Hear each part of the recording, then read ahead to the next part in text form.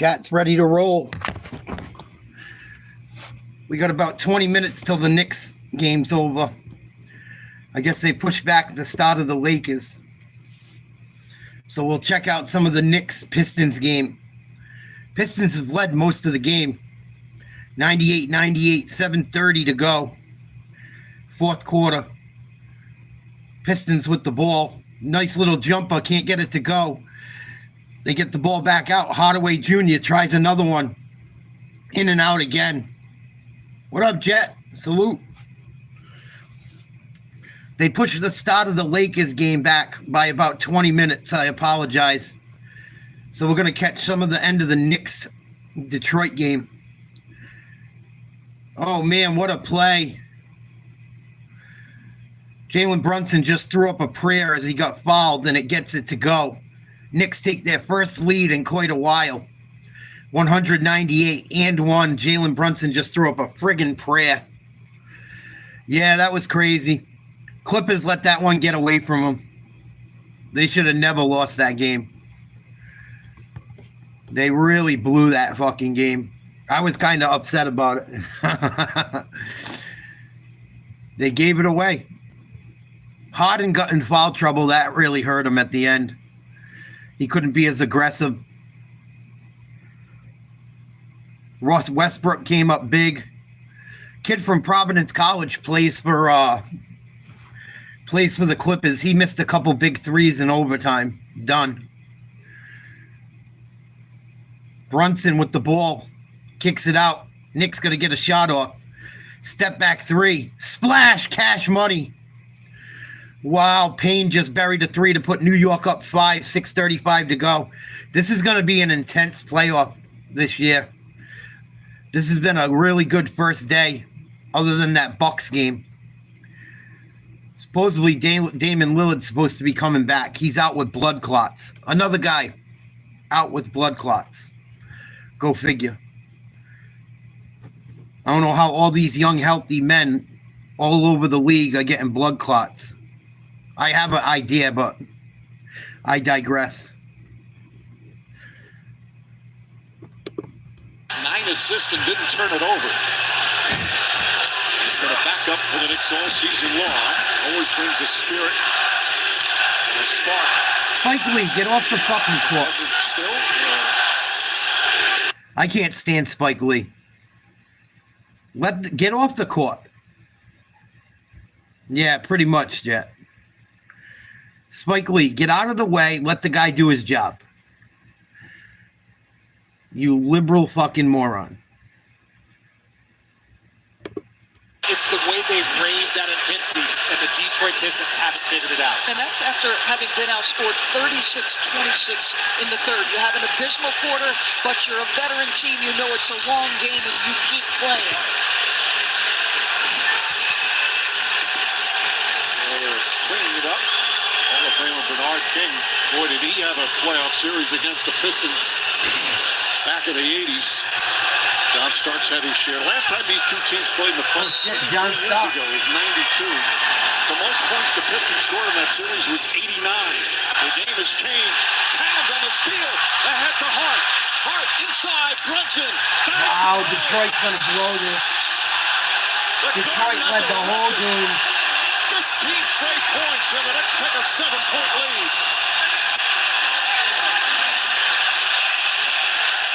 Unbelievable. Just a tough spot. Great defense there by Karl Anthony Towns, and then the Villanova connection.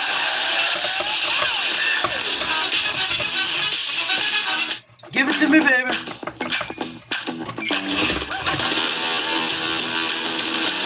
Detroit's going to blow a big lead, dude.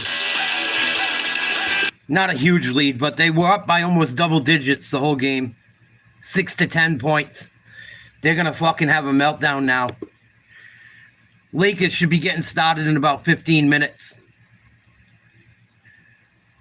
LeBron's going to play. He was a game-time decision, supposedly. Obviously, everyone knew he was going to fucking play. But 14 minutes till the Lakers tip off against the Timberwolves. Game 1 in LA.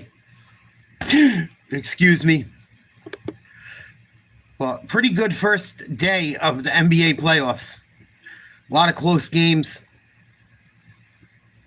That Clippers-Denver game was really good. Indiana beat the shit out of Milwaukee. Giannis had almost 40 points, and they still lost by almost 30. Even if they have Lillard, I don't know if he can drop 30 every night. New York up 105-98, 6:15 to go, fourth quarter. Let's listen to some of the pregame for the Lakers. And that the world feels like they're not going to even get it's not going to be a competitive series.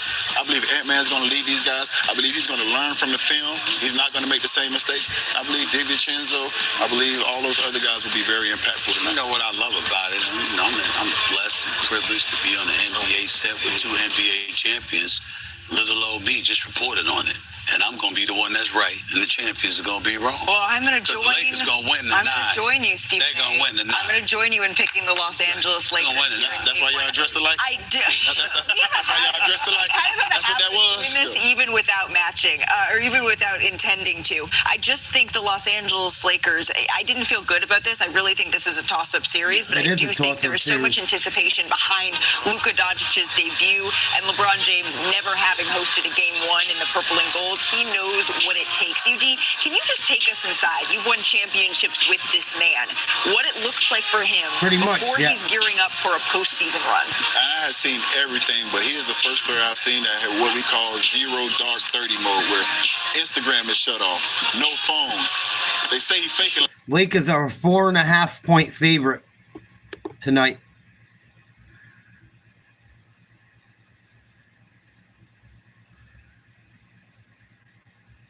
This is going to be, I'm surprised. A lot of people think the Lakers are going to run over the Timberwolves. I think the Lakers probably find a way to win the series. And they're going to get some calls and shit. But don't count the Timberwolves off. Like, if you guys think this series ain't going to go at least 5 or 6, I'd be really surprised if it doesn't. I think this series goes at least 6 games.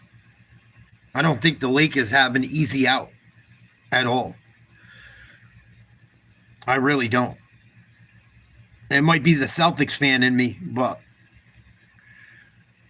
I mean, I think the Lakers probably have enough to get it done.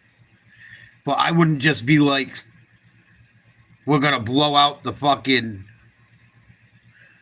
Timberwolves with Anthony Edwards. Especially if he plays like he played last year. If he plays like he played last year in the playoffs, it will change a lot. Because he's probably going to defend either LeBron or Luka. He's going to have one of both of them. And then one of those guys is going to have to defend on the other end.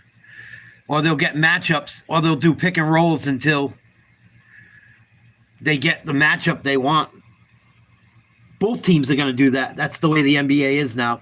They'll create mismatches by moving the ball and pick and rolls, but I wouldn't just be like, oh, the Lakers got this, and that's that. Yeah, they're nuts, Jet. You know, that's what I'm saying. It's crazy. And Anthony Edwards is very good, but he hasn't even gotten to an NBA Finals yet. Come on. I know he's young and he's new in the league. He's only been around a couple years, but still. Yeah, New York's going to run away with this game late. 109-98. Pistons are falling apart. Wow. I thought the Pistons had this game under control. I didn't think they would shit themselves. They didn't look like they would early in the game. Tobias Harris can't get a reverse layup to go. Knicks running again. Josh Hart lays it up. 111-98. New York on a 21-0 run in the last 4.5 minutes. Detroit puts up a 3. They get it to go. Make it a 10-point game. A 10-point game, still 4.5 remaining. It's the longest run of the year for the Knicks, and doing it here in the fourth quarter after they trail by 8 here in game 1.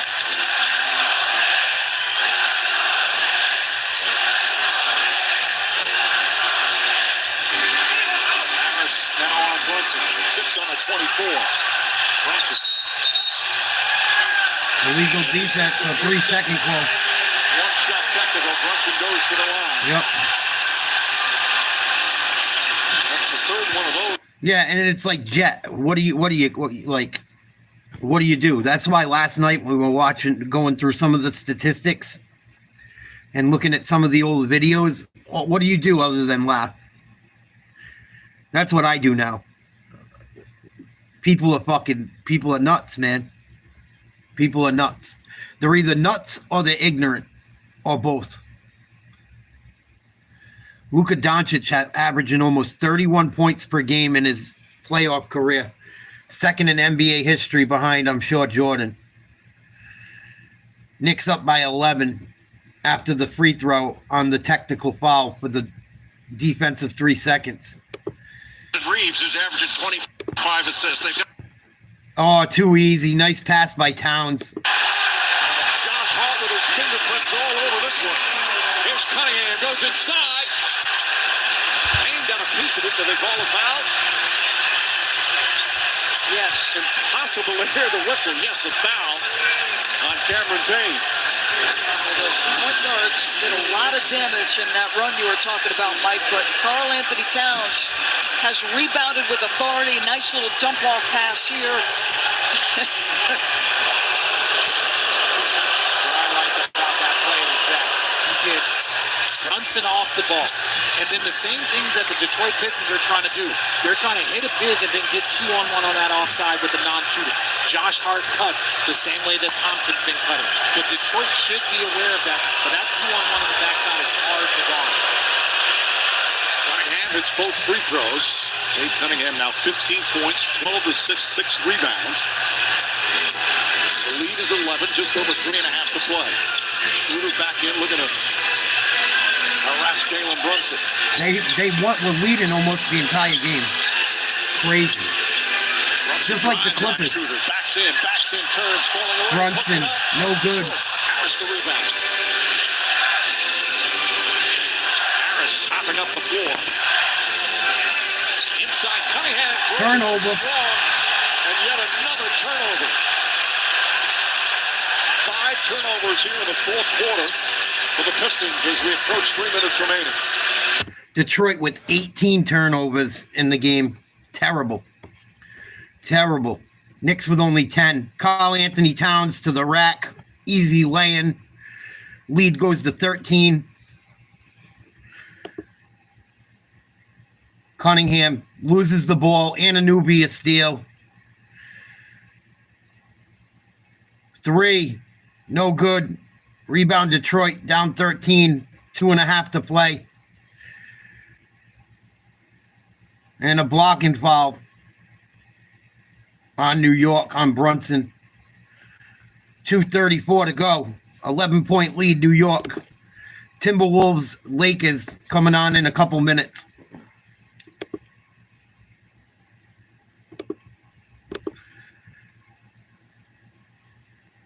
Thompson. Well, and one thing, Thompson's not in the stand. Yes, when you're young, you're gifted, you're athletic, you're quick, but you still got to get in the stance and be ready. He has the ability to get in his body and be low. Karl Anthony Towns should not be driving by you if you're Thompson. Harris completes the 3-point play. He had 22 in the first half. Those are his first 3 Tobias points. Harris had a huge first The half. second half cuts it to 10. Hasn't done shit in the second. Some full court pressure here.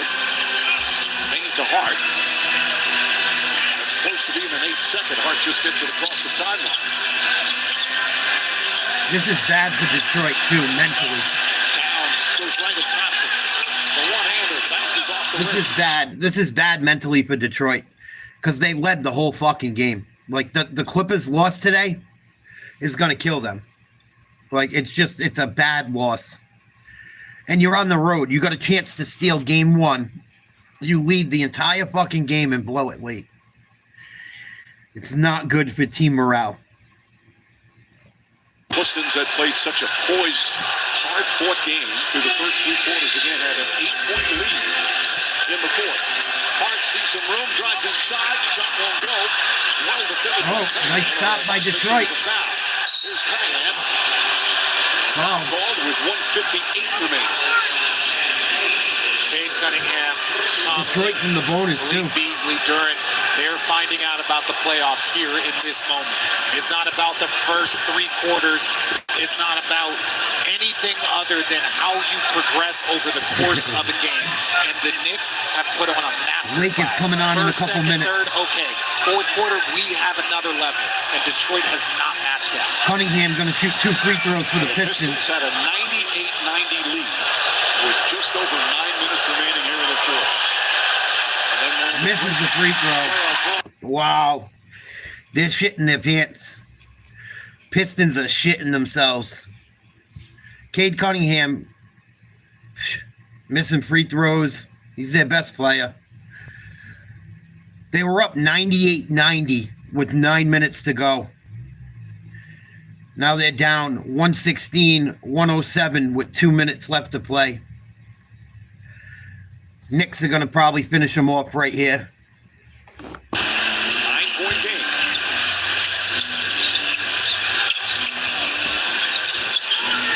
Just trying to take time off the clock. Brunson sees an opening, drives inside, finds Bridges. Bridges pulls up. That's it, Bridges. Nice jumper from the free throw line. Brunson with his 8th assist. Lead back to 11. 31 points.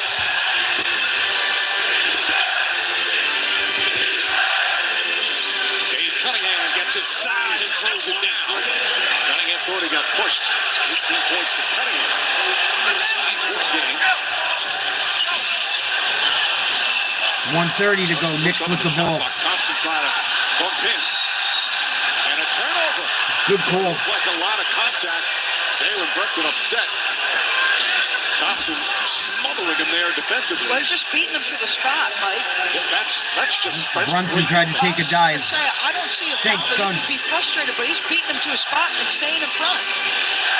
Three-pointer. Oh, off the glass, the 3 goes. It's a 6-point game, still 123 remaining. 6-point game. Foul. Oh, Nick just turned it over almost. Only the 4th team foul. Foul call. Well, you put yourself in a position now. Be smart. Wow. You get yourself a couple of stops, and there's probably 3 or 4 possessions here where if you get a couple of stops, you can still walk them down. 6 points is nothing. 6-point lead. What up, Mop? This team has No doubt. grit and fight all season long. Game should be starting any minute. They pushed back the Lakers start time because Detroit and New York got about 2 minutes left to play. Minute 21 to go. Detroit blew an 8-point lead with 9 minutes to go. Knicks up 118-112. 1:15 left in the game. Brunson gets past him, goes inside, the layup, bank shot is good. Brunson, nice lay-in. For Jalen Brunson, another playoff gem. And the lead back up to 8. Cunningham off the mark. Wild 3, no good. Rebound, New York. This game's over. As long as New York's smart. 8-point lead. 50 seconds to play. Nick stole one. Wow. What a meltdown. 10-point lead with 43 seconds remaining.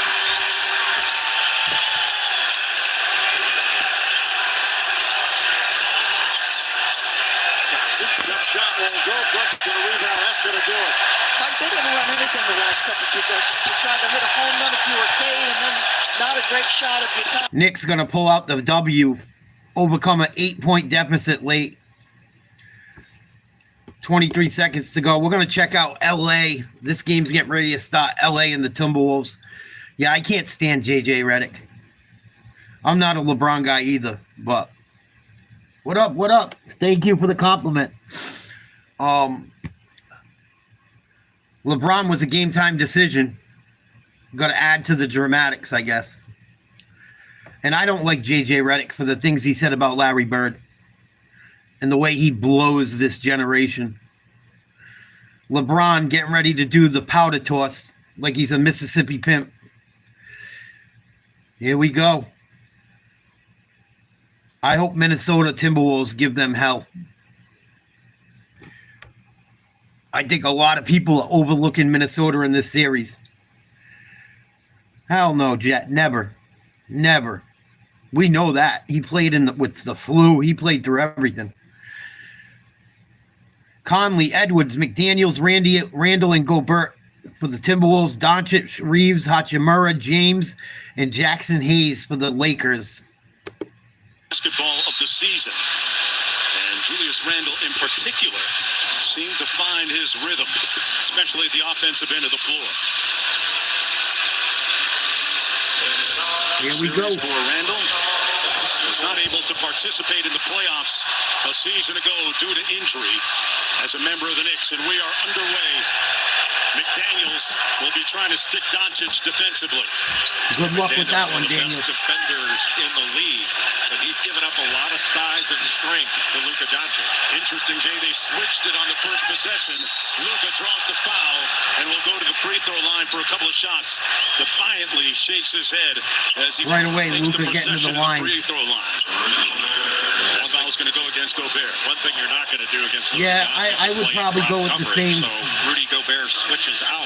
I'd probably take And the Lakers that or would be a step back three, but Luka went right into the lane. Was able to draw the foul. Oklahoma City. I think Gobert is going to be a huge factor in this series. He's played absolutely fantastic basketball over the last 2-3 weeks. Just been tremendous at both ends of the floor. Doncic knocks down the first free throw. Luka is shooting 78% from the foul line during the regular season. Left the second one on the front rim. And Julius Randle, who has been a very productive facilitator, especially in transition for the Timberwolves, brings it across. Here's Edwards. Finally, open for three. And no good. Rebound, Luka. Here comes LeBron. Mike Conley really be aggressive looking for his shot. LeBron gets it down low to Hachimura, catches it out deep on the baseline. He's trying to back down Conley, got a mismatch. Turnaround jumper in and out. Rebound Hayes. Lakers 10 on the shot clock. Luka working on Randall. Step back three. Splash, Cash Money. Luka off to a hot start. He's got all Lakers first 4 points. 4-0 LA. Timberwolves got to get Edwards involved. The offense got to go through him. He just made a nice spin move. Goes for a pass cross court and loses it. Good D by LeBron. Turnover, Minnesota. Lakers show Chris Finch's star point guard, Anthony Edwards. The Lakers do a great job of showing bodies because they keep a pretty tight shell defensively. They can switch in a little bit of zone at times to try to take you out of your rhythm, make you stand around a bit. And that's going to be a turnover. Hayes contends that he was pushed from behind, but it goes out of bounds. Minnesota basketball on the turnover. Well, he was pushed from behind. McDaniels just shoved him out of bounds. Just didn't get caught. Conley out top. Doncic on Randall. Would expect that they would no ball movement. Another turnover. Cross-court pass that has ended up this Timberwolves look horrible. For the Timberwolves. Those are some wild turnovers. Wicked wild turnovers. Really, they weren't even close. Minnesota on the season was 18th in turnovers. Doncic open for three, got a flyby. Oh, deep one, Luka. No good. Rebound, LA. Here's Reeves. He drives the closeout. Luka with the cut. And the nice lay-in. Minnesota doing everything wrong to start this game. And LA's playing pretty decent, but the defensive pressure isn't that strong. They should be throwing balls cross-court, out of bounds, into the 10th row. Anthony Edwards, nice move. Might have got away with a travel back in the 90s. Today's rules, I don't even know anymore. Austin Reeves down the middle, short on a runner. Nice, Jordan. Salute. Edwards goes to the basket strong. No foul call. Rebound LA. Luka gets it to Reeves. Fakes the three. Drives. Kick out to Hachimura. Baseline three. Nothing but net. 9-2 LA. Minnesota off to a rough start. Conley gets it to Randall. Deep three. Good. Big shot by the big man. LA 9, Minnesota 5. 8:50 to go, first quarter. LeBron behind the back. Sizes up Randall, goes by him, dishes to Hayes, goes to the rack. No good. Rebound, Minnesota, coast to coast, lay it up. No good. Good D by Luka. Minnesota gets the rebound and lays it in. 9-7 LA. Minnesota should feel good. It's a 2-point game as bad as they played early. Luka's going to get away with a bullshit call. Foul's going to go against McDaniels. Come on. It's the playoffs. Enough of that type of call. Tiptoeing the line, dribbling too much, and the ref bails him out. Yeah, right. Ain't that funny how it works, Jet? When you had to actually play real defense and you get a defensive illegal defense call. Another 3 from Luka. Wow. Luka's got 9. LA up 12-7. Randall with the ball, top of the 3-point line. Dead center, working on Reeves. Step back 3. No good. Rebound Luka. Luka's done everything so far for the Lakers. Between the legs, stutter step, goes baseline. Gets bumped, passes out. LA's got to get a shot off. 8 seconds left. Here comes Braun. 18-footer. Long. Gets a bounce. No good. Nice rebound by Mike Conley. Here's Ant-Man. Blows by his defender. Step back. Mid-range jumper. No good. McDaniels comes up with the ball. Loses it. LA comes up with it. Nice hustle by Hachimura. LeBron to Luka. Another 3. Long rebound. Ran down by Luka, getting his own miss. Passes cross court. Hachimura, 3. Gets another one to go. Hachimura and Luka have all Lakers 15 points. 7 minutes to go in the first. 15-7 LA. Conley trying to pick and roll with Gobert. Doesn't work. They get the ball to Edwards.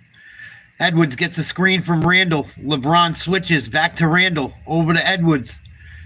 Back to Randall. They swing it to the corner. Conley fakes a 3. Good D. Hachimura. Bounce pass stolen by Doncic. Here comes LA. Running. They find Reeves. Can't get his layup off. Comes back out with the ball. And he turns it over looking for Hachimura. Here comes Conley back the other way. Thinking about a 3. You don't pull it. They get it to Randall trailing. LeBron comes out of the nowhere. Steals it from behind. Here comes Luka tries to find LeBron in a kick ball. Good D by the T-Wolves right there.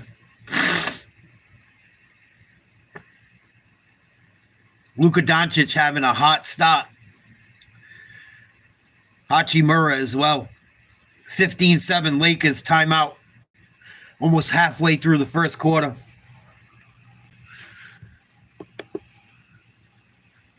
So the Pacers won today. Big. The Clippers blew a 15-point lead and lost in overtime to the Nuggets. And the Knicks come back from an 8-point deficit with 9 minutes to go and run over Detroit late. Terrible. Terrible, terrible, terrible L's by both of those teams. Especially the Clippers. They dominated majority of that game. So sad to watch them blow it.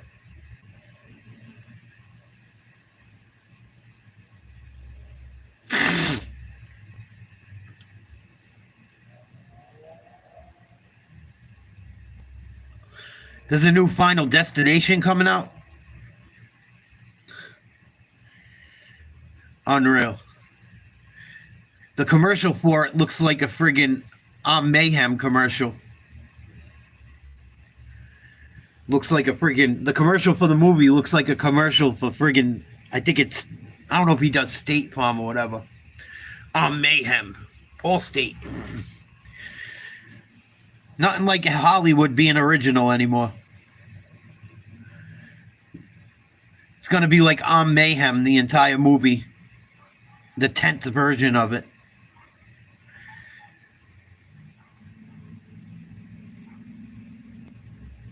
They got to come up with like some new movies and some new ideas and some new stories. They just keep remaking everything, and all the remakes are horrible.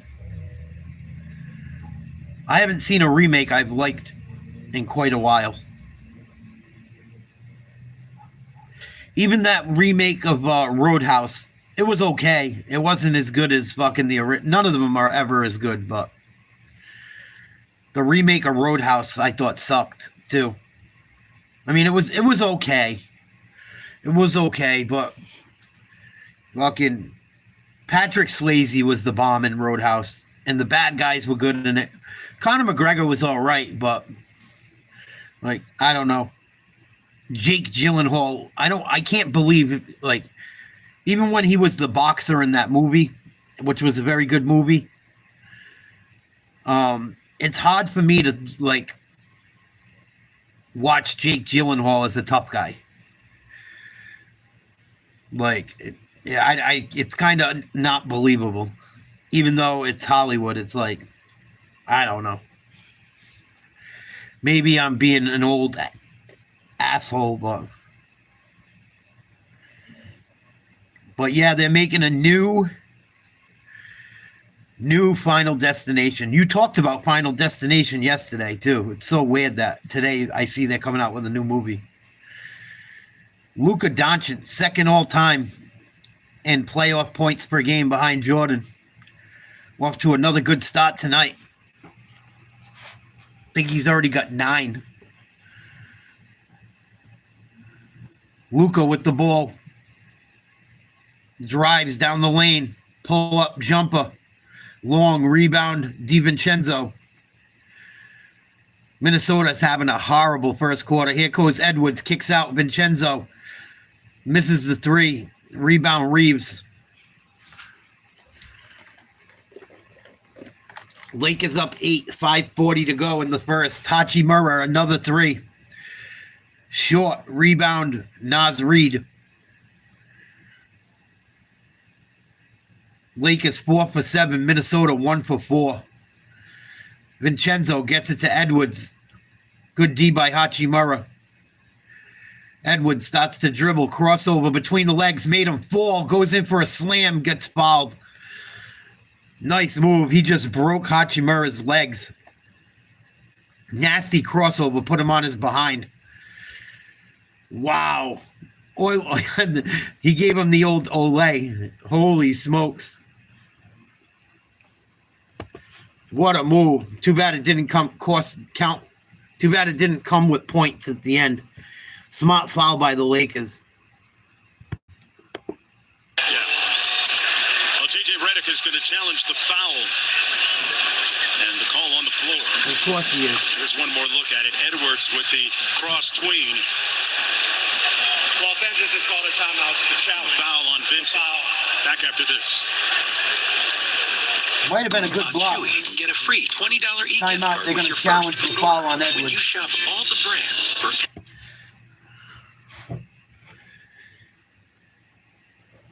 But yeah, they're going to remake that movie.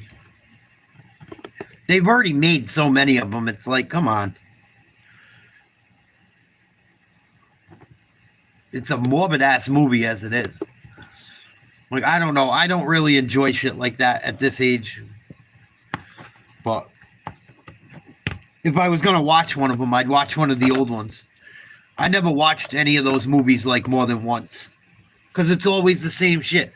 It's always the same thing. Everyone's going to get unalived in the weirdest, most ironic way. The entire fucking movie. Why? Because of the strep throat?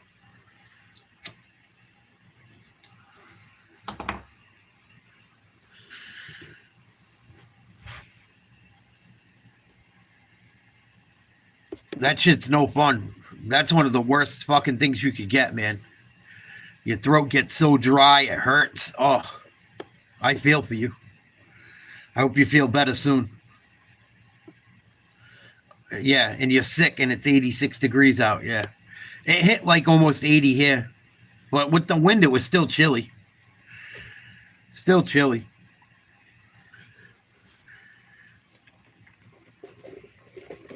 We're going to go right into summer. Watch. You've already been getting that weather for a while. We haven't. Today was the first day we hit over 70. Yesterday was the first day we hit over 60.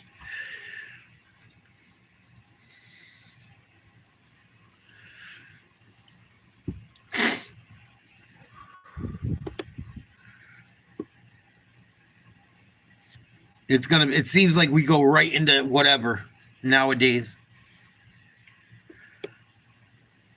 I bet. I don't wish that shit on no one, man. And the only way you can get rid of it is with fucking, medicine from the doctor. Antibiotic. And then those things kick your ass too.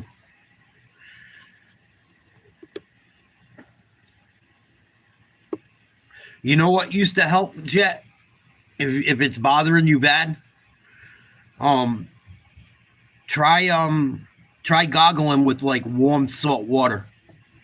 It might hurt, but you'll feel better after. Just get like your sink water as hot as you can, or boil some water. Get some water hot on a stove or in the microwave. Put a bunch of salt in it. Put it down your throat and goggle. No diddy, but seriously, it will help.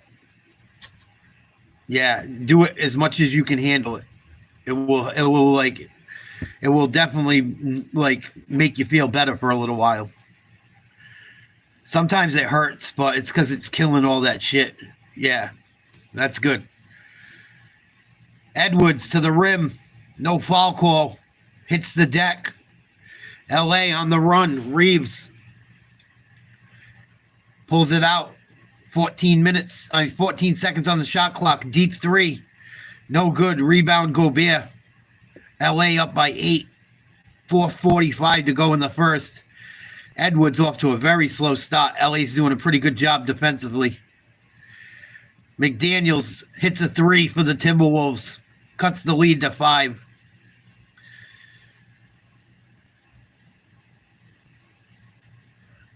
Reeves gets it to Hachimura. LeBron's out of the game. Luka gets the ball, knocks down another 3. Wow. Yeah, way to go, Dallas. That was fucking smart. Get rid of the fucking one of the league's best players. Minnesota hits a layup. Here's Luka back the other way. Pull up jumper. Middle of the lane. Nothing but net. He's phenomenal. He is very hard to play defensively. He can do a little bit of everything. He's already got 14. Naz Reid, aggressive to the rim. Layup, toilet bowls in and out. Rebound LA. Everything's going LA's way early in this first game. Luka, another jumper, middle of the lane. No good. Rebound DiVincenzo. Lakers up 8. Edwards running, lays one in on the fast break. 20-14 LA, 3:15 to go. Luka all pissed off at the ref. He's yelling. Looks like he might be limping up court a little bit. Might be because he's aggravated. I didn't see him get hurt, it didn't look like. Reeves with the ball. Mid-range jump shot, in and out.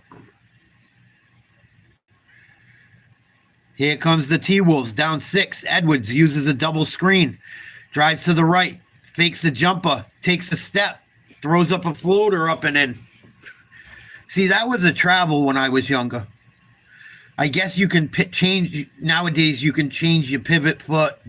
Take steps after you stop your dribble. Luka, a 3, no good. Here comes Ant-Man, down by 4. Between the legs, crossover, almost broke Reeves down. Good job by Reeves to stay with him. They swing the ball to Naz Reid, over to DiVincenzo. Reid, open look, deep 3. He can hit him too. He shot the ball very well from deep last year in the playoffs for a big guy. And the Lakers are going to get a ticky-tack foul. It's going to go against Gobert. He got tied up with someone.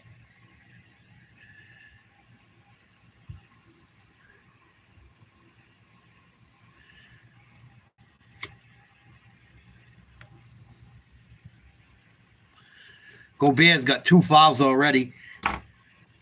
He's another guy, man, that for a guy that can get all those rebounds, he's kind of soft. LeBron back in the game running a pick and roll with Luka. Luka, nice pass down low. They kick it out to Vincent. Hits a 3 on the baseline. Lakers back up 23-16.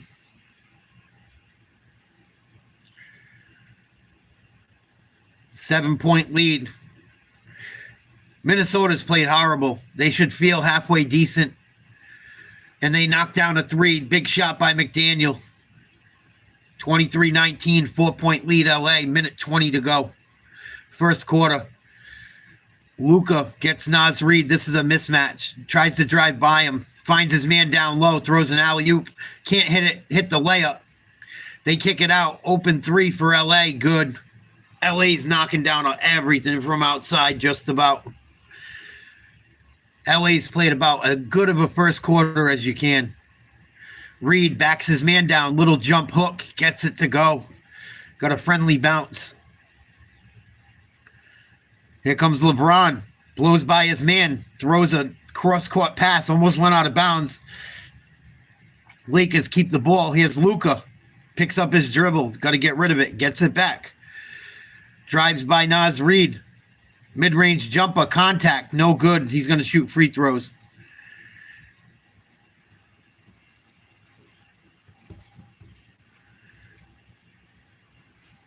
Against Edwards, kicks it out for that open 3. And then another terrific kick out to Dorian Finney-Smith, who is really shooting the ball well of late. You know, coming into this game over his last 4, he was 15 of 27 from 3. Wow. Lakers look good. He's been great since being acquired in that trade. Knocks down the free throw. Well, it's time for our playoff schedule brought to you by Progressive. Tomorrow on ABC, the number 1 seed OKC taking on Memphis in Game 1 at 1 p.m. Eastern Time. Orlando-Boston, Game 1 at 3:30 Eastern Time. Tomorrow night on TNT, Miami at Cleveland at 7 p.m., followed by a 9:30 contest between the Warriors and the Rockets. Luka hits them both. Please go to NBA.com or 28-21, LA. 35 seconds to go in the first quarter. Minnesota with the ball. They get it to Randall out on the wing. Drives to the middle. Takes a jump shot. Gets contact. No call. Air ball. Out of bounds. LA's ball. For as bad as it's going for Minnesota, they should feel good. They're only down by 7. They're lucky they're not down by 20. They have not played well. They have not gotten calls. Luka's played as good of a quarter as you pretty much can. So is Hachimura. Here's LeBron forcing his action to the rim. Goes down. No call. Rebound LA. It's going to go out of bounds. End of the first quarter. Anthony Edwards, 6 points, 3 for 7 from the field. LA's done a good job on him defensively. Luka's already taken 10 shots. 16 points. Been pretty hot. 5 for 10 from the field. Think he's hit 3 threes. End of the first, LA up.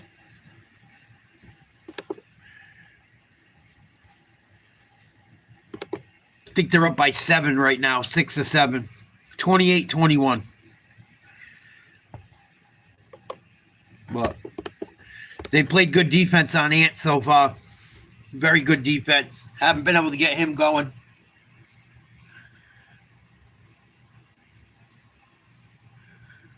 And LeBron really didn't do much, so that's something you got to think about too. I'm sure he'll get going eventually.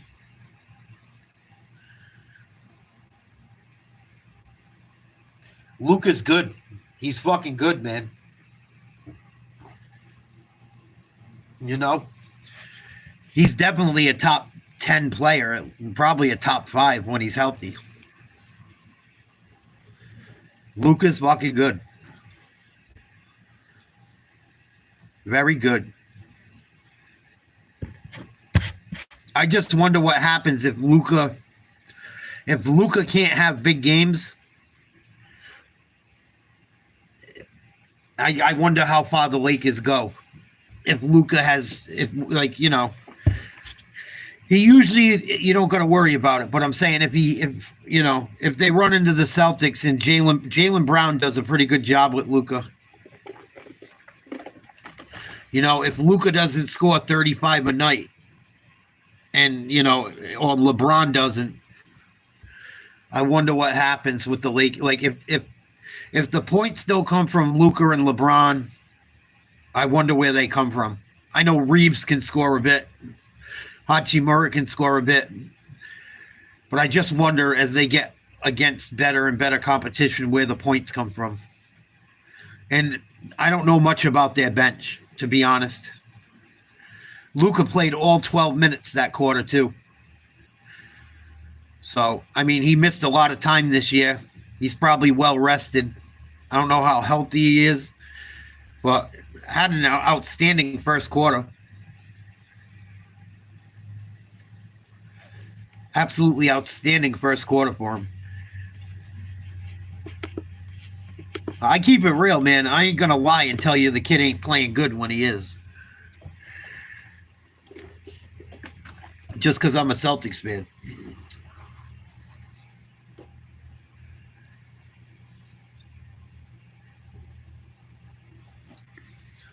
But we'll see what the Lakers bench can do.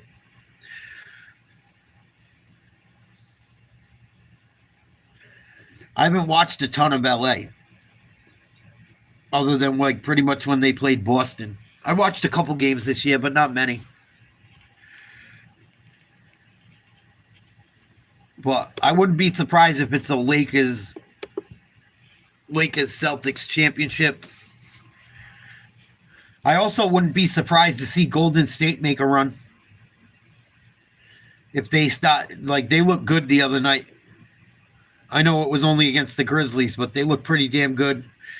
And Jimmy Butler got to the free throw line like crazy. 28-21. Nice drive, Timberwolves. And I think we're going to get a foul call. I don't know what happened there. That's a weird call. Yeah, those 11 second chance points. They're going to have a jump ball at center court because the ball stayed on the rim too long. That makes no sense. Timberwolves got the fucking rebound. But if you don't clean them up with a defensive rebound, then you're giving up a Minnesota really wins the jump ball. It's interesting that LeBron, for the first time in a playoff game, did not score Tough in shot. the first quarter. He did not have any assists either. Tough shot by Minnesota right there. I think it was McDaniel or Daniels. 28-23 LA. LeBron shoots a three. No good. Out of bounds. They're going to say Minnesota ball. Minnesota might have got a call there.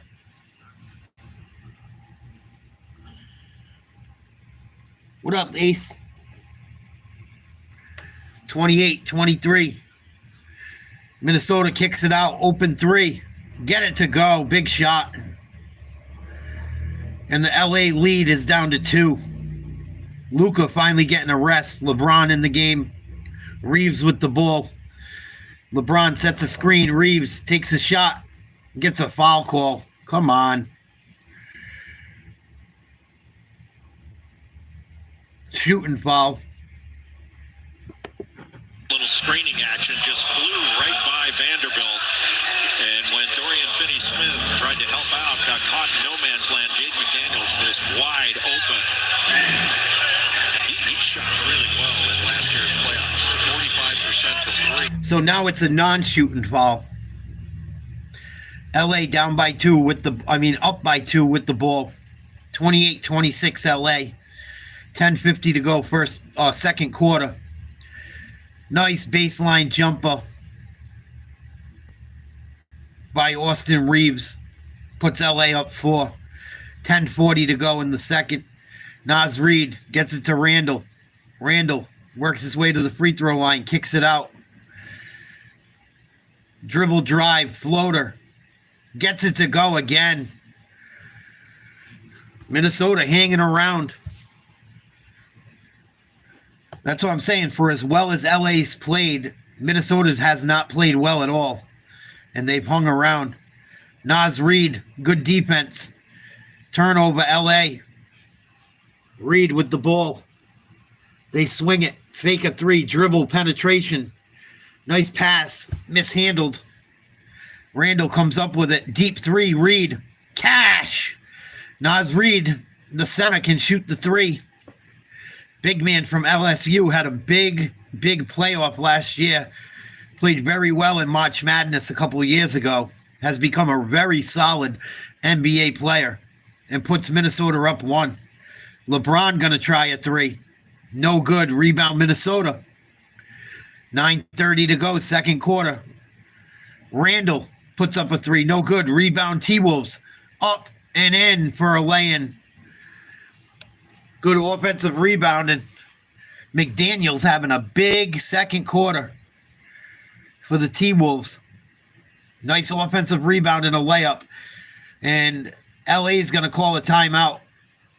Timberwolves on a 7-0 run over the last minute and a half. And you see what happens to LA the minute Luka's out of the game. This is what I was talking about. What do they do? Like, he can't play. I mean, he can't play 48 minutes every night. I don't think. Everyone needs a fucking break here and there. T-Wolves back in the game. And another thing for Minnesota right now is Anthony Edwards is getting rest. He's not on the floor. So I think the Timberwolves are one of the worst matchups the Lakers could have got. I think the Lakers still have enough to win it, but I don't think it's going to be easy. And if the Timberwolves knocked LA off, I wouldn't be surprised. Like, they're pretty evenly matched.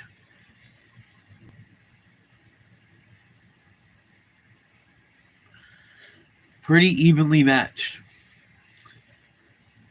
I'm sure LA is not going to wait too long to put Luka back in.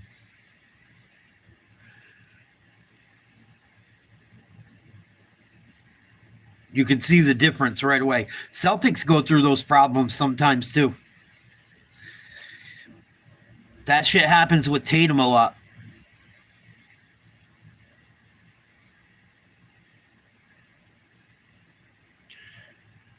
Yeah, everyone might, like I said, I talked about it yesterday. I guess WrestleMania is a 2-night thing now too. I know it's on right now. But my buddy, like I said, my friend that cut my hair, my friend, family member, whatever. He said, like, you give it a chance. He keeps telling me, give it a chance, you'll like it. I probably am going to try to give it another chance after WrestleMania. I might watch WrestleMania tomorrow night after the Celtics. We'll see.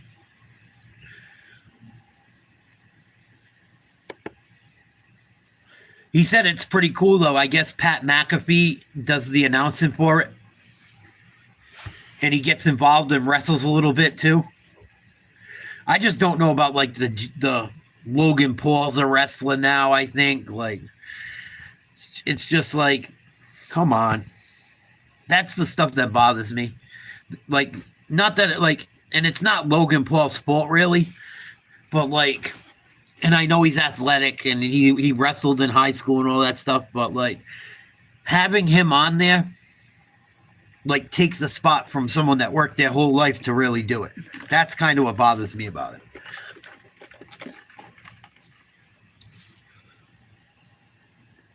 That is probably better than him, you know, as far as wrestling. Well, I'm sure he probably cuts off some promos and shit, and he's probably good. He's athletic enough to wrestle. I get it. But it's just like, I don't think it's fair to the people that invest their whole life into it, you know? Like, he never devoted any of his life towards fucking being a WWE wrestler until they came calling. And they offered him a ton of money. What about the guys that worked their ass off for years not making a penny doing, like, backyard wrestling and shit? Those are the guys I would rather see. But out of my control. LeBron throws an alley-oop. LA can't connect. Yeah, I'd still rather watch someone else, Jet. Someone that worked and that comes from nothing than some internet influencer. Like, it just, like, come on. Like, how much do you need to be involved in? Like, give some people that really worked at it for a long time a shot. Minnesota up by 5. LeBron backing down, puts up a jumper, and they call a late foul. And 1 for LeBron. Here we go. Here we go with the LeBron shit. Oh, he didn't even touch him. He didn't even fucking touch him. He got to shoot a jump shot. And you call a foul. He didn't even touch him. 35-32. LeBron wants the ref to wipe the ball off.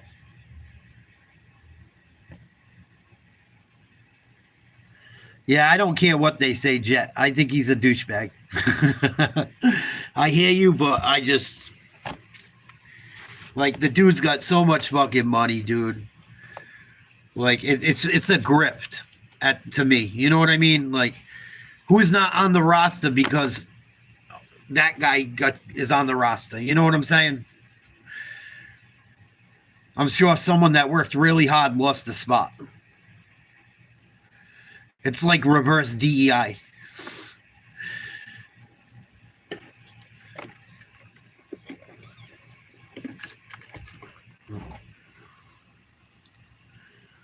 Luka back in the game. Hachimura pulls a 3. No good. Loose ball. Here comes the T-Wolves. Wide open 3. Splash. Cash money. I think Mike Conley just knocked one down. 38-33. Minnesota. Luka with the ball. Passes to Reeves.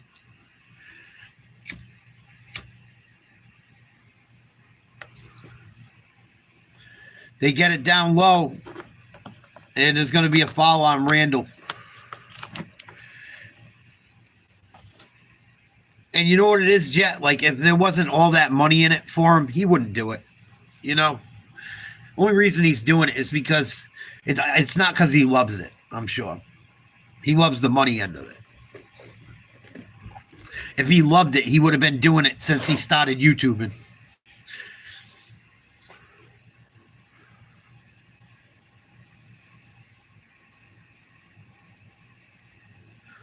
Hayes misses a free throw.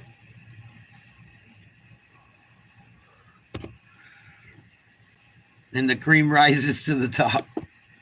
Yep. Los Angeles Lakers. Knocks down the second.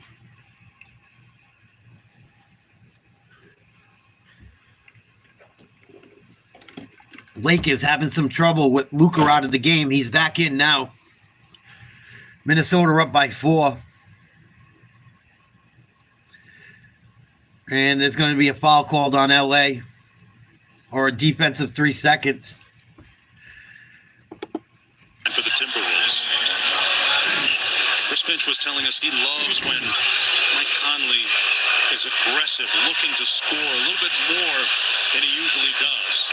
Nice job by Conley. Supercharges them at the offensive end as Dante DiVincenzo gets ready to come into the ball game for the Timberwolves. George? Jonesy J, don't forget when Chris Finch told us that since he's the elder statesman of the team, the guys look at him as their favorite uncle on the roster, and that's, as he certainly imparts wisdom all the time to them.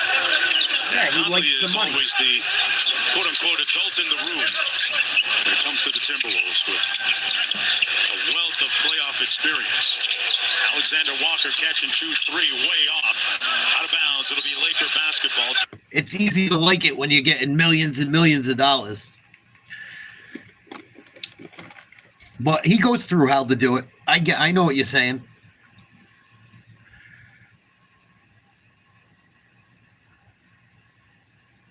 He'd probably blow someone for the right amount of money, in all honesty. Both of them brothers. Nice play by LeBron. Nice block in transition. Minnesota up by 5. LA goes to the rack.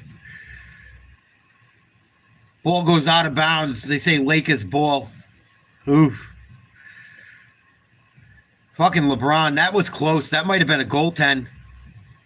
Oh, wow. It wasn't. What a play.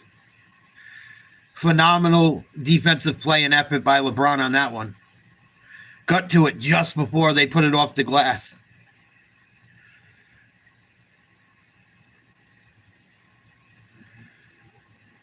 Here's Edwards back in the game for Minnesota. Forces a shot, gets his own rebound, kicks it out. Naz Reid knocks down another three.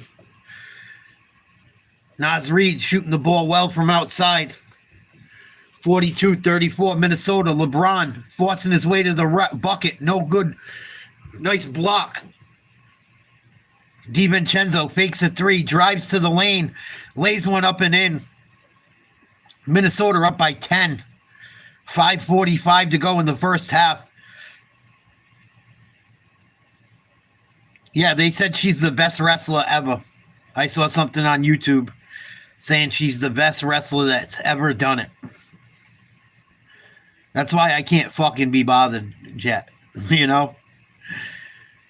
Another block. LeBron tries to get a layup, gets blocked. Oh, another three. Naz Reid. Holy shit. Right in front of the bench of the Lakers. Minnesota played the worst first quarter I've seen him play ever and finds himself up 13 in the second quarter. Timeout LA. Yikes. And this is what worried me about LA. I don't know any of their bench. It's probably because they're not very good. But like I said, the minute Luka leaves the game, I don't know what LA is going to do. I mean, I didn't know. So far, it don't look like they do much. And now, right, you like Luka was on fire. You took him out of the game. He cooled off. And he hasn't taken a shot since he re-entered. You had him play all 12 minutes of the first quarter. You sit him down, and now the team's all out of sync. It could just be a bad stretch of the game. Like I said, I don't know much about the Lakers bench. I don't think the Lakers are that deep.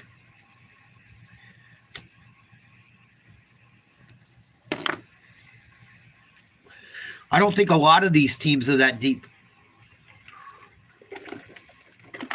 It's one of the reasons I really like the Celtics. It's another reason why I like Oklahoma City too. Oklahoma City's got a pretty deep team. I know people don't really know that much about them because of who they are, but they got a good 7 or 8 guys that can be trusted to play. And that's one of the reasons I like the Celtics. Celtics are pretty deep. You know, you got Horford, Pritchard, Hauser, Cornette.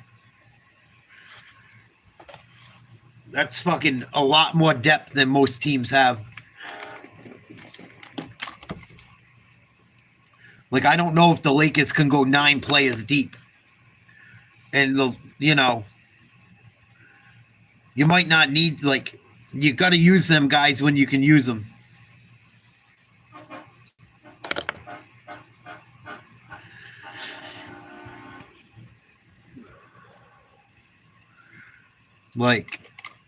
You can't just run your 5 starters to death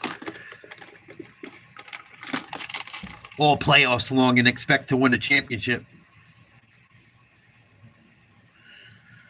It doesn't happen.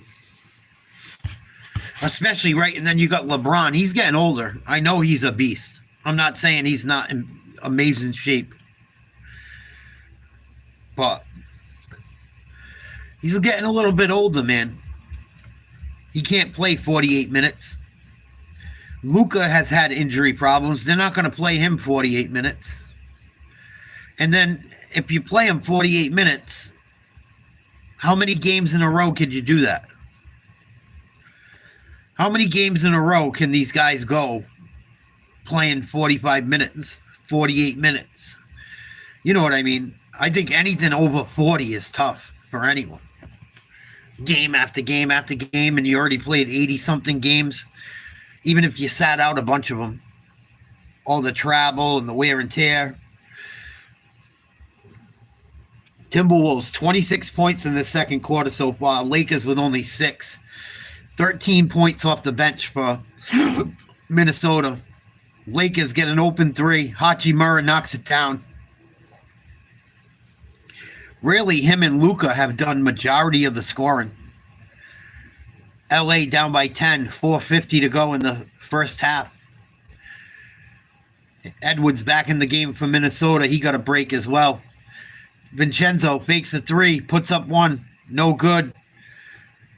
Minnesota offensive rebound, put up another 3, no good. Rebound Luka. They got to get a shot for Luka, a good shot. They run a pick and roll. He fakes a step back, dribbles to the lane. Going to put one up and miss it. Late foul called. Luka's going to shoot 2.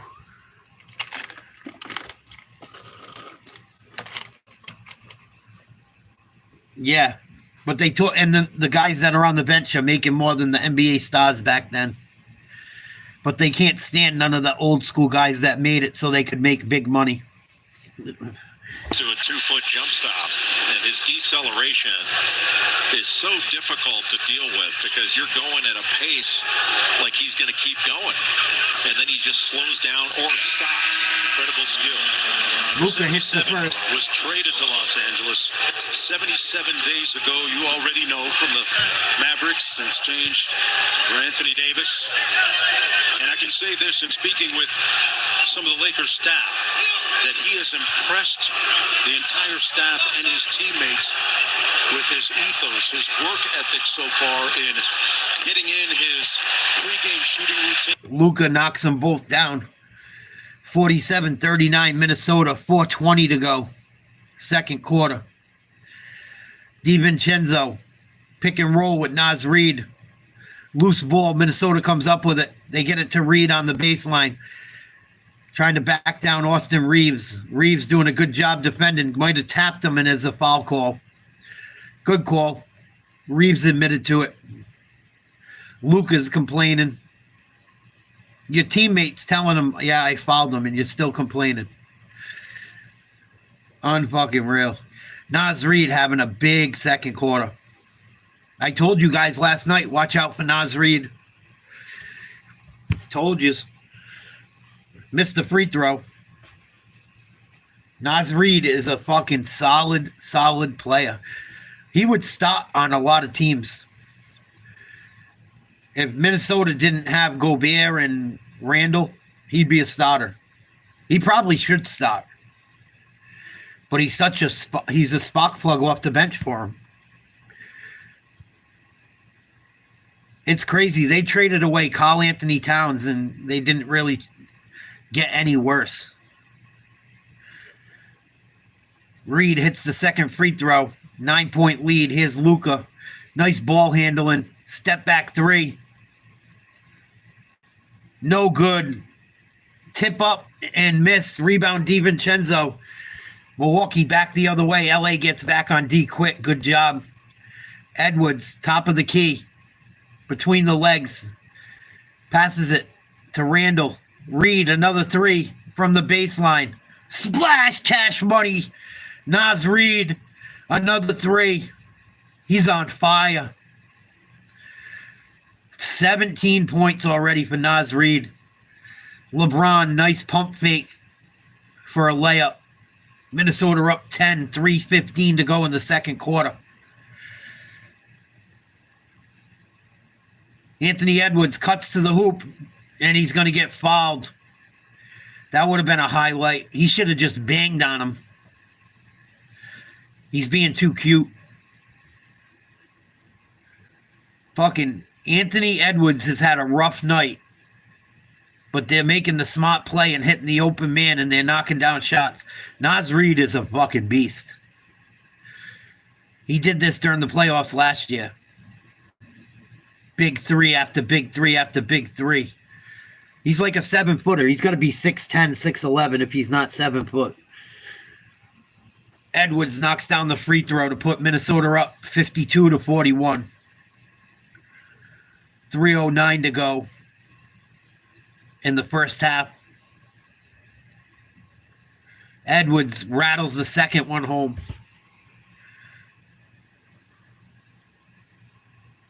LeBron walks the ball over half court.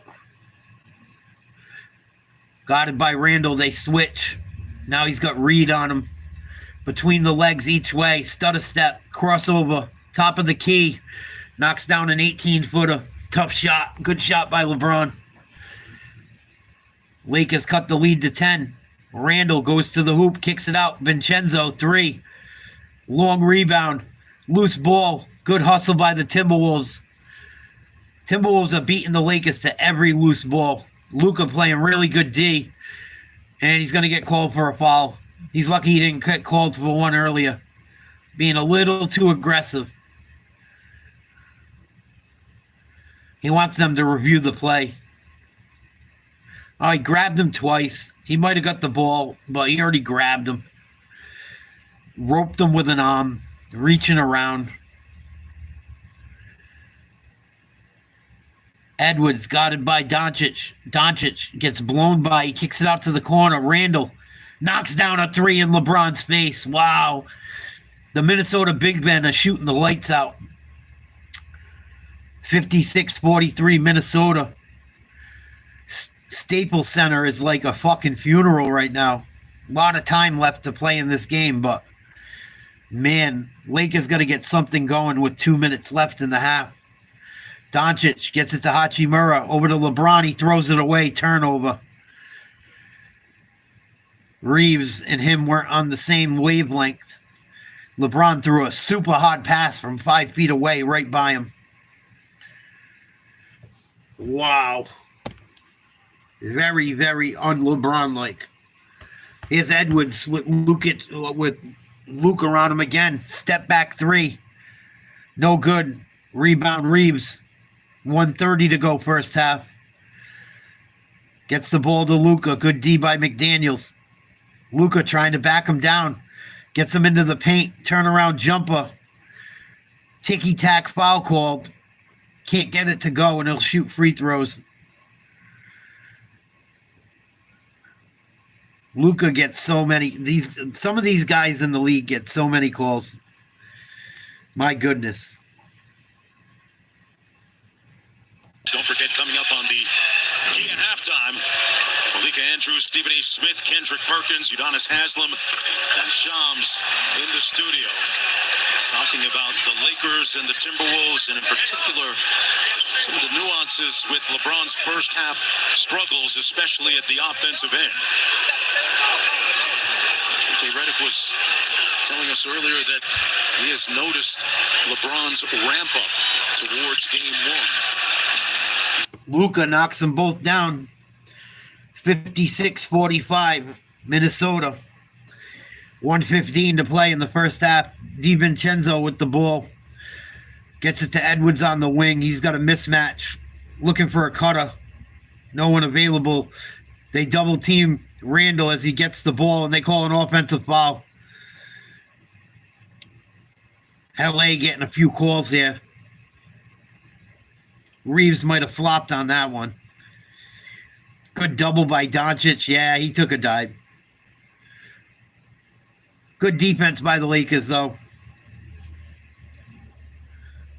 Lakers have gotten quite a few more calls, in my opinion. Lakers are in the bonus as well. Here's Luka trying to get over half court.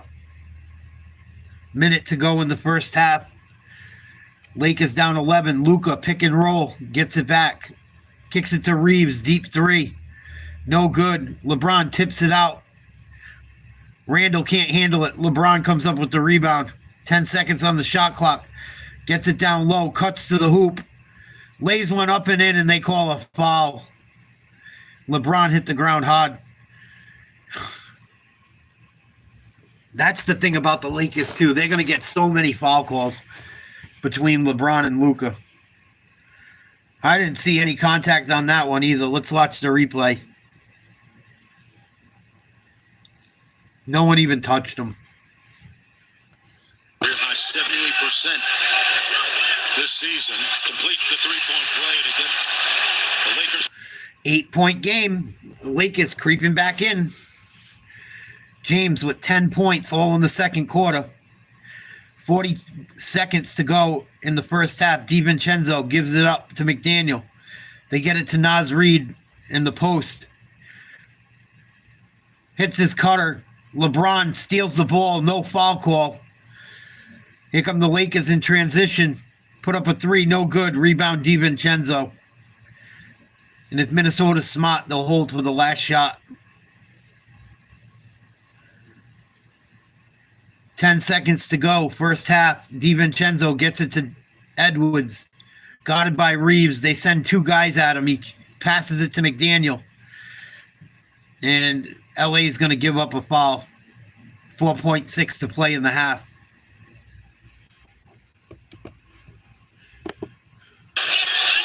With 4.6 to go.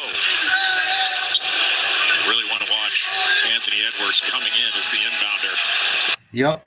They get it to DiVincenzo. He's got to put up a shot. Deep three. Splash! Buzzer beater from 35 feet out. DiVincenzo with a dagger right before the end of the half to stop the bleeding for Minnesota. LA cut the lead down to single digits. And DiVincenzo said, nope, we ain't going into the half up by less than 10. And nails a three in Austin Reeves' face. First quarter was all LA. Second quarter was all Timberwolves. We'll see what the third and fourth have to hold. At the half, Timberwolves with a huge second quarter. They lead by 11, 59-48.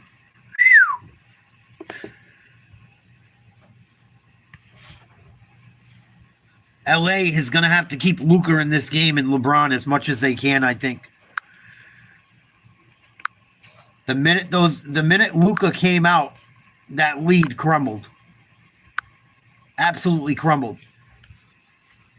But at the same time, when I look at it, how long are the big men for the Minnesota Timberwolves going to knock down threes for? Like, Naz Reid's going to have to do this the entire series. He did it last year.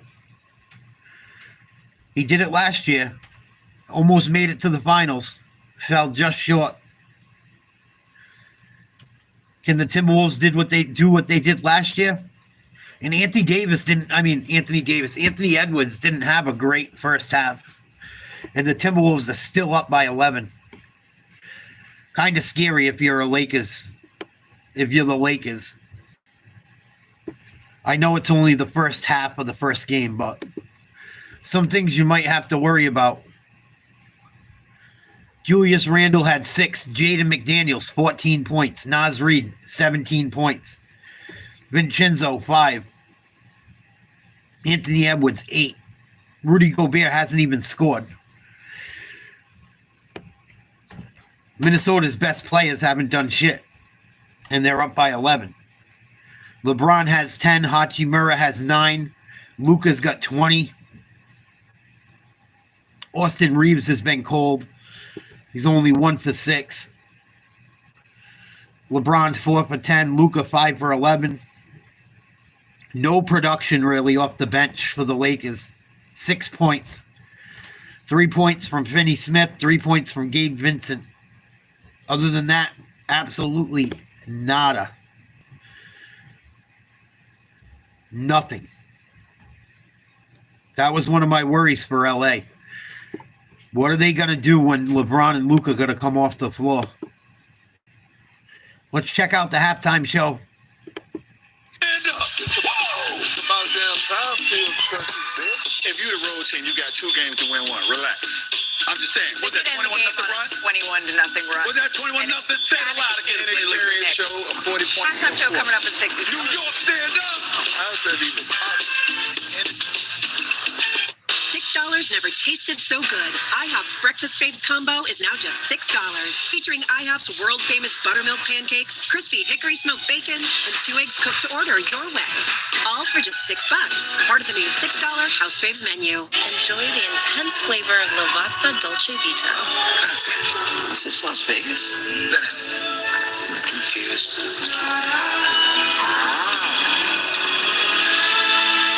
That is good. At Avis, we rent cars, unlike anyone else rents cars. Because for 75 years, we've only had one plan.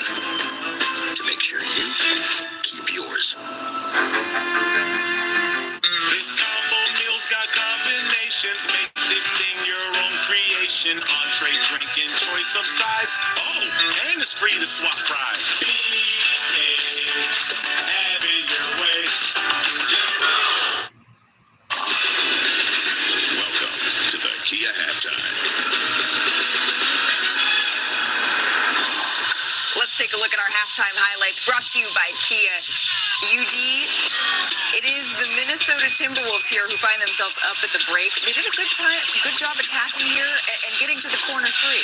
Yes, he's spraying the ball. He's getting the paint. Anthony Edwards is making the right play. I love the growth and the maturation. It is happening right before our eyes, and the other guys are playing with confidence. The Timberwolves find themselves up 11 at the half. Stephen A., you and I walked over to Crypto.com Arena together. The Lakers, they got off to a good start there, and then they started...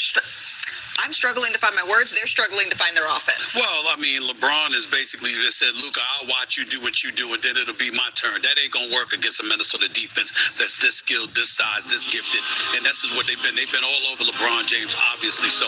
And not just him, everybody but Luka right now. They've got size. They're playing with defensive tenacity. I'm talking about the Timberwolves. And Ant-Man, as UD pointed out, is making all the right decisions thus far in the first half. I like what I'm seeing. Who did I say is the most important player on the Lakers? Austin Reeves. He has 2 points. The Minnesota Timberwolves are making them smell their cologne. It's Miyake or bar number 9. You pick whichever one. They're going to have to figure it out because them dogs, the Mahinas, they're not going anywhere. And Nas Reed coming in off the bench, providing that spark off the bench, him and Dante, those bench men has got to match up some type of way for us the points. This is how Dante DiVincenzo ended the first half here. Yeah, Yakum. And ran off the stage for good measure. I remember that look last year. Rico Bear has held his own. I miss him. I miss him. I miss you, Dante. This halftime report. Yeah. Like I said, watch out for Nas Reed. I told people when we were talking about basketball leading up to the playoffs, I talked about it last night for quite a bit. Nas Reed is solid come playoff time off the bench. 17 first half points. Huge. He's done it before. He had a game last playoff run for Minnesota, I think against the Nuggets. He scored 40 off the bench. And if Austin Reeves or someone else can't get it going, Hachimura's played halfway well. LeBron's played mez. Luka's played pretty damn friggin' amazing, especially in the first quarter. But I just wonder about the Lakers' depth. What do the Lakers do when LeBron and fucking Luka need a break? I know it's only the first half of game 1, but it worries me the deeper we get into it. That's like everyone thinks like the Nuggets might run into trouble and shit. And I'm not so sure that the Nuggets don't have a deep bench either, but I would probably take the Nuggets over LA in a 7-game series, man. Especially the way Jokic has been playing and shit. It's like, because it's your best against my best. And the Nuggets still have some solid guys in their starting 5. Nuggets should be down 1-0 right now. Clippers let the Nuggets off the hook. Clippers were up by 15. They fucking blew it. and still had a chance to win it. And just couldn't hang. Couldn't hang. Russell Westbrook made some bonehead plays. He made some big plays down the stretch, too. Hit a couple big threes. Had a couple big turnovers. Had a big play at the end. Played some good D on Harden late. Kawhi Leonard kind of disappeared at the end of that game, too. Like, they didn't even try to get Kawhi the ball, and it kind of, I don't understand it. Like, they didn't even try. And I think the Nuggets, after the win, the way they came back today, I think the Nuggets are going to roll over the Clippers the rest of it. I think that was a very big, like, coming from behind 15. Kawhi had a huge first half, too. He had almost 20 points. I think he had 14. You're down by 15 and you come back and win in overtime against a pretty good team. I think that today's win, the way the Nuggets did it, could help them going forward with their confidence. Michael Porter Jr. didn't play a lot, though, in the second half. I'm wondering if he got hurt. I was out and about and listened to it on the radio, some of it. So I don't know exactly what happened, but I didn't see him in the game much in the second half.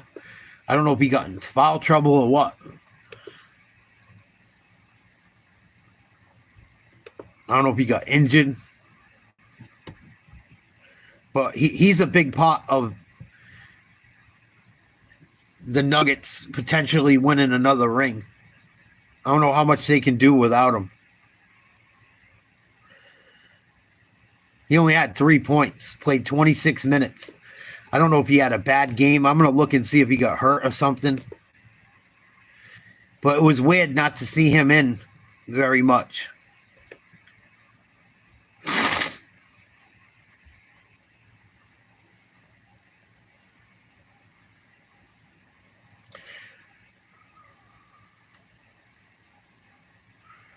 Doesn't say anything about him getting injured.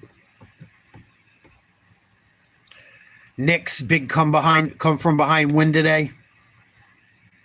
The Knicks were in pretty rough shape. Ended up coming from behind and winning by double digits with under 9 minutes to play. But very good first day of the playoffs. I'm psyched. I cannot wait for the Celtics to get going. A few of my friends and family members that aren't Celtics fans hit me up today. They got the Magic in 7. And the Magic have given the Celtics problems. They have.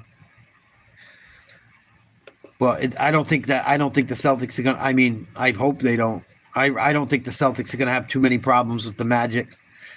But the Magic have played the Celtics tough over the last 2 years in the regular season. Might not be a cakewalk that I think it is. But a lot of people like the Magic's shot that aren't Celtics fans. I'm kind of surprised. Maybe it's because I'm such a big Celtics fan that I am. But a lot of the times the Celtics have played them, they haven't played their fucking main team. But the Magic at times throughout the last 2 seasons have looked good against Boston. I cannot wait for that game tomorrow. I cannot fucking wait. I am so ready to go. I'm ready for a Celtics back-to-back championship. That would be awesome. I've never seen a Celtics back-to-back championship. I'm too young. They never went back-to-back in the 80s. Or ever since. I don't think they've gone back-to-back since either the 60s or the 70s.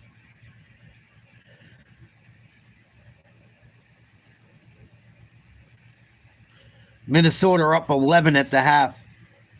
Game should be getting started again any minute. What do we got games for tomorrow? I know we got the Celtics at 3:30. There's a game at 1. I can't remember who it is. I think it's Memphis, Oklahoma City at 1. Boston and Orlando at 3:30. Miami, Cleveland at 7 o'clock and Golden State, Houston at 9:30 tomorrow. Got a whole Easter in 420 full of basketball. Playoff basketball. I cannot fucking wait. I hope that Boston Garden is going apeshit. I hope that place is a fucking zoo tomorrow. It probably will be. Probably will be. Them motherfuckers better show up and play, man. If they have a letdown, I'm going to be so fucking pissed. If they have a letdown, I'll have to have a fucking pre-game speech for them, game 2. I might do a pre-game speech for every game. I was thinking about starting to do it just for fucking laughs. Put them on my YouTube page, do fucking pre-game speeches.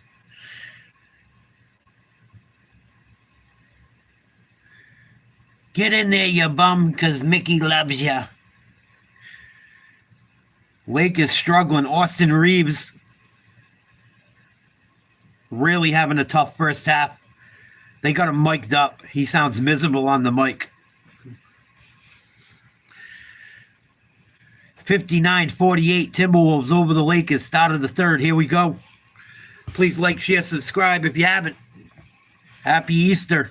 Happy 420 mañana. Start of the third quarter.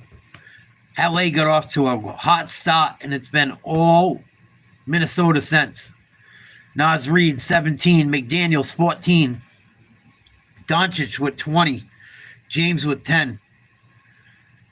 Minnesota outscored LA 38-20 in the second quarter. There's your ball game.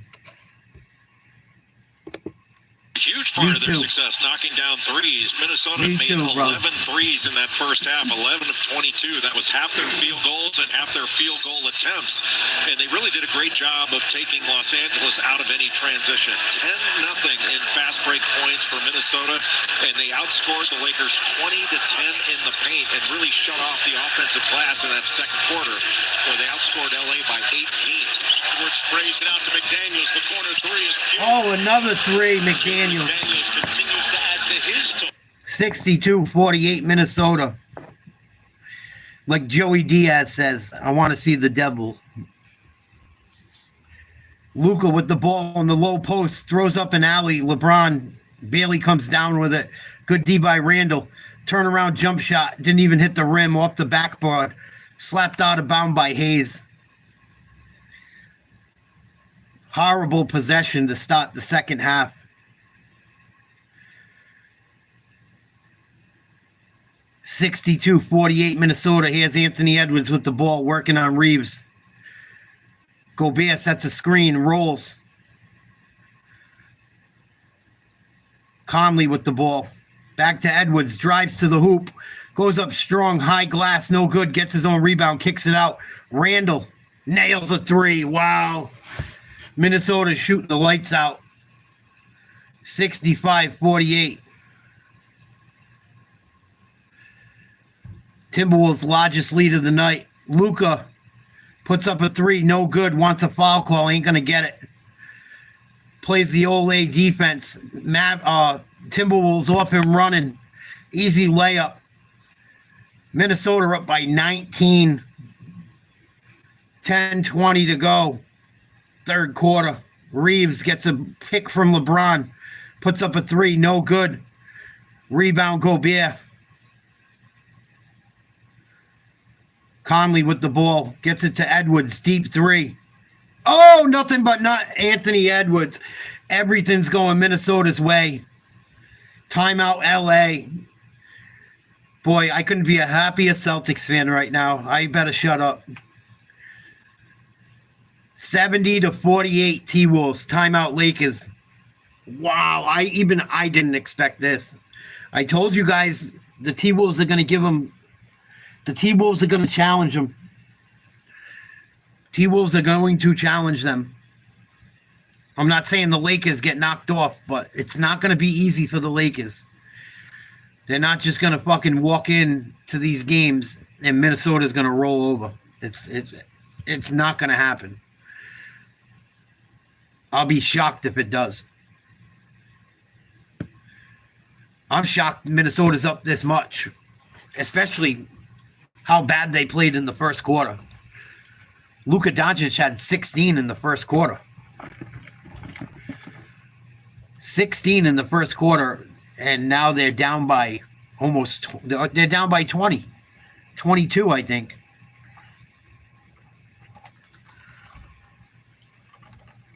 Did he?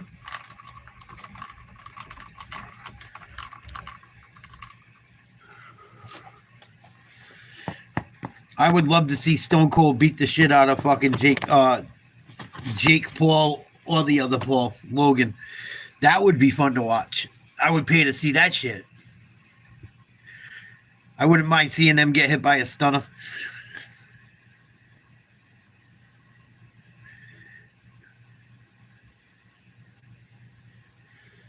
Because Austin 316 just whooped your ass. And that's the bottom line, because Stone Cold said so. And then you hear the glass break. Tink. Burner, burner, burner. Pink. Dinner, burner, dinner. Wow. Burner, burner, burner. Burner, burner, burner, burner, burner, burner, burner, burner, burner, burner, burner,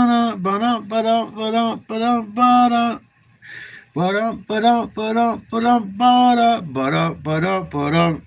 Bang.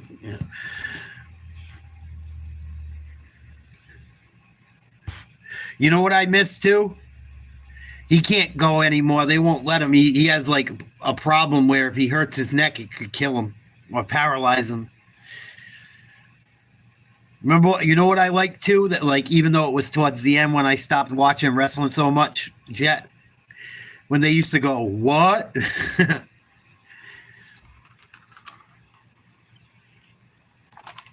And stick it up your little candy ass.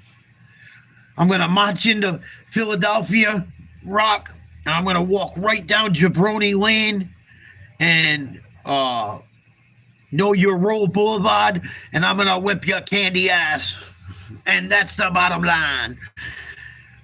He kind of sounded like Dusty Rhodes when he said that shit. He used like the Dusty thing. I watched the whole thing on Dusty Rhodes. I learned something new this week. I forgot to tell you. You know Dusty Rhodes didn't have a real stutter? In real life? Dusty Rhodes didn't stutter in real life or talk like that at all. He didn't have like an accent. That was all an act for fucking wrestling. Pretty impressive to like pretend you're like a deep from like pretend you have a deep southern drawl like that and you have a stutter and shit for all them years and it's just an act. Fucking crazy. Oh shit, LeBron knocks down a shot. I think it was a 3. 70-51 Minnesota. Randall throws an alley-oop to Gobert. He slams it home one-handed. Impressive. 72-51 Minnesota.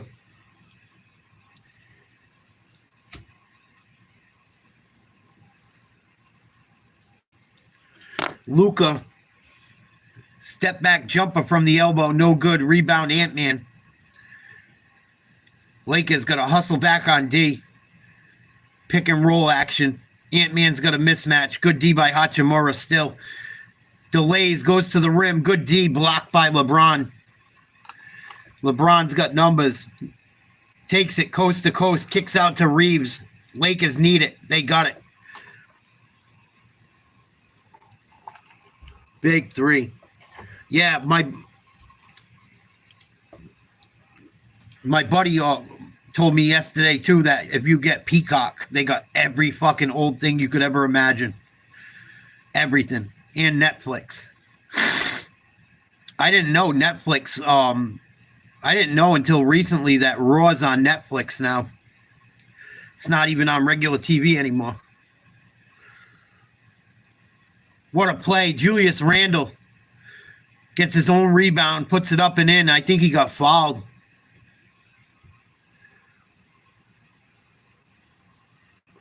Yeah, because WWE bought the rights to everything. any old wrestling company that's out of business, WWE bought the rights to all their old film, everything. Julius Randle, 11 points, 4 for 8, 2 rebounds, 4 assists. Misses the free throw. LA down by 20. 8:30 to go in the third quarter. Luka got it tightly by McDaniels out by half court. Lakers going to try and run a pick and roll. They do. Good D by the Timberwolves. Luka got to get rid of the ball. Finds Hachimura. Gets it back to Luka. McDaniels plays great D. It's stolen by Conley. Pull up 3. Splash. Wow. Minnesota is hot. 23-point lead, Timberwolves. And the Staples Center is quiet as a fucking mouse. Hachimura to Reeves. Sets a pick. Gets the ball back. Swings it to LeBron. Sets a pick. LeBron throws up a 3. Air ball. Late foul call. Oh, my God. No one even touched me. No one even touched him.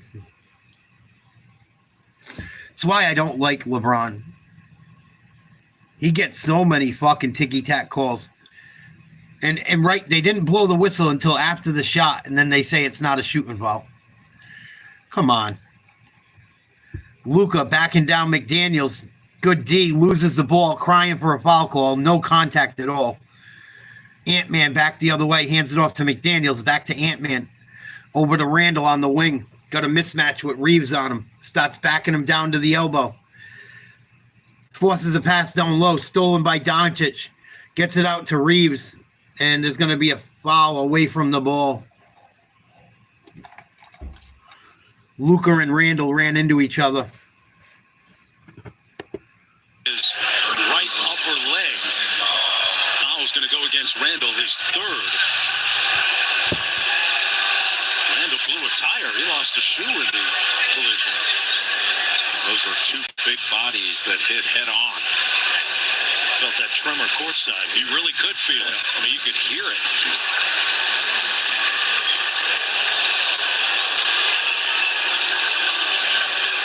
Wow. Randall tried to go up and get the pass. And he didn't mean to do it. And ended up odd foul. He didn't mean it, though. Tried to steal the ball. Jay, they have all these resistance bands and stretches and dynamic stretching and warm-ups, but that court is hard. It doesn't matter when you play. It does not. But 260. Luka got a dead leg, unintentionally. Reeves with the ball gets it to Luka. McDaniel's doing a pretty good job on Luka, considering. I mean, he had a very hot first quarter, but ever since he's done very well. LeBron got to take a shot. 3 seconds. 2, 1. Hachimura got to get one off. He just barely does. Rebound. Timberwolves. Back the other way. They should put up a 3 in transition. Anthony Edwards knocks one down. LA getting ran out of their own building. 80-54 Timberwolves. Even I did not foresee this. Hachimura puts up a 3. No good. Rebound McDaniels. Hands off to Edwards. Edwards jogging up court with Reeves on him. Pick and roll. Puts up another 3. No good. Rebound Hachimura. 80-54 Minnesota. 6:20 to go. Third quarter. Luka. Defended by McDaniels. Uses a double screen. Throws it out of bounds. And they're going to blow a late whistle.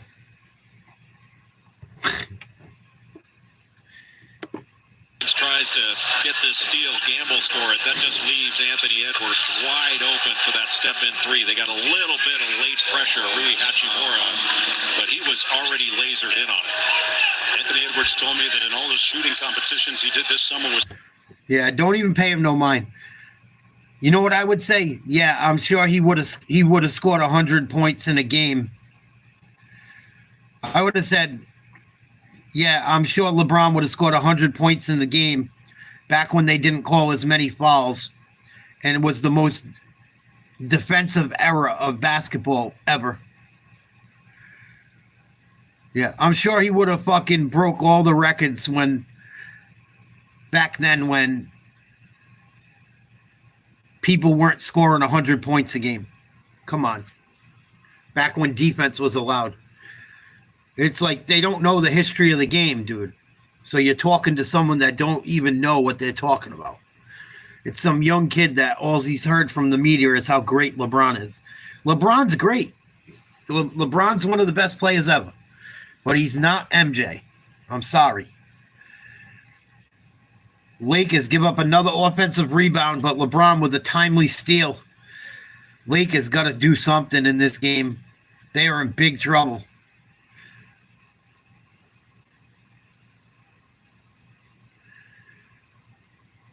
Anthony Edwards got to watch it a little bit. LeBron and Edwards holding each other going up the court, and they call Edwards for the foul, not LeBron. Should have been a double foul.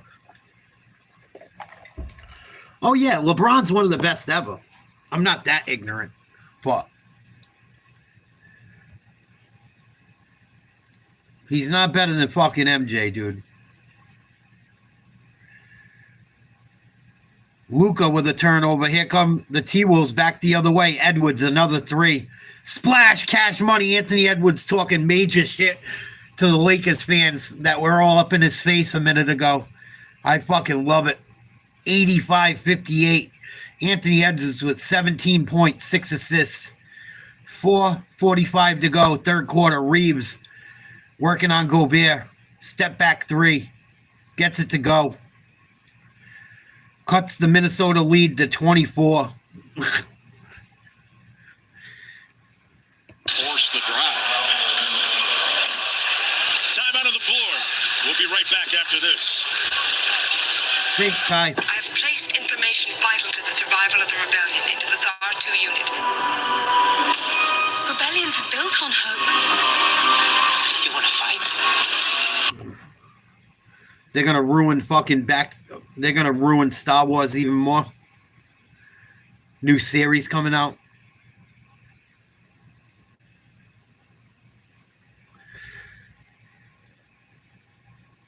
How many fucking Star Wars movies can you make, man? Come on.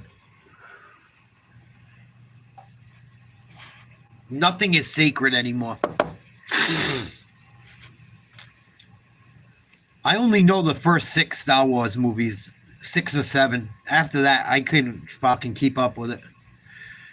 I think the last one I watched was Luke's daughter beefing with Han Solo's son and Princess Leia's son.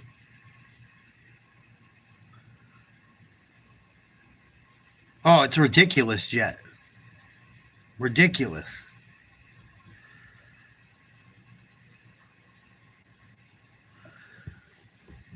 I'd like to get into it, but I don't support Disney anymore. I really try not to. With the Snow White stuff and everything else. The fucking woke shit with Star Wars and the people that said the stuff about that.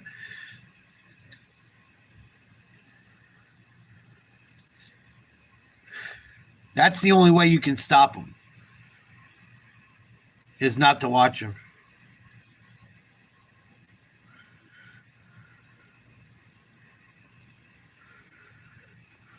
Yeah, me too.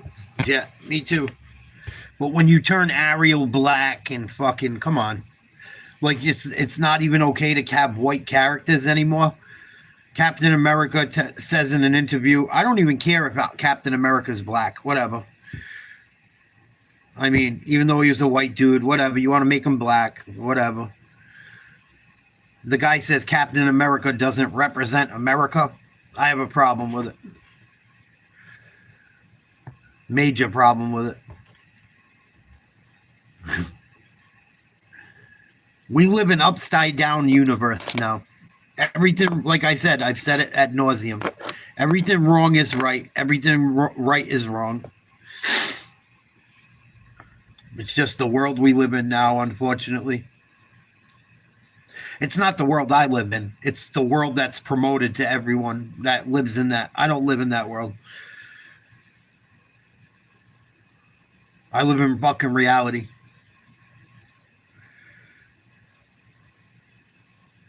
Oh, yeah, especially if you add Christian to that, Kai. and you're a Christian on top of it, forget about it. You had everything handed to you. For 30 mark in this game, and so many of these three-point shots have come from the catch spot. It's not like they've been off the dribble or contested. A lot of them have come. There have been some in transition, but a lot have come off penetration and also off offensive rebounds where they kick it out for a step-in three. But right now, LA's going to have to spread LA's out in trouble and right get now. the three-point shooters. I love it. And that's going to open up some driving opportunities, and that's been really good for Minnesota ever since the start of the second quarter, when they were really aggressive, driving the ball into the paint and then kicking it out, swing, wide open threes. They were fourth in the NBA this year in three-point shooting percentage during the regular season, almost 38%. Jaden McDaniels, he's 3 of 3 from three-point range. He's got 21 points Thank you, coming Kai. into this game. So he's been just 2 of 19 from 3 in April. Found his groove at the right time. So did this guy, Naz Reid. Wow, Naz Reid just nailed his 5th three of the night. 88-61 Minnesota. 4:10 to go in the third quarter. Minnesota just running it up. Reeves, step back three, good. Big shot for LA. 24-point lead for Minnesota, 4 minutes to go in the third. Minnesota just got to make sure they don't let their foot off the gas. They will be fine. Oh, my God. Anthony Edwards just blew by Luka. Finds Naz Reid for another one. No good. He should have took the layup. I know Naz Reid's been on fire, but that was just stupid. You had an easy 2 points you could have just fucking had. You're up by 20-something. You don't need the three that bad. Good D by the Timberwolves. Luka trying to work on DiVincenzo. Drives, kicks to the corner. Vincent misses a three. Tipped up, rebounded by Edwards. Lakers have not gotten many rebounds either. Not doing a good job on the offensive glass or the defensive.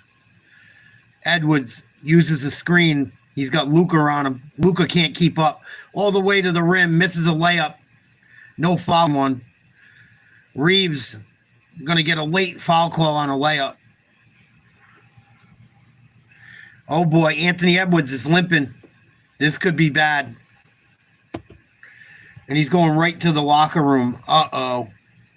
An auspicious sign for the visitors. Once he got that switch at Doncic on, just blew right past. And Jared Vanderbilt right there to challenge at the rim. You don't see Anthony Edwards miss that many of those. He called for the trainer immediately. And he was grimacing as he went. Anthony Edwards is grabbing his calf. I don't know if he's got a pulled muscle or he's got like a little dehydration going. He's trying to stretch it out. He went right to the locker room. 17 points on 6 for 16 shooting, 6 assists. Just him being on the court opens up everything for Minnesota. He's such a threat to score.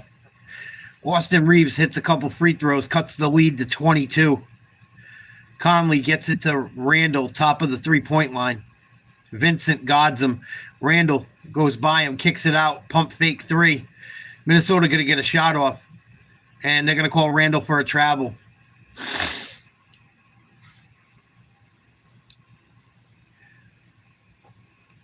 Minnesota will only go as far as they can. I mean, Minnesota is not going anywhere without Anthony Edwards.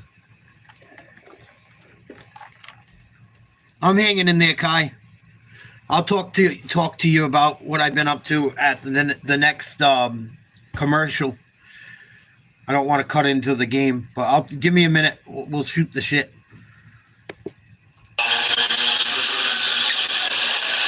Reeves at the free throw.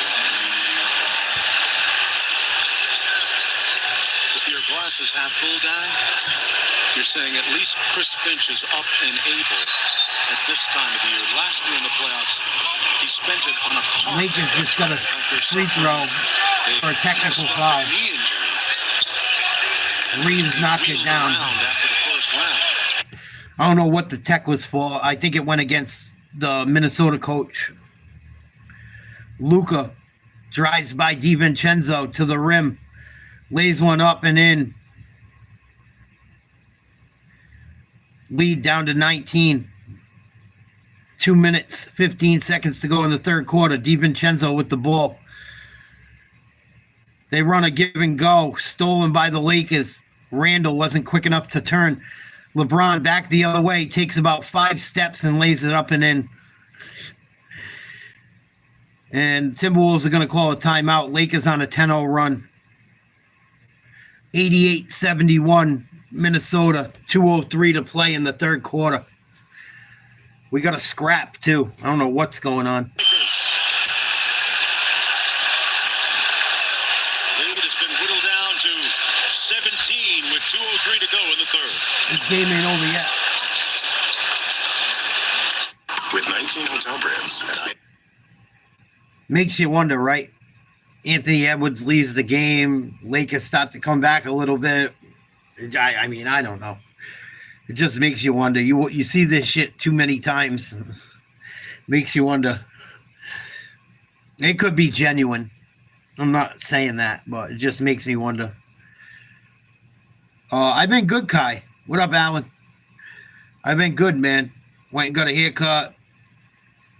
Yeah, I'm not saying, but, you know, the conspiracy theorist in me. I've been good, man. Been trying to exercise a little bit more. Excited for the basketball playoffs. Celtics are on tomorrow. I'll be doing play-by-play for that game.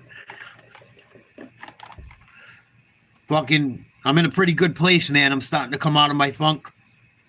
Starting to get over all the shit I was going through over the last year. Spring's coming. Thank you.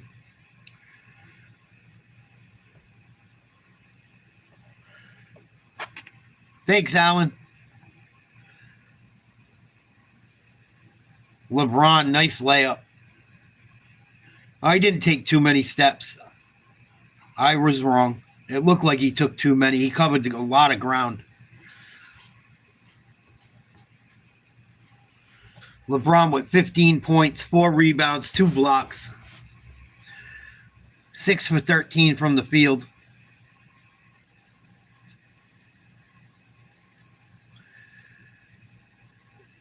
$88-71 Minnesota. Just under 2 minutes to go in the third quarter. Good D by the Lakers right now.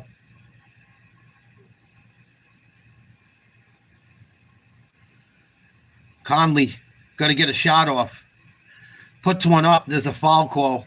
He just drained a 3 from like 30 feet out. It's not going to count. The foul's going to go against Luka. Oh, God forbid Luka don't foul no one. Neither does LeBron. 1:40 to play, third quarter. DiVincenzo gets it to Reed. Back to DiVincenzo, going to the rim. Lays one up off the high glass past LeBron. And it's a 19-point lead for Minnesota. Conley steals one off LeBron. Here comes Minnesota back the other way. They put up a 3. Short, out of bounds, Lakers ball.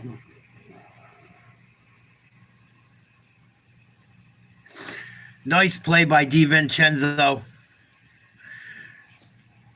He was already running to the hoop before he passed the ball. Really smart basketball player. Solid defender, good shooter, good free throw shooter. Good guy to have coming off your bench, man. Nice play by Luka. Tough shot. Good D by DiVincenzo. Tough shot by Luka in the paint. 90-73. 45 seconds to play in the third. DiVincenzo kicks out after penetrating. Conley drives, throws up a floater, gets it to go. Mike Conley, another solid veteran, coming up big when he needs to. Another guy that doesn't get enough credit for being a solid basketball player his whole career. Austin Reeves, nice ball handling. Gets to the rim for a wide open layup. 92-75 Minnesota. Austin Reeves, 16 points, 14 in this quarter. 5 seconds. Minnesota's going to get a shot off. Ball gets stolen. They call a jump ball. It was tied up. And Vanderbilt's going to have a jump ball with DiVincenzo with about 27 seconds to go in the third quarter.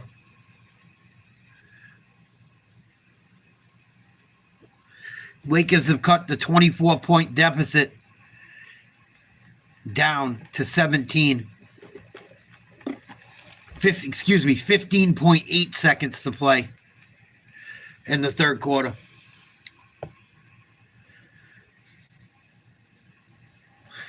Jump ball at center court, won by DiVincenzo. Wow, I didn't see that.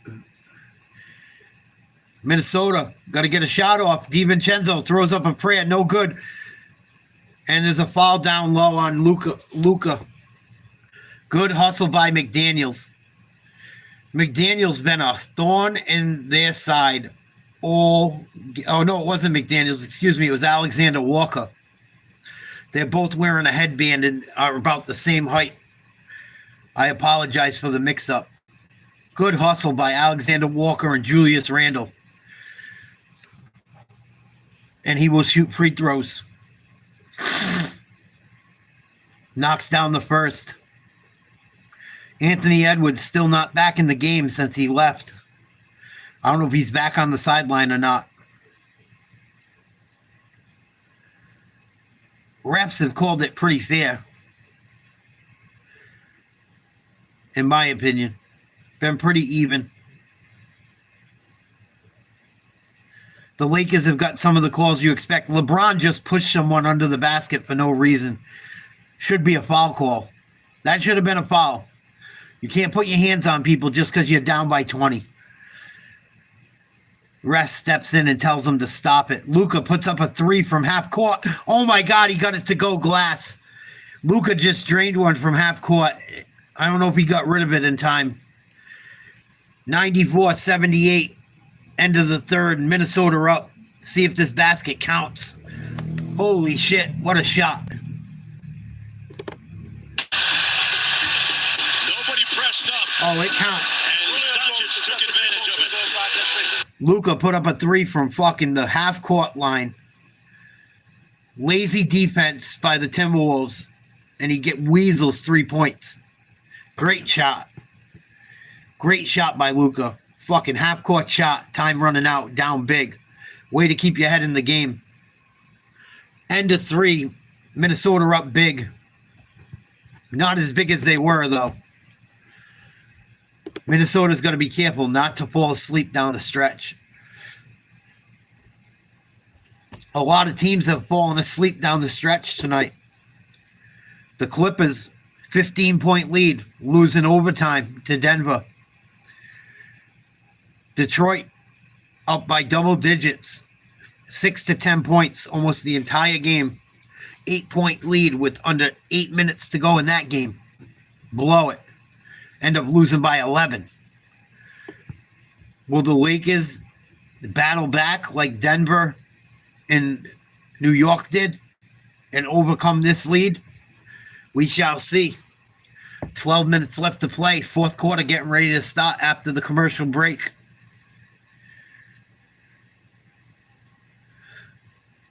Lakers down by 16. Been down as much as 24. Anthony Edwards went to the locker room. Still don't know what's up with him. See if he comes out and plays in the fourth. I don't know if he pulled a muscle or something worse or if he had a cramp. But the minute he got hurt, they took him off the court and he did not even hesitate. He went right back to the training room, right back to the locker room. Minnesota ain't going nowhere without him. Even if the Lakers lose this game, if Edwards isn't himself, it'll be very hard for them to beat the Lakers. It'll be very hard for them to beat the Lakers without Anthony Edwards. The minute he came out of the game, the Lakers have cut in the lead by 8 points.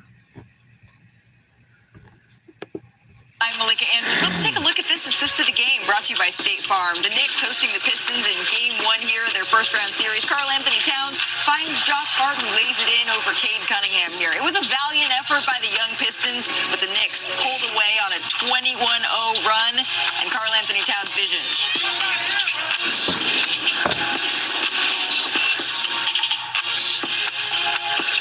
I got another Papa Pairings order.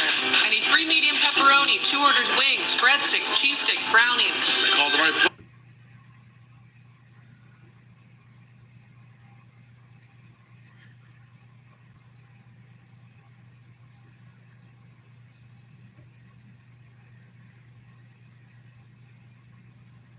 Oh, yeah, no doubt, Jet. Then they'll say, oh, he's 40 years old. What do you expect? Like, LeBron's great. He's just not as good as everyone says. It's not even he's not as good as everyone says. He's not better than Jordan. LeBron, look at the team he had in fucking in Miami. The team he had in Miami should have won every championship they played in. They should have won every single year. They should have won by more than 20 points almost every game. Wow, Luka knocks down a 3 to start the fourth quarter. Lead down to 13, 94-81. They're going to break my Celtics heart right now. You watch. Fucking Lakers are going to come back and fucking shove it up my ass. Randall fouled down low, no call. It's going to stay with the Timberwolves. Looks like Anthony Edwards is limping back to the bench. He's got a brace on his fucking knee. Uh-oh. Uh-oh. If he doesn't come back in the game, something's not right, obviously. Julius Randle, tough fadeaway jumper off one leg. Looked a little bit like Nowitzki on that one. Lakers with the ball. They get it down low to LeBron. Turn around, hook shot, good. 96-83, Minnesota. And there's a tangled up argument. The foul's going to go against Randall. Letting the Lakers players get in his head. I got to listen to this. He was going on a little bit too long.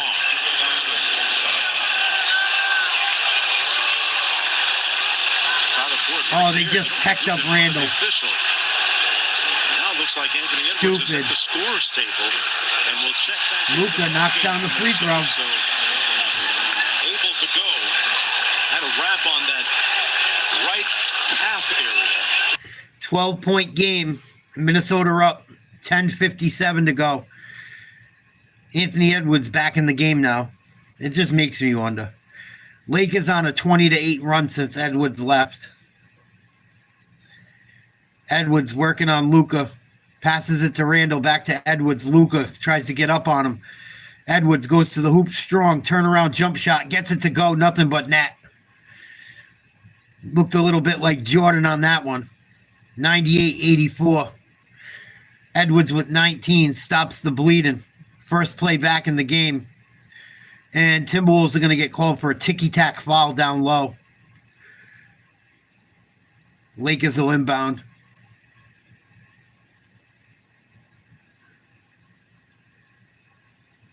Edwards looks fine on that turnaround jumper.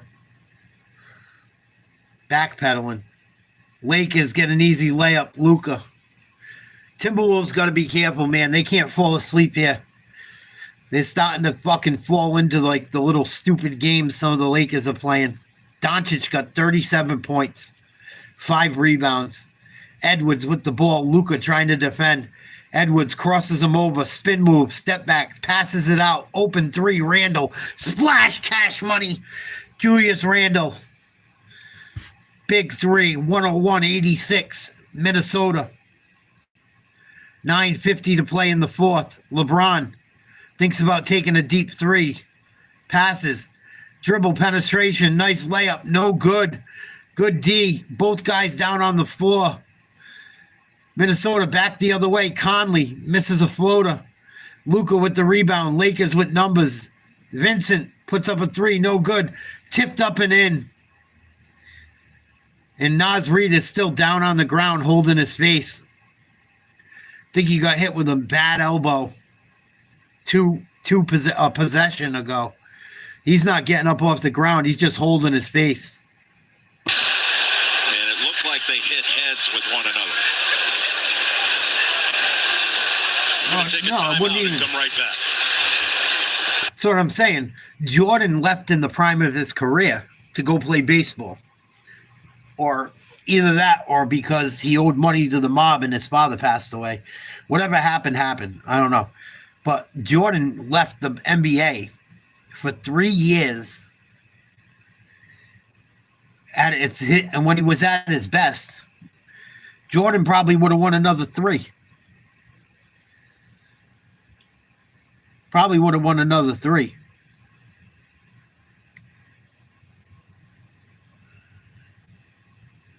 And if he stays those years, right, everyone talks about Brady as the GOAT and this and that.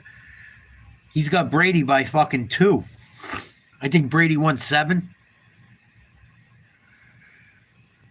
That's what I mean. They never consider that either, Jet. That's a very good point. I brought that up in my breakdown. No one acknowledges it. Dude went and tried to play Major League Baseball in the fucking prime of his career.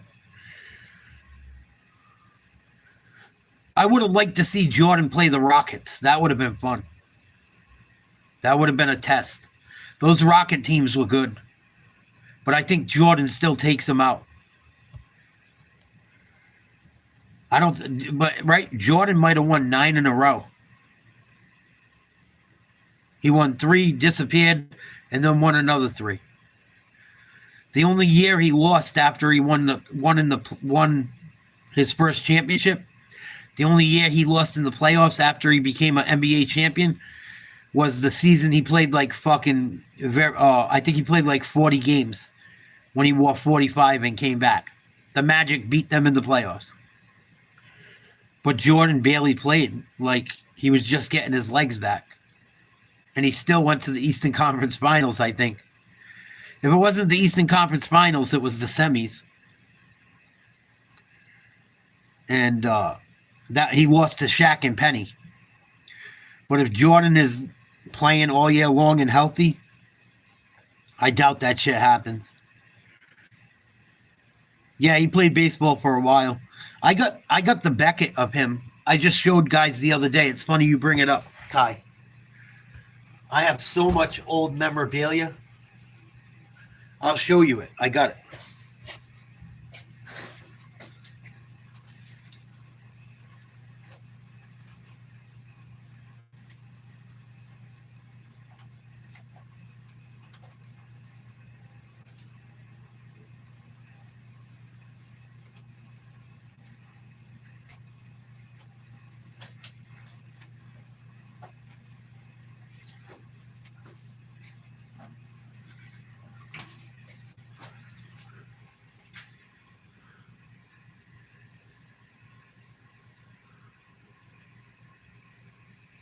He was pretty good.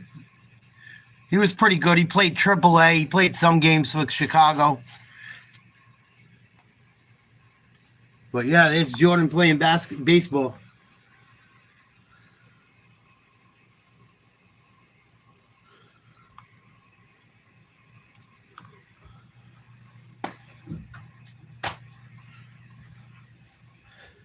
Timberwolves miss a 3, but they get another offensive rebound. Lakers get a steal. Here comes Luka, 101-88. Lakers down by 13, 8:45 to go. Luka goes to the hoop, looking for a foul call. He's not going to get one. Wow, what a horrible call. Thanks, Nate.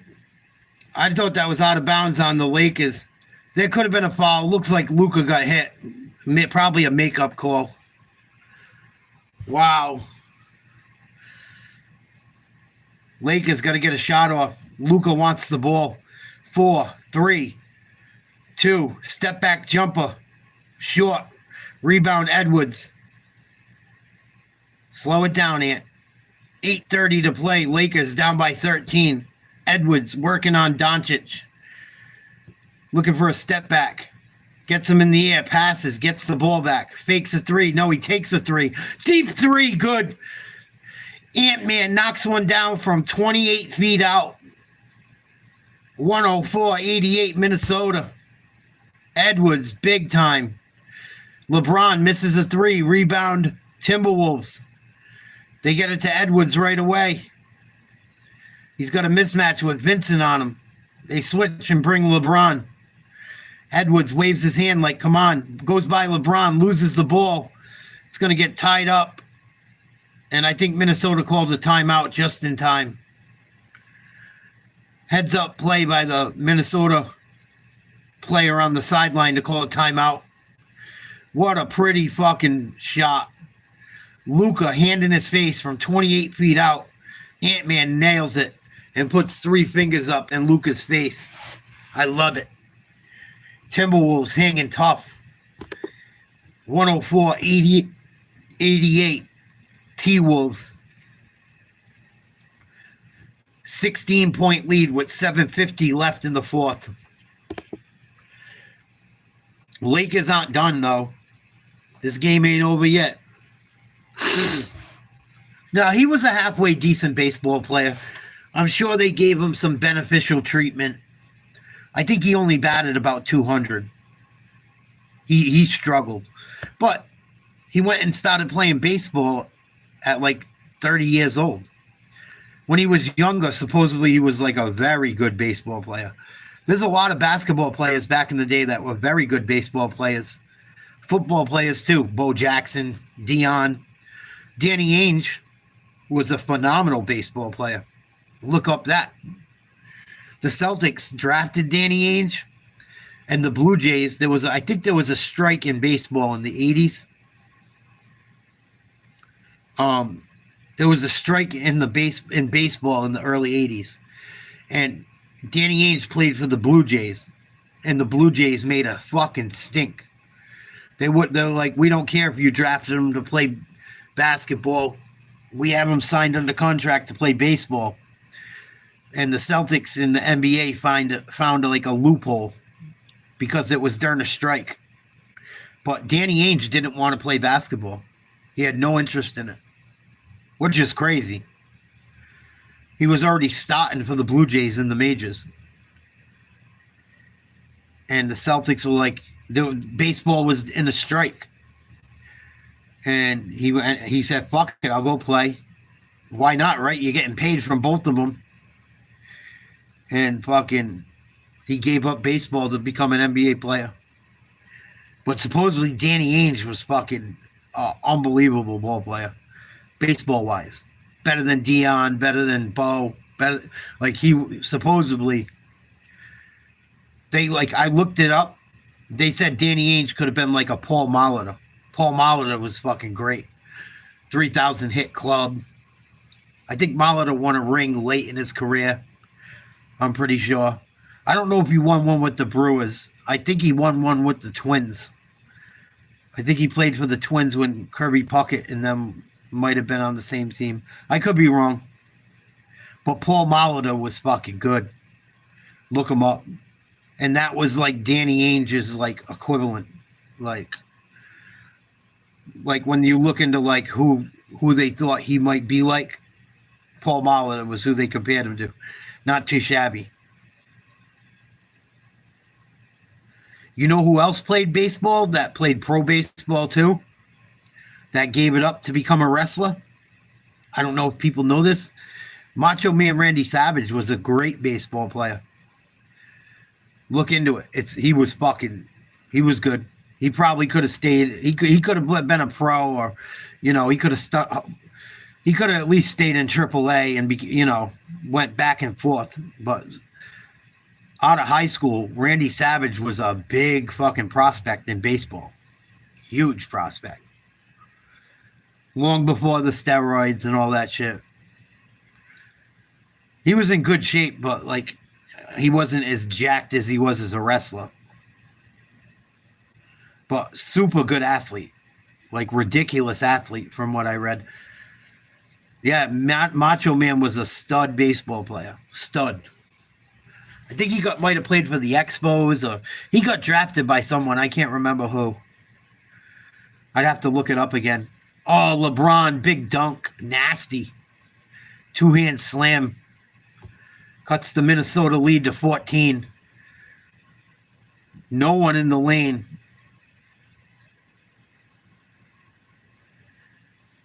McDaniels tried to get there late. I'll have to look it up, but I'll look it up at the next timeout with the basketball game.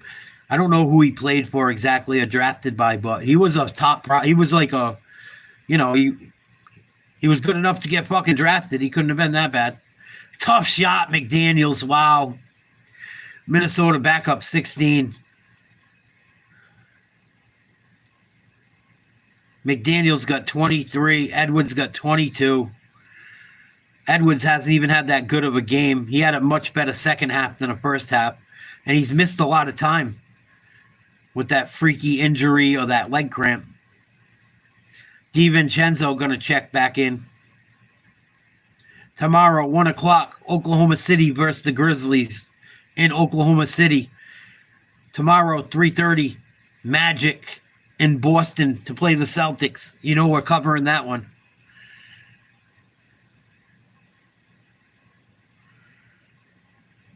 Austin Reeves puts up a three. No good. Loose ball, rebound, T-Wolves. Edwards comes over half court with it. 6:30 remaining in regulation. They swing the ball to Randall. Randall goes by LeBron. Fakes a shot. Loses it. Good D by LeBron. Gets the ball back.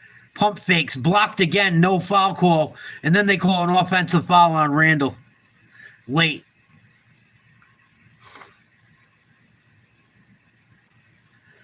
Yeah.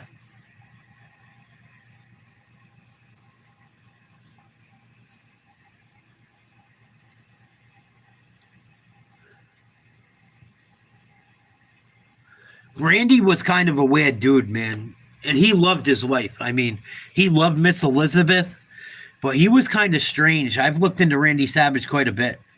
He was kind of strange, man. Like, he would lock Miss Elizabeth in her own locker room. Like, they had their own locker room. And there was, like, a lot of infidelity. And even other wrestlers said, like, people were scumbags. They would come hit on your wife and, you know. But Randy loved Miss Elizabeth, maybe too much. They ended up getting divorced eventually, but he loved her. I don't know if I never heard anything about abuse or anything. He was just very protective of her.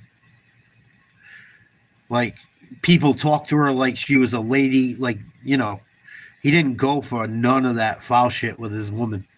I respect him for it. I don't know if it was like weirdo shit or not. I don't know.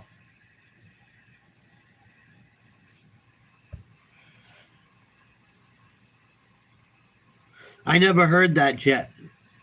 I never heard that. That's new to me. Anthony Edwards misses a three. Rebound, Luka. 106-90. Minnesota. Luka with the ball. Fourth quarter. Throws it out of bounds. Reeves can't handle the pass. Minnesota ball. Not a great pass. Not a great catch either. I don't know if I blame Reeves or Luka, or I think you got to split the blame on that play. 16-point lead, Minnesota, 5:20 to go in the fourth. Game one in LA has been all Minnesota pretty much since the second quarter. Naz Reid lays out another three. Nothing but net. He's on fire. Huge game for Naz Reid off the bench, as usual. 23 points, 6 for 9 from outside. LA misses another three. Rebound Edwards. Chugging across half court. Uses a screen. Spins. Goes to the rim. Euro step. No foul call. Probably should have been. Luka with the rebound. LA back the other way. Hachimura. Good D by Naz Reid. Comes out of nowhere. Not allowing Hachimura a free 3-point shot. What a play by Edwards. Finds Naz Reid for an open three again. Well, it was open. Luka came running out. And the Lakers are going to throw one away. And here's DiVincenzo with a big two-handed slam on the other end. And this is all Minnesota once again. I love it. 111-90. T-Wolves up by 21. 4:41 to go in the fourth. I don't want to get too cocky. I don't want to curse my own Celtics. It's only one game. This is enjoyable for me. I'm sorry. I'm sorry, Jet. I just fucking... And I like... It's not like just because they're the Lakers. It's because they're like... I didn't hate the Lakers as much when Kobe and Shaq were there as I do now. And it's not just because they're my rival. Like, I do have it in my blood not to like the Lakers just because I'm a Celtics fan. There's no doubt about it. I'm biased because of it. But, like, I always was okay with giving Kobe and Shaq credit. And I just don't think this Lakers team is as good as fucking everyone says. They're good. They're good. And they got two great players. It's just... LeBron's not 30 years old no more, man.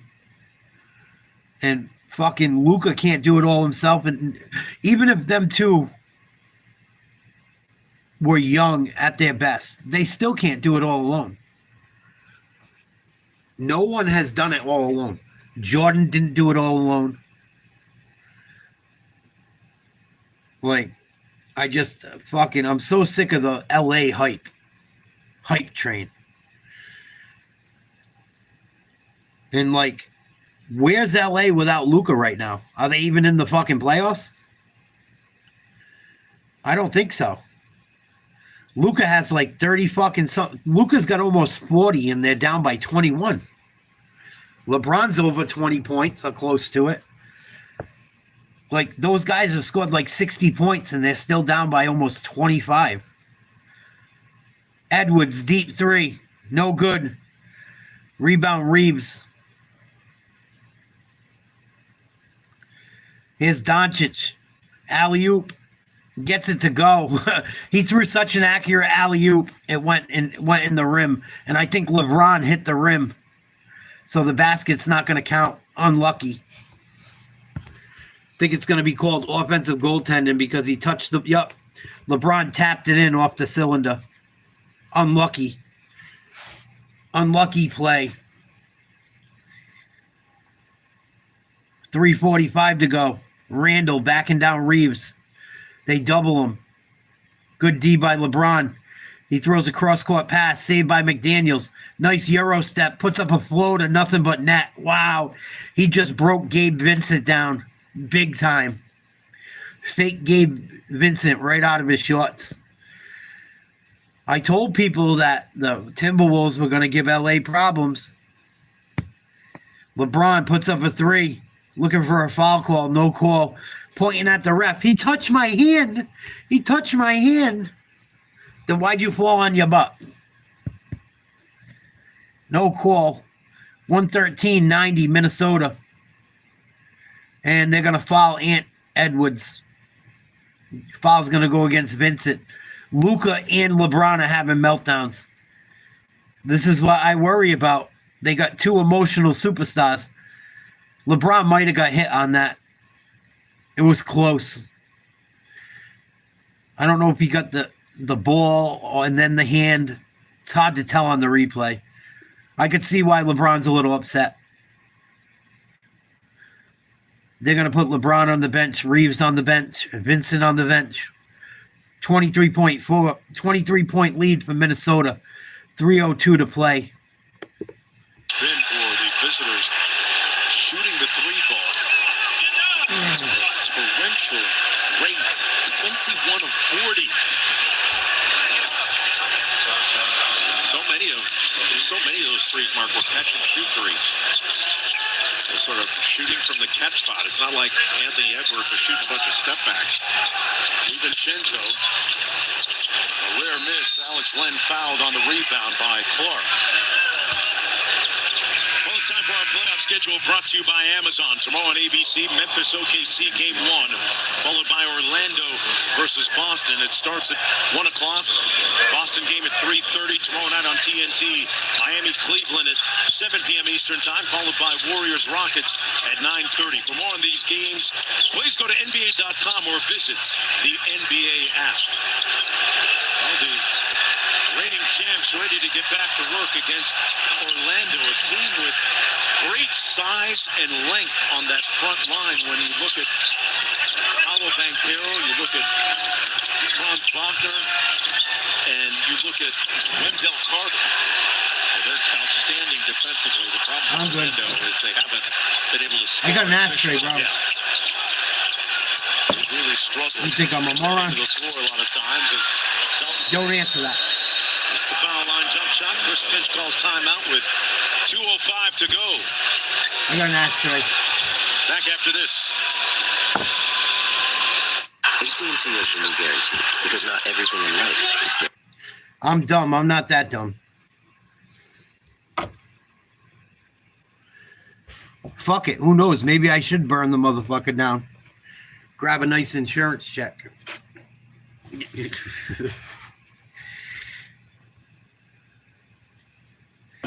Why not grab a nice little insurance check? Happy Easter, Ma.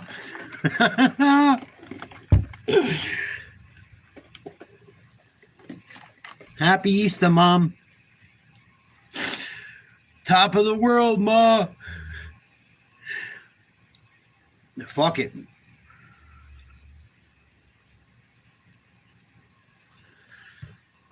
I would never. I would never. I'm kidding. I would never do such a thing. I'm a choir boy.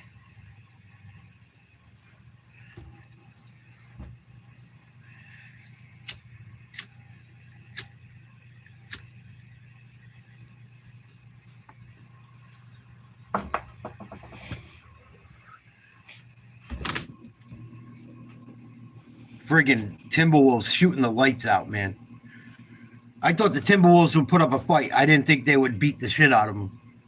But he wasn't alone. Jaden McDaniels has been spectacular in this game. 25 points, 11 of 13, 9 rebounds, and guarding Luka Doncic for a good part of this game.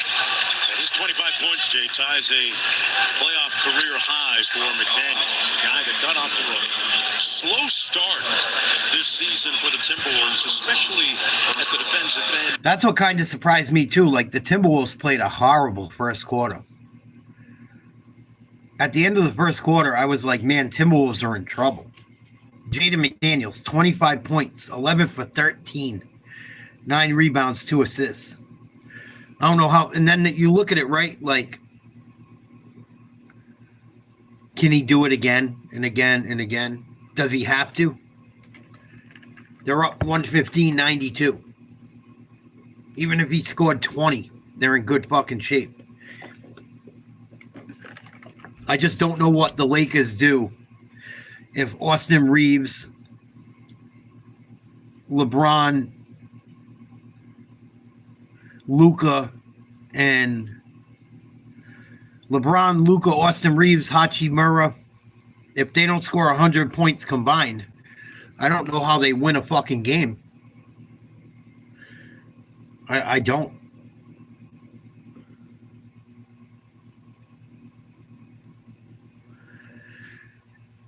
And then they're getting beat on the offensive glass. They just gave up a wide open rebound with 3 guys around.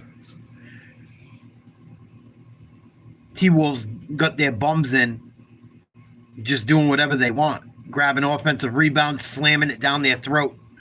No Diddy. I'm impressed with Minnesota tonight.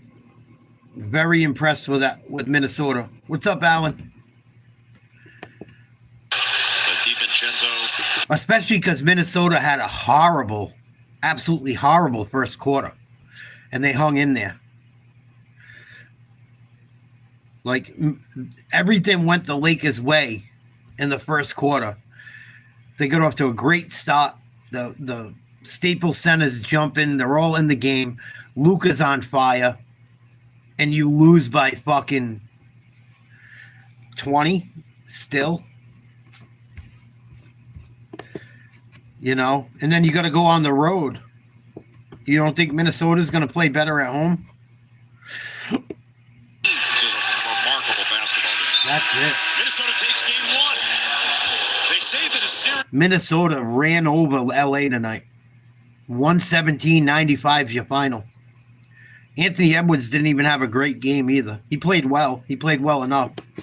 But he didn't have an Ant-Man game. His teammates stepped up. They had huge nights. I don't know if they can do that again either. But Luka put up 37 points and the LA lost by 22. How many games can he put up fucking 40 points? He put up 40 points almost in a 22-point loss.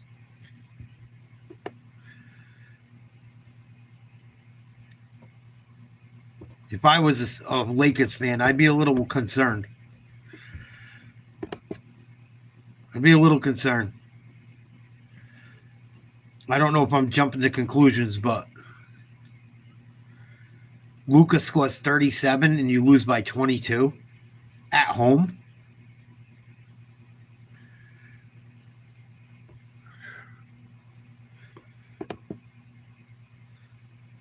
Just saying. Maybe it was an off night. I haven't watched enough of the Lakers, but I don't know, man. I don't think it's a good omen. What do you guys think? Maybe I'm biased because I'm a Celtics fan, but it's not a fucking, in my opinion, it's scary. If the Celtics do that tomorrow, I'll be frightened too. I'll be scared to death. We're going to look at some of the stats in the box score. But Luka drops almost 40 and you lose by 22. I wouldn't feel too good right now. At home. At home, too. Let's look at Minnesota's numbers. Julius Randle, 16. Decent night. Jaden McDaniels, plus 25. Probably above average. Obviously above average. I don't know if you're going to get that from him every night, but even if he scores 20 points, even if he scores 15 points, the Lakers still lose by fucking 12. Even if Naz Reid had 23, even if he has 15, you still lose the game. Like, and Anthony Edwards only had 22. Rudy Gobert only had 2. You think Rudy Gobert is going to only score 2 points in every game? Probably not. So even if McDaniels doesn't score 25, say he scores 15, and Gobert grabs 10 as an average throughout the series, like, could be trouble. Dante DiVincenzo, 9 points. Probably average for him. But he can go off for 20. I look at the fucking production from LA. I don't know where the points are going to come from. I don't know where your points are going to come from. I don't know where they're going to get points from. Other than the 2 guys we know. I just don't know where they're going to get points from.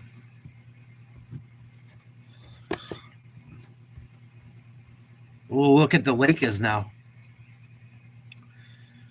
Hachimura, 9. All in the first quarter. Didn't do a single thing after it. LeBron, 19. I don't know how many fucking 30 or 40 point games LeBron has left in him. And LeBron's not going to take as many shots with Luka out there.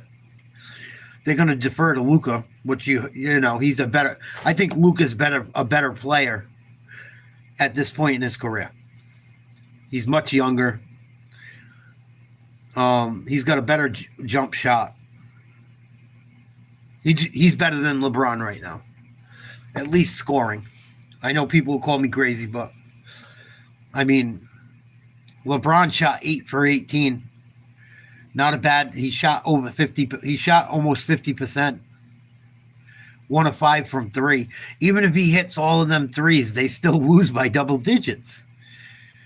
Austin Reeves, 16 points.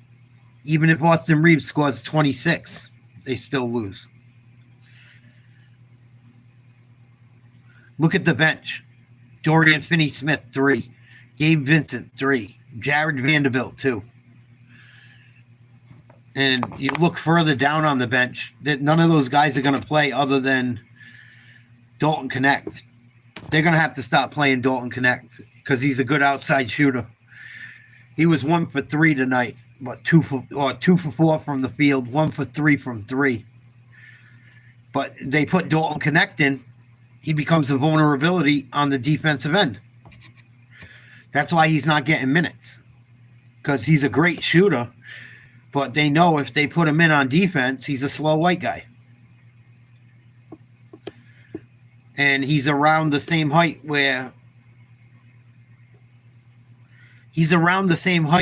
as fucking Anthony Edwards. So, and the Lakers know that. That's why he didn't get minutes tonight. Because they're going to they did the same thing to Austin Reeves. Austin Reeves guarded Anthony all night. Not because that's what LA wanted. Because Minnesota knows that because of their height and where they play on the court, they will have to switch. Who's Austin Reeves covering? Whoever he's covering, you have him have that person set a pick for Anthony Edwards. And now automatically you have Austin Reeves on Anthony Edwards. And then if Dalton Connect comes in, it's even worse because they'll do the same thing. And he's not as good of a defender as Reeves, even though he gives you points offensively. You know, even Luka's not a great defender. He's not terrible either. What's up, Jared? Salute. I'm not saying they're terrible. They're all NBA players. But Luka Doncic can't. Nobody in the league pretty much can keep Anthony Edwards in front of him. So you're going to have 2 of the slowest white guys on your team get caught in switches, 3 of them. Whether it's Connect, whether it's Reeves, whether it's Doncic, none of those guys are fast enough to keep up with Anthony Edwards' first step. And then now you're getting in foul trouble, and it's not a fucking it's a horrible position to be into with an athletic guy. You don't think anyone's knocking Boston off, Nate? I hope you're right. I just don't know what the Lakers do after a loss like this. And Anthony Edwards didn't even have that big of a game. He played well. 9 assists. 9 assists, 8 rebounds, 22 points. Pretty damn good fucking game. But he missed the entire third quarter almost and half of the fourth. Went to the locker room. And even then, the Minnesota kept a double-digit lead. And I don't think Minnesota will, I don't think McDaniels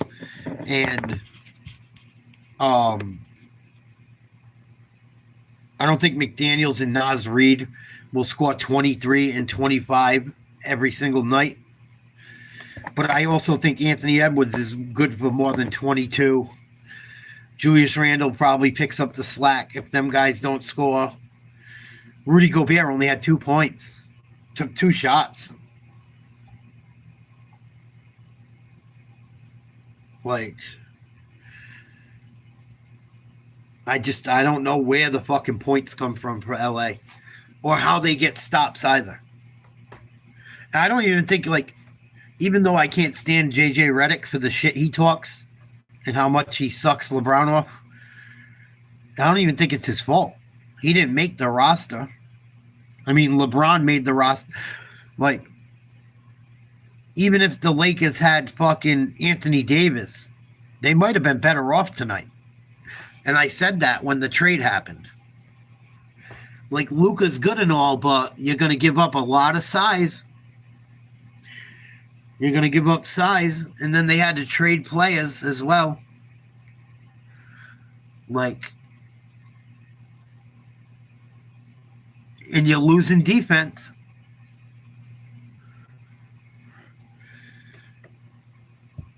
Like, you're giving up fucking size. They got dominated on the boards tonight.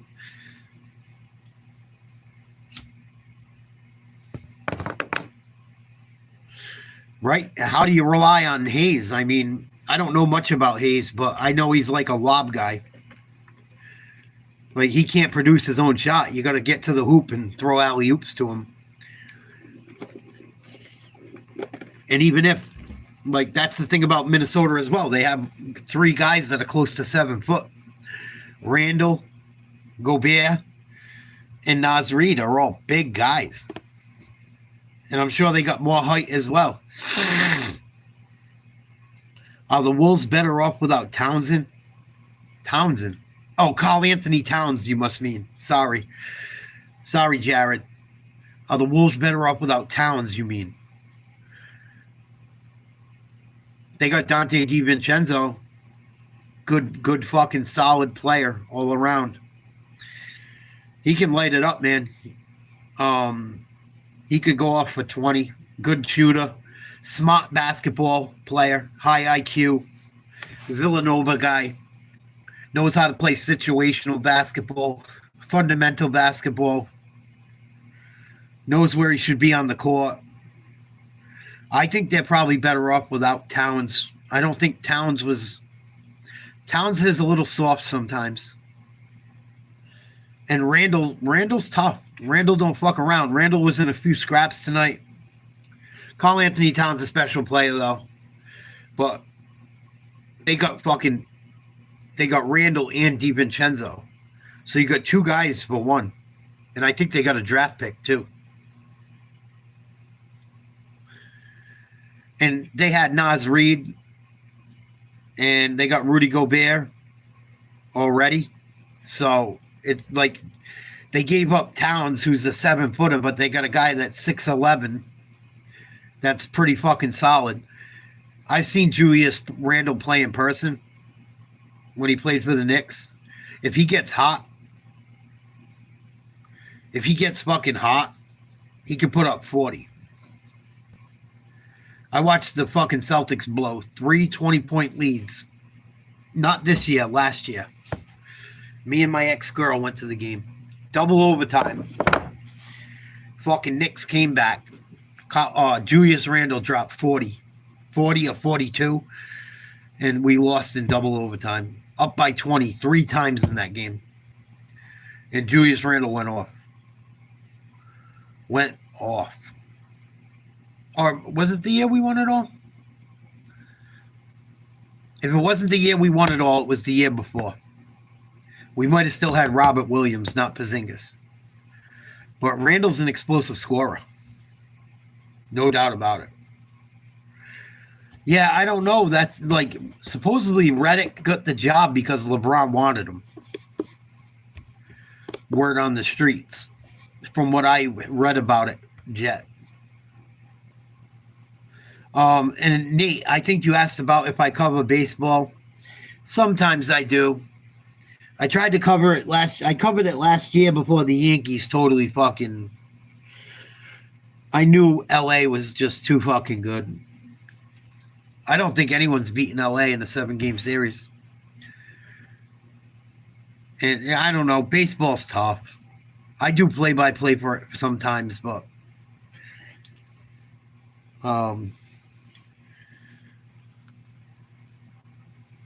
it's a lot of bad baseball too. I watched some of them games last year. I got more back into baseball last year than I had been. Like half of the guys, like not half of the guys, but you look at like the 7, 8, 9 hitters, they don't even bat 200 anymore. Like back in the day, you'd be one of the lower hitters on a team, and fucking, if you're not batting 250, you ain't playing. Unless you're an amazing fielder and you can steal bases. And I think that just the They want home runs. That's all they care about now, home runs. The Yankees, that's part of the reason they lose. Like the Dodgers have them guys that hit bombs and shit, but they also play smart baseball, you know? That National League style of baseball where you steal bases and you bunt and, you know. Yankees, it's like swing away. And even though I'm a Yankees fan, I will not lie. Like, they made the new Yankee Stadium. It was always shallow to right field. But that place is fucking tiny now. Like, it's fucking tinier than it ever was. Fenway's like that, too, even though it's an older ballpark. So, I mean, a lot of these ballparks they are making so small. Like, yeah, it's 300 feet down the fucking right field line. And you got a bunch of lefties. You know, there's a lot of left-handed baseball players. You give a fucking lefty a 300 feet right field. And that's part of the reason the Yankees drive me crazy, too. Aaron Judge can't hit a fucking breaking ball to save his life. If it ain't a fastball, he's striking out. Like, they can't, like, I don't know. The game is just so much different. You know? And the steroids and shit bother me with baseball, too. Even though the Yankees had guys that did it, like, Ortiz got caught doing it. A-Rod got caught doing it. Fucking so many guys did steroids. Giambi. Manny Ramirez. Fucking, like, so many guys on all these teams. Maguire. Bonds. They ruined collecting baseball memorabilia for people, too. I talked about it a little bit last night. It fucked up people collecting stuff. I got cards of Barry Bonds that are made out of gold and platinum. They're, like, highly collectible. Piazza got caught doing it, too, I think, if I'm not mistaken. I could be wrong. But I'm pretty sure he was involved in it as well. A lot of them guys were. You know, I'm not just saying it wasn't just, you know, even though I'm a Yankees fan. But, like, I look at these Barry Bonds cards. They were supposed to be worth a fortune. And then it comes out he's on steroids and they ain't worth shit no more. Like, it's heartbreaking. And, you know, I spent $40 cutting lawns to buy them, thinking I was making, like, a good investment. At one point, they're still worth something, but, like, not like they should be. You know? They would have been worth more if he didn't do that shit. But I've heard mixed things with Piazza. I don't know for sure. But a lot of people say he was 100% on steroids. A lot of people say he wasn't. Supposedly there was issues with the tests. I don't know. This guy, Stu Feiner, swears Mike Piazza did steroids. Let's see what he has to say. Well, he got caught with Victor Conti, and they found names of his bottles and shit. So he got caught. Yeah, he really did get caught. And if you look at him, like with the HGH and shit, that you can see the body growth with all them guys.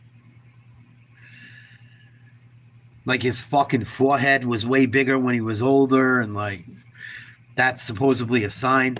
But they found bottles of shit with Bonds' name on it. He got caught. He was a great ball player in Pittsburgh. Like, he was a guy that probably didn't even need the steroids to get as far as he did.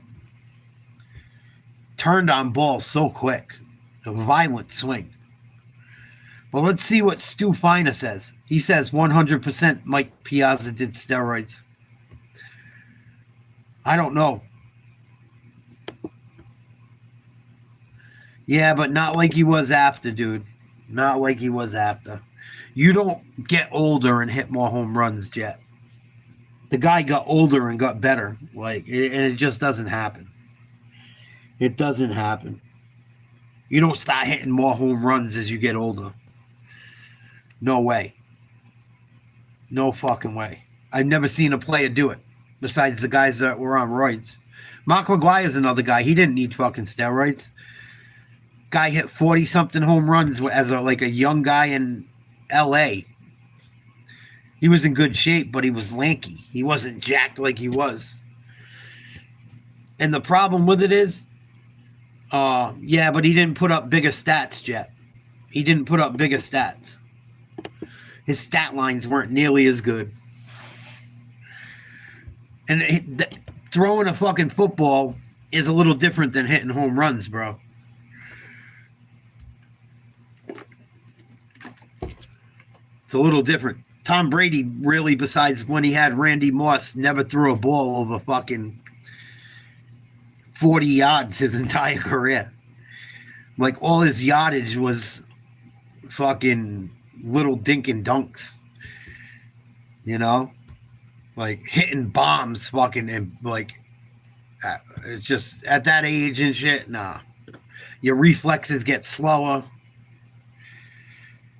I think it's totally different when it comes to having to put power into hitting a baseball. Supposedly hitting a baseball and a golf ball are the hardest things to do in sports. That's what I've read. Let's see what Stu Finer says.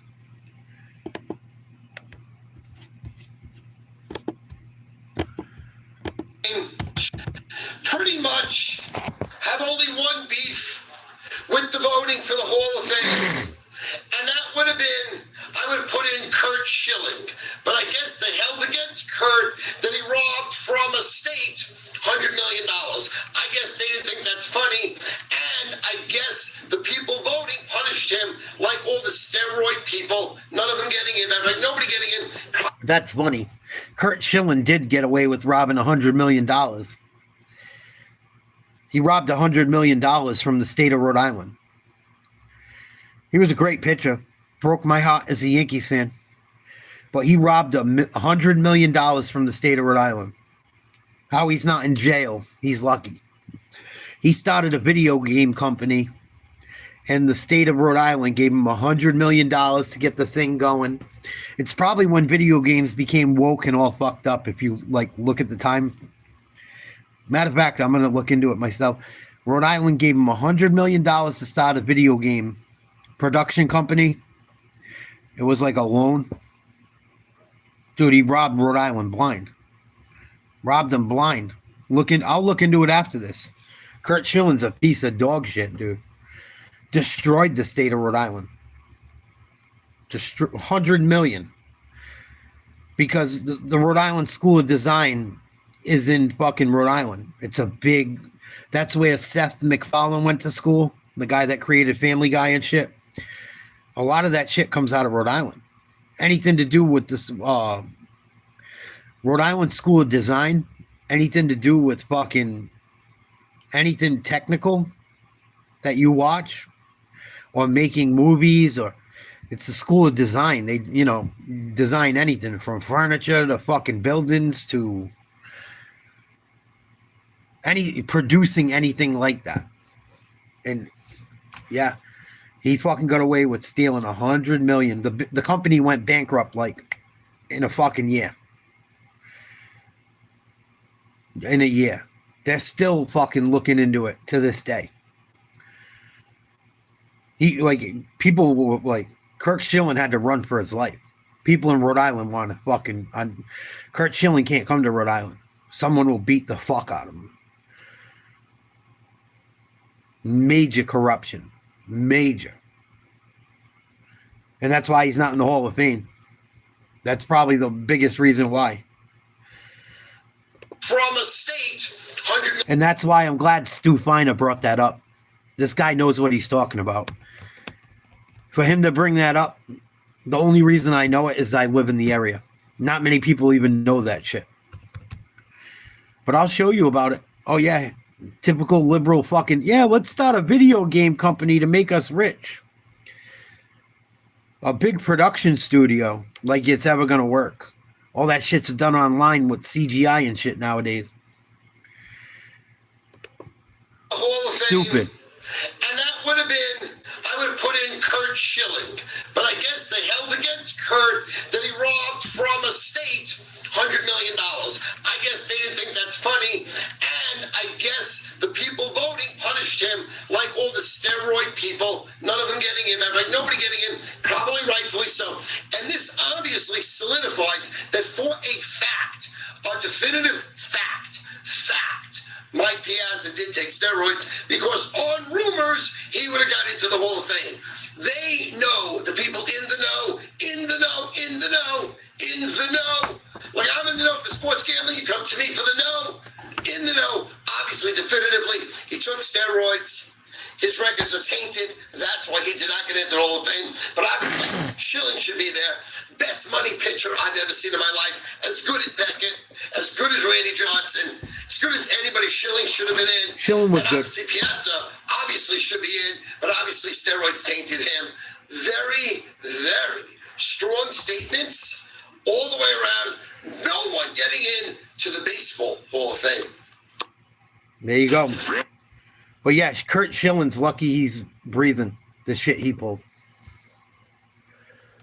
Great pitcher. He was a douchebag, but he was very good. Whether I like him or not, he was good.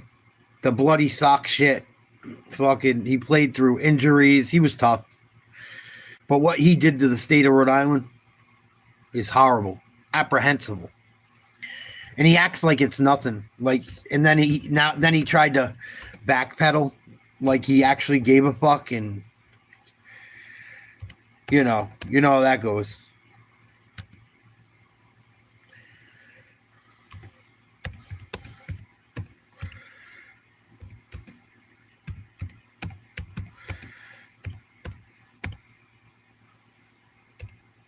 Yeah, same thing with him.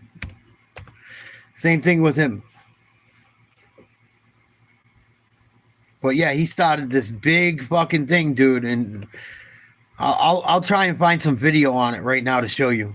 He started a video company that went belly up. It was called 38 Studios. It was a fucking debacle. And then he blamed the state for his debacle, which maybe the state fucked him over. I don't know. I was younger back then and didn't really care, but they asked him if he felt bad about what happened. He's like, what do you want me to apologize for? I remember that shit. Like, the company failed. Well, it's not my fault. Like, dude, what do you mean? You took taxpayer money. You still owe the taxpayer that shit. I'll show you the video right now. During his appearance on WPRO, Schilling admitted to an error in his Sunday Providence Journal piece. It was a mistake first uncovered by Eyewitness News. WPRI.com reporter Ted Nesi has been tracking the failed 38 Studios deal for years and continues our in-depth coverage live in studio. What did 38 Studios executives know, and when did they know it? That was the question raised by Kurt Schilling's latest round of public comments. Kurt Schilling lobbed a lot of accusations in his 2,000-word Providence Journal article Sunday, including an assertion that Rhode Island leaders gave him little notice his company would not get the full proceeds of their $75 million loan deal. Schilling wrote, quote, less than 2 weeks prior to the move to Providence, we were informed of the change in the bond amount. To say we were stunned would not do our reaction justice. But documents reviewed by Eyewitness News confirm that's not accurate. They show 38 Studios executives had nearly 5 months' notice they wouldn't receive the full $75 million, and that 2 months before the deal closed, state officials said publicly they'd only give the company about 2/3 of the money. The rest was held in reserve in case the company couldn't pay back the loan. Today, Schilling backtracked. I don't have specific dates. I can just tell you I remember the conversation, and it had to be prior to signing the deal. But Schilling said 38. I don't remember specific dates. Well, you probably shouldn't be a business owner then. Borrowing $100 million from the smallest state in the country. Complete shitbag. I remember the conversation, and it had to be prior to signing the deal. But Schilling said 38 Studios went ahead anyway because they needed cash. Except for minimal small investments, I'm the one funding the company. I don't want to have to put more of my money in. And this. You're the one funding the company, then why did you take $100 million loan, you lying fuck? They always rat on themselves. State came to us offering us basically $75 million. Actually, at the point where I didn't want to fund it anymore. And so the state was involved, Rhode Island was involved at that time, but it was perfect, right? Governor Kacheri told the EDC board at the time that if 38 studios needed more cash, it could just find additional investors. Schilling says they tried, but it never happened, and the company was bankrupt within 2 years. Ted Nesi, Of course it was. Of course it was. Brett Favre's a piece of dog shit, dude. I love Brett Favre when he played for the Packers. Yeah, it's a small amount for a state. It was a loan. These people don't give a fuck about anyone, Kai. That's the problem. And it's funny, right? If me and you want to go get a business loan, we can't get one. We can't get one from that mother. We can't get a fucking loan from the state for even $1 million to start a business. They gave him $100 million. You could have gave 100 people $1 million to start businesses that would have paid it back. You give this ex-Boston Red Sox douchebag $100 million to start a video game company or move his video game company. What up, boys and girls? What up, Kyle? What up, Ardell? He knew what he was doing. Oh, we needed money. Well, you were investing the whole thing. You said you were backing the whole thing yourself. So why did you need a $100 million loan? Oh, we didn't know anything about it. Dude, he got caught in so many lies. How he's allowed to live in a fucking big, beautiful house and be rich is disgusting. Disgusting. Another liberal fucking idiot. They do it all the time, Jared. Every state does it. All these states give out loans, and the federal government gives out loans to big companies. But if you're an average Joe, you can't get it. It's rules for thee, not rule for me. No, I'm not a Wisconsinite.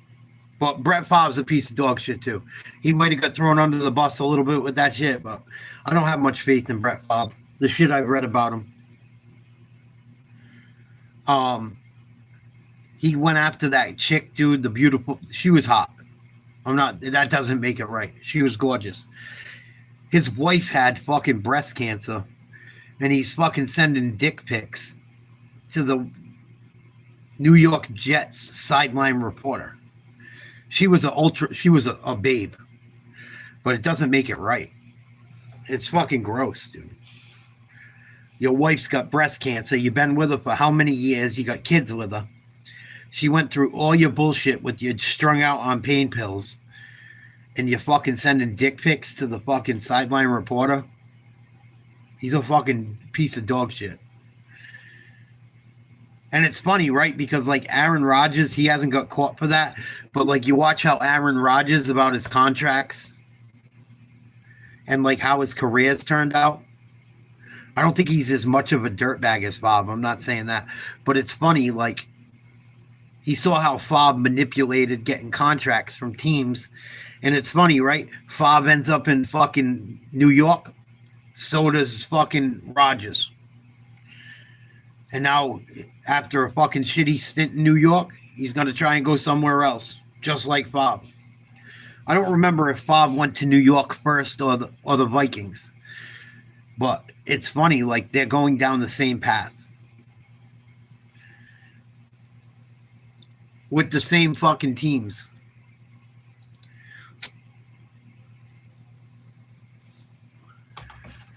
Little ironic.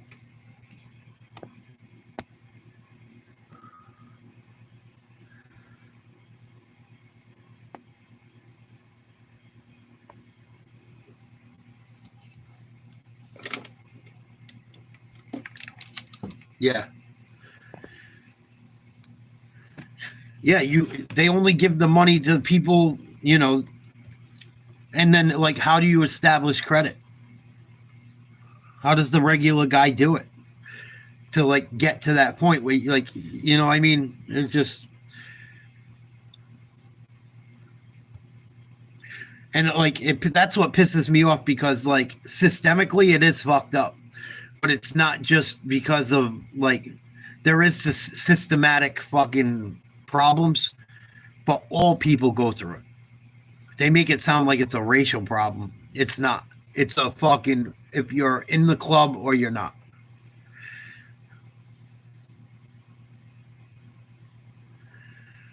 You know what I mean? You could have a fucking really nice fucking credit score. If you don't make enough money, they ain't giving you the money. They ain't going to take a shot on you.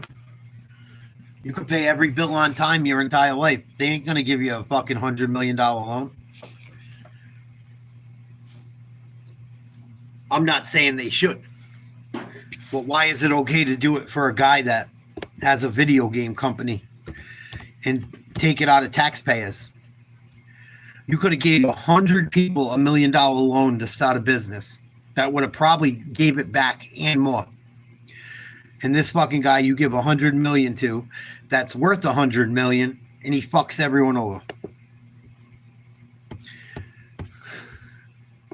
Wild. Yeah, it's a scumbag problem. It's not. It happens to everyone. Either you're part of the game, or you're part of the club, or you're not. It doesn't matter if you like Trump, if you like Biden, you ain't getting that money. Don't matter who you like. You know? And then, right, if you have no fucking confidence, this is the funny thing with Kurt Schilling that bothers me. Right? Oh, we needed money. He first says, I'm funding the entire thing myself. Then he goes and gets a loan from Rhode Island. And then Rhode Island says, we're going to hold on to 25 million. We're going to give you 75. And we're going to hold on to 25. And that's not good enough. And then the company still goes under. And it's the state's fault. How? They gave you money to fucking move here and do it. Such a fucking douche. I have no respect. That's why I don't like the Red Sox, because half the guys that played for them are fucking scumbags. Scumbuckets. I don't care if he played his life away. He's a fucking douche. I'm going to play some more videos about it. I'm glad we got into the discussion about some of these guys. Gives you the power of AI to build the website you need. With full Coverage of the 38 Studios scandal 2 years after Kurt Schilling's company came to Rhode Island with the promise of a big loan backed by U.S. dollars. The video game developer is finished. All of a sudden, suddenly, without warning, there's like financial damnation and they're out of business. I don't know what happened down there. The bankruptcy of video game developer 38 Studios wasn't just a startup tech company falling victim to the vagaries of a rough economy. It was a completely predictable boondoggle of crony capitalism. Of course it created was. by star-struck legislators and the hubris of a larger-than-life athlete completely unprepared to compete in business. Former Boston Red Sox pitcher Kurt Schilling, an iconic figure in New England after anchoring a historic playoff comeback which ended an 86-year title drought, founded 38 Studios near the end of his baseball career in the hopes of becoming a major player in the massively multiplayer gaming world. Schilling invested millions of his own fortune in the company, and with self-assured bravado he exhibited as a player, set out on finding investors to infuse his company with the roughly $50 million needed to complete No doubt, 38 Jared. Studios' first game. Although Kurt Schilling is the kind of local legend who could get a meeting with every venture capitalist in New England, one after the other, Massachusetts VCs passed on 38 Studios. A venture capitalist told the Wall Street Journal that it would have taken a lot of babysitting to do a deal with Schilling because he was inexperienced and the management team was inexperienced. Schilling went to Governor Deval Patrick in Massachusetts, he's a Democrat, and asked for some sort of support. And the Patrick administration had very little interest in it. It was surprising that Kurt Schilling, being known here as a Republican, he was campaigning with President Bush shortly after the Red Sox won the World Series, as a small government guy to be going to the government for his private business. The company never got a major private investor on board other than the state of Rhode Island. Rhode Island Governor Donald Carcieri, term limited and searching for a legacy, made it his... It's funny, right? They go, oh, Democrat Governor Deval Patrick, he got caught up in all kinds of shit. He got thrown out of office. Don Carcieri ruined the state of Rhode Island, made it so much worse. Destroyed the core hogging industry that I was a part of my entire life. 5th generation fisherman on both sides. Absolutely got my life destroyed by this guy in a lot of ways. He's a Democrat too, but they don't say it. Watch how they do this shit. They think they're slick. Let's back it up a little. They'll tell you like, oh yeah, Schilling's a Republican, and the Democrats in Massachusetts wouldn't give him money, but the Democrats in Rhode Island gave him even more. Watch what they say. They think they're fucking slick. Like how they paint it. Like Schilling's a Republican going to Democrats for money and got it. Even though it didn't happen in Massachusetts, that makes it okay. Like fucking Governor Kacheri was a super Democrat in Rhode Island. Had no conservatism to him. To compete in business. But listen how they paint this. Listen how they paint this. Anything from fucking Maine down to New York or New Jersey pretty much is all Democrat. Even further, actually. Probably all the way down to like Pennsylvania. North Carolina, but I digress. Listen how they paint this. They paint it like, oh, the Democrats were smart. They didn't give him the money. He was a Republican. But the Democrats in Mass wouldn't give him the money. But the Democrats in Rhode Island gave him the money, but they don't ever say that they were Democrats. All they tell you is that the Democrats told him no in Mass, and he's a Republican. But the Democrats in Rhode Island gave him a chance. Like, it's nuts. And the guy that made this is a fucking chill. I'm not even going to give him credit for the video because he should go fuck himself. If you're going to tell a story, tell it right. 38 Studios wasn't just a startup tech company falling victim to the vagaries of a rough economy. It was a completely predictable boondoggle of crony capitalism, created by starstruck legislators and the hubris of a larger-than-life athlete completely unprepared. It was crony capitalism. Yeah, Kurt Schilling's a piece of shit. But, like, let's not act like Democrats weren't down for the capitalism, too. Like, enough just blaming capitalism in general. Like, come on, dude. Come on. Prepared to compete in business. Fortunately, it was a completely predictable boondoggle of crony capitalism, created by starstruck legislators and the hubris of a larger-than-life athlete completely unprepared to compete in business. Former Boston Red Sox pitcher Curt Schilling, an iconic figure in New England after anchoring a historic playoff comeback which ended an 86-year title drought, founded 38 Studios near the end of his baseball career in the hopes of becoming a major player in the massively multiplayer gaming world. Schilling invested millions of his own fortune in the company, and with the self-assured bravado he exhibited as a player, set out on finding investors to infuse his company with the roughly $50 million needed to complete 38 Studios' first game. Although Curt Schilling is the kind of local legend who could get a meeting with every venture capitalist in New England, one after the other, Massachusetts VCs passed on 38 Studios. A venture capitalist told the Wall Street Journal that it would have taken a lot of babysitting to do a deal with Schilling because he was inexperienced and the management team was inexperienced. Schilling went to Governor Deval Patrick in Massachusetts, he's a Democrat, and asked for some sort of support. And the Patrick administration had very little interest in it. It was surprising that Curt Schilling, being known here as a Republican, he was campaigning with President Bush shortly after the Red Sox won the World Series, as a small government guy to be going to the government for his private business. The company never got a major private investor on board other than the state of Rhode Island. Rhode Island Governor Donald Kacheri, term limited and searching for a legacy, made it his mission to lure 38 Studios from Massachusetts to Rhode Island. His pitch included a $75 million loan. It's all against the backdrop of a horrific economy in Rhode Island. We have double-digit unemployment still as we're speaking today. In 2012, we started losing jobs in early 2007 before the rest of the country really felt the hit of the Great Recession. There was a desperation by 2010 to do something. It was, we'll get 450 new jobs in Rhode Island. There isn't much risk, the taxpayers were told, to do this deal because the company would thrive and they'd pay back the loan. Governor Kacheri also served as chairman of the board of the Rhode Island Economic Development Corporation, a quasi-public agency whose mission is to promote business in the state with the authority to dole out public dollars to private ventures in the interests of stimulating the economy. However, each loan guarantee must be approved by the Rhode Island legislature.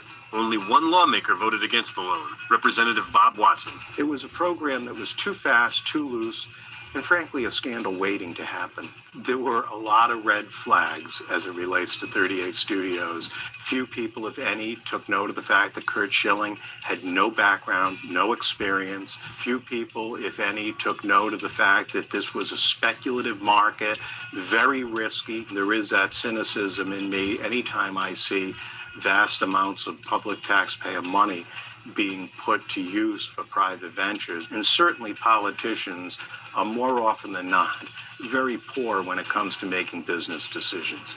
It would be easy for people to think that this was being done primarily because state leaders were starstruck. Curt Schilling was demigod in Rhode Island and all across New England after the Red Sox won in 2004 after 86 years. Some legislators didn't realize that the loan guarantee meant to stimulate Rhode Island business was in fact only going to stimulate one business, 38 Studios. After little more than a year in Rhode Island, with monthly expenses approaching $5 million and their big game release more than a year away, 38 Studios began to unravel. It just disintegrated so quickly. The company actually defaulted on a payment to the EDC, and not only that, they tried to deliver a bad check. The employees didn't seem to have any idea what was going on. They all abruptly got laid off in an email a week later. The employees found out they'd lost their health insurance when a woman who was pregnant, whose husband worked for 38 Studios, went to the doctor and was told you don't have insurance anymore. Others are having to move to other parts of the country after having just moved to Rhode Island to relocate. Donald Carcieri left the governor's office in 2011 and was succeeded by Republican-turned-independent Lincoln Chafee, a vocal opponent of the 38 Studios deal from its inception. As 38 Studios defaulted on its loan payments, Curt Schilling hoped the state would provide a bailout to help the company survive. Governor Chafee declined to use any more taxpayer dollars on the foundering company. When it became clear that the company would not survive, I publicly stated my commitment to you that my primary goal would be to do everything within my power to protect the taxpayers of Rhode Island. I will work to minimize any loss of your hard-earned taxpayer dollars. Schilling called it a $100 million I told you so on the part of Governor Chafee. He thinks Chafee went out of his way to make sure 38 Studios died to prove his point. After denying the bailout, Governor Chafee appointed the nonpartisan Rhode Island Public Expenditure Council to produce a study that included an analysis of the collapse of 38 Studios. Oh, Chafee's a piece of shit. And they love his fucking... Him and Senator Pell... him and his father and Senator Pell, his father was a longtime politician in the state of Rhode Island. They loved him in Washington.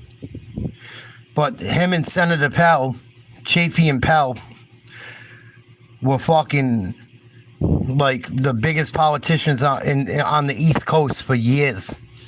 Just as big as the people in New York.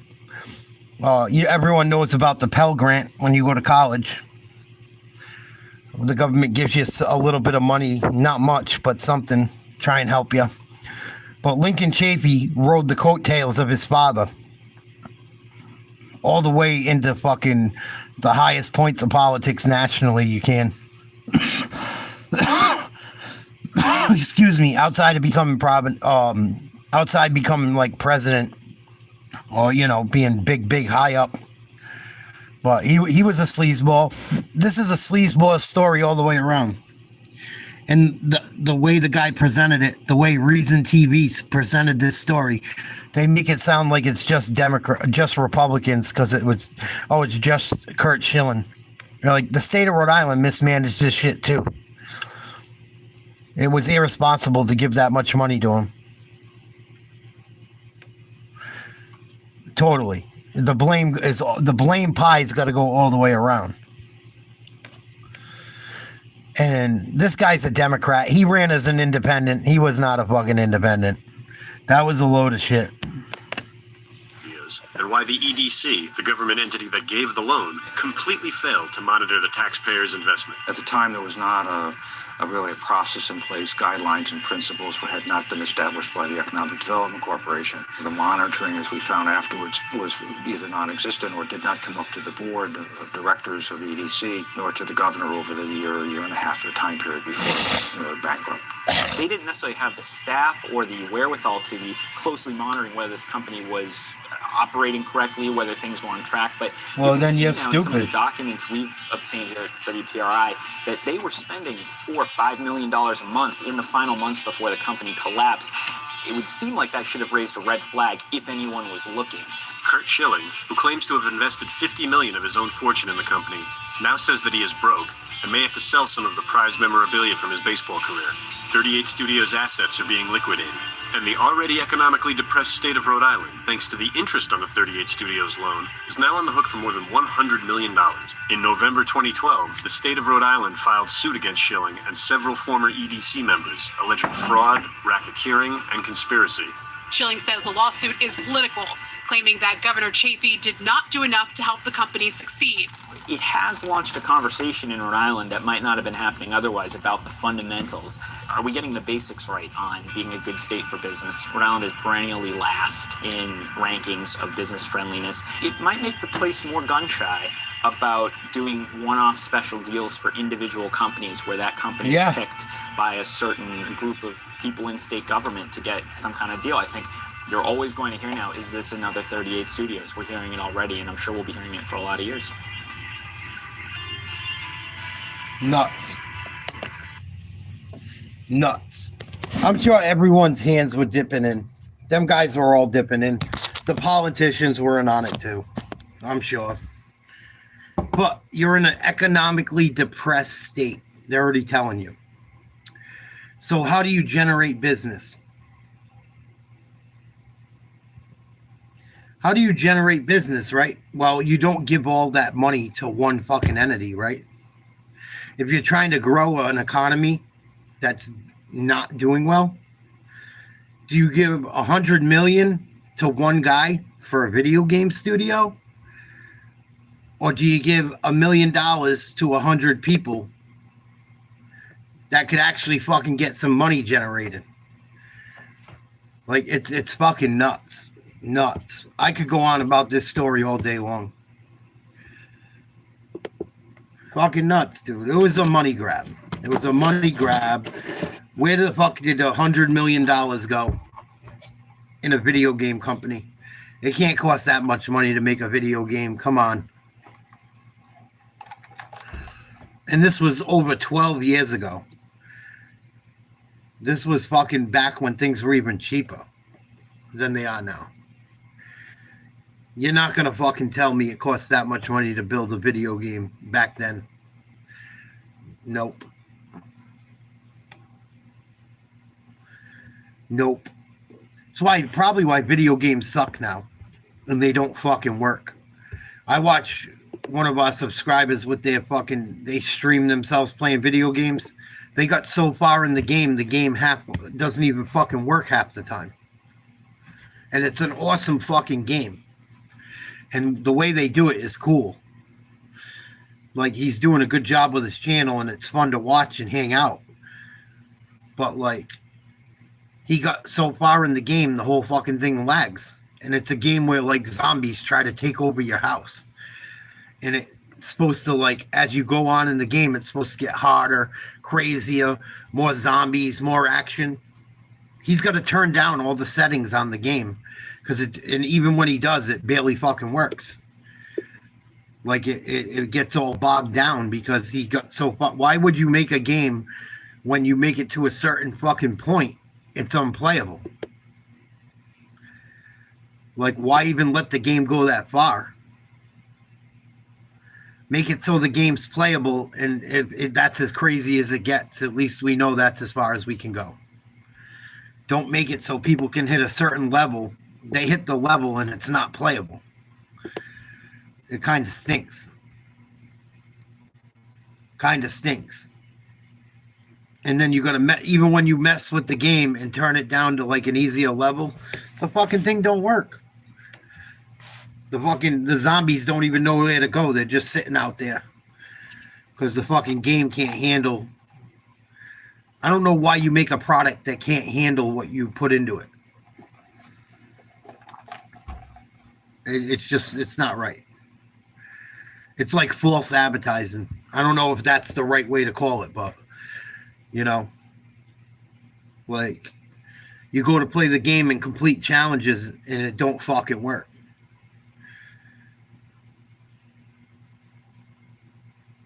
That's why I don't play fucking video games anymore, because that shit started to happen in Madden. Online and shit. Like, stupid.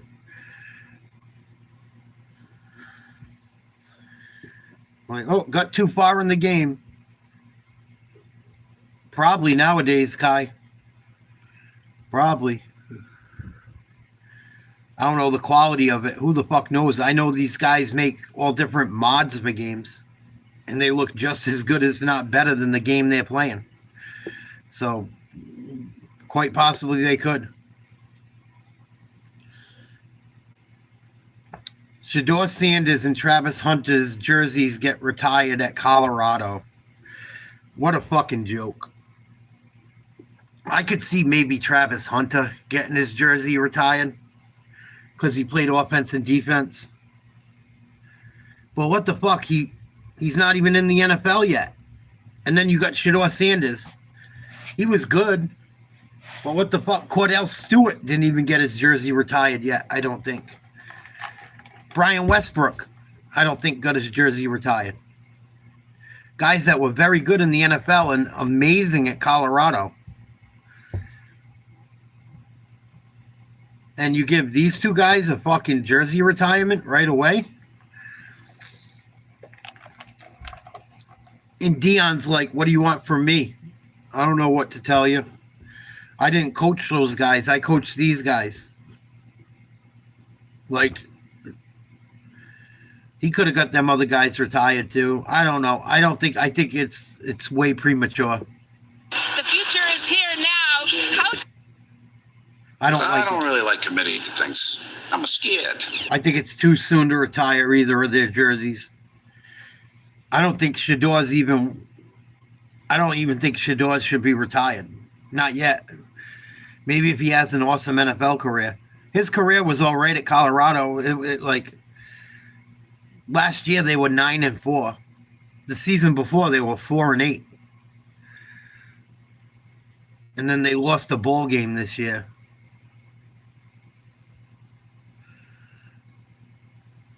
So they were 13-12. They had 13 wins and 12 losses in the fucking 2 years they were there, and you retire their jerseys?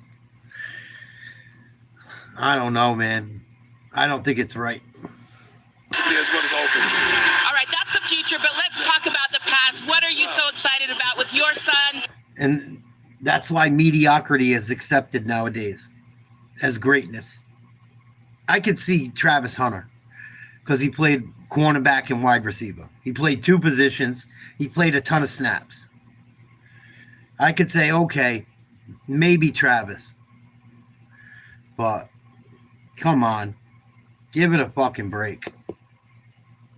This incredible young man, Shedeur Sanders, and Travis Hunter, all that he's meant to this program. People don't understand that what they brought to the table. The main thing I think people forget is they didn't take any help.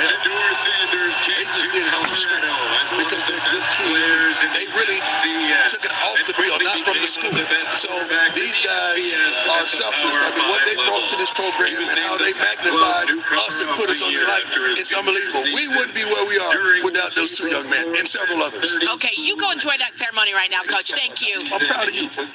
Your resilience is unbelievable. I love you, girl. You did that. You did that. Thank you. Coach Brian Holly, thank you so much. What a special moment between those two, and what a special moment for these two as we take it out of the field. Just 4 numbers in the history of Colorado have been retired. They are adding 2 more. Let's go down to the field. Deion's son, Shedeur's got a legend chain around his neck. You went 13-12 in the Big 12, dude. You lost your bowl game by 40. Come on. Come on. I'm not saying the kid doesn't have a future and he's not a good ball player. He's good. He's not an all-time fucking great. 13-12 in college. Lost the bowl game by 40. And he's getting his number retired. It's got to stop. It's got to fucking stop.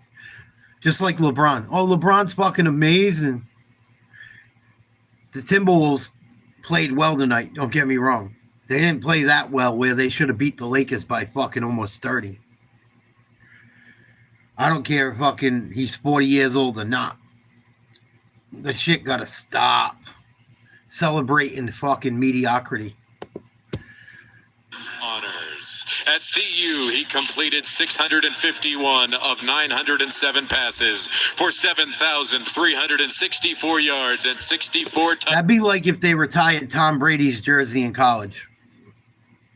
And he barely fucking played. Probably had close to the same record. Before he even played an NFL game. Happy Easter. touchdowns with just 13 interceptions. In his college career, he is just the second player to throw for more than 14,000 yards while completing 70% of his passes. He also threw a touchdown. And he played 2 years in fucking... he played 2 years outside of D1. Let's not forget. I'm not trying to be an asshole, but let's keep it real. He played at fucking Jackson State for 2 years. And they play good teams. There's a lot of great athletes. But enough. Let's not act like fucking playing D1 isn't a little bit different than playing at Jackson. It is. It's a lot different. He might have thrown for 1,400. That's a great accomplishment, but he didn't do it at fucking Colorado. They act like he did it all at Colorado. He was one game away from fucking being 500. Like, I'm not trying to be a hater, but come on. Why are we retiring this dude's number? Like, he don't deserve it yet. Even Travis Hunter don't. Even though he played offense and defense, he's amazing. I could see retiring his number in a couple years. We're going to do it right away. Right away. Haven't even been drafted yet. Haven't even been drafted. In an NCAA Division I record, 49 straight games. Despite playing just 2 seasons in Boulder, he holds more than 100 school records, including career passing records for touchdown passes, passer rating, and completion percentage, and 2 of the top 3 records for season passing yards, touchdowns, completion percentage, passer rating, interception percentage, 300-yard passing games, and games with 3+ touchdown passes, among many others. Buffs fans, please direct your attention to the east side of the stadium for the unveiling of Shedeur Sanders' jersey retirement.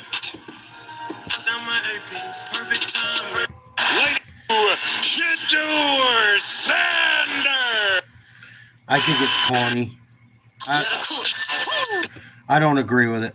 I think it's fucking corny. I think it's a little bit premature.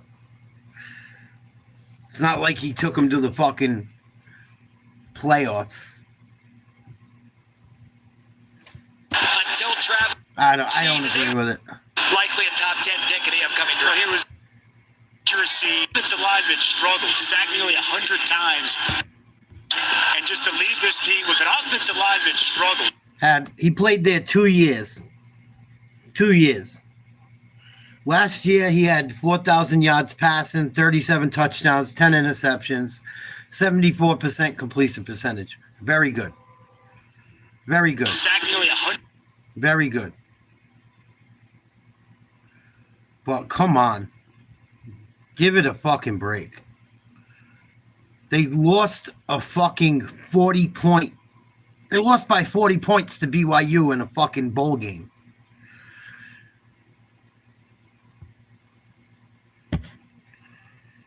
Like, come on. Come on. Come on. 100 times over the player of the year. Field, there's Shedeur, and then there's the Heisman Trophy winner, Travis Hunter. I can see Hunter. Even for Hunter, it's early. Most honored player in a season in college football history last season. He was the consensus National Player of the Year, winning the Heisman Trophy, the Walter Camp Award, and was named National Player of the Year by the Associated Press and Sporting News. He also won 2 National Defensive Player of the Year honors with the Bednarik Award and Lot Impact Trophy. He was the first repeat winner of the Paul Hornung Award and won the Bolitnikoff Award as the nation's top receiver. He was a unanimous first-team All-American in 2024 and a consensus first-team All-American in 2023, and was the first player in history to earn more than one first-team honor on both the Walter Camp and Associated Press All-American teams.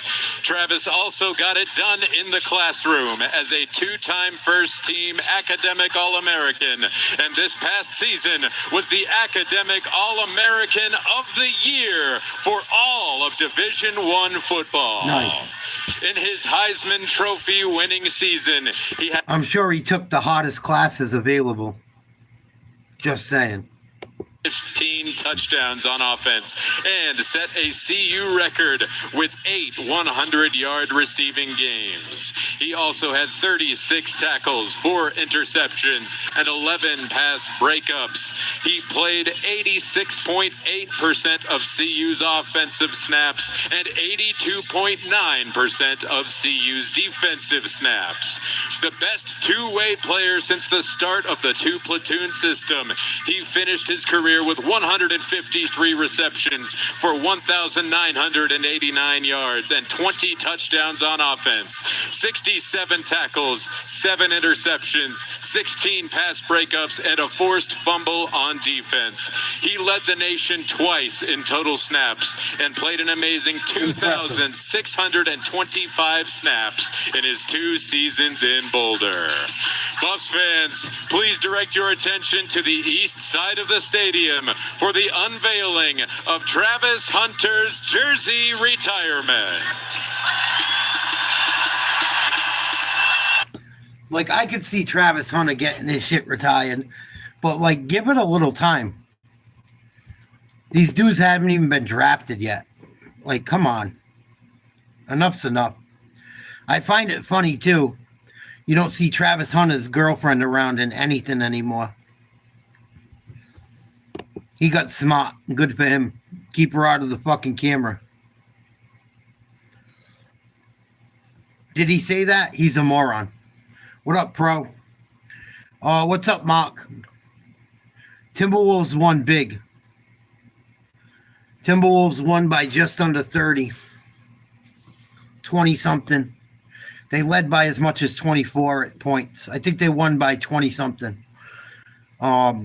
Luka Doncic dropped 37. LeBron had 20. Anthony Edwards had like 20 or 22. Naz Reid had a big game, had like 23. McDaniels had 25. LA, other than the first quarter, could not hang with the Timberwolves at all. The Lakers got some very favorable calls, but it still didn't matter. And that's the thing. LA is going to get their calls, but LA, when Luka comes out of the game, I don't know what they're going to do. Even when LeBron was in the game and Luka wasn't, the other guys on LA couldn't keep up with Minnesota at all. And it could have been an off night, but there was guys like, I don't know. What do you do if you're LA? If Luka scored 37 and you lose by 20, 22 or whatever. 22, I think it was.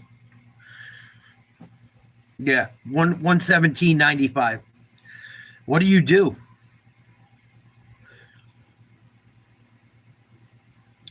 What do you do? And Anthony Edwards left the game with, like, I don't know if he had a strain or a cramp, but Anthony Edwards left the game for like 10 minutes in crunch time. He missed like from the 6-minute mark in the third quarter till like the 6-minute mark in the fourth quarter, or right around there. He missed at least 10 minutes of, like, you know, the final stretch of the game.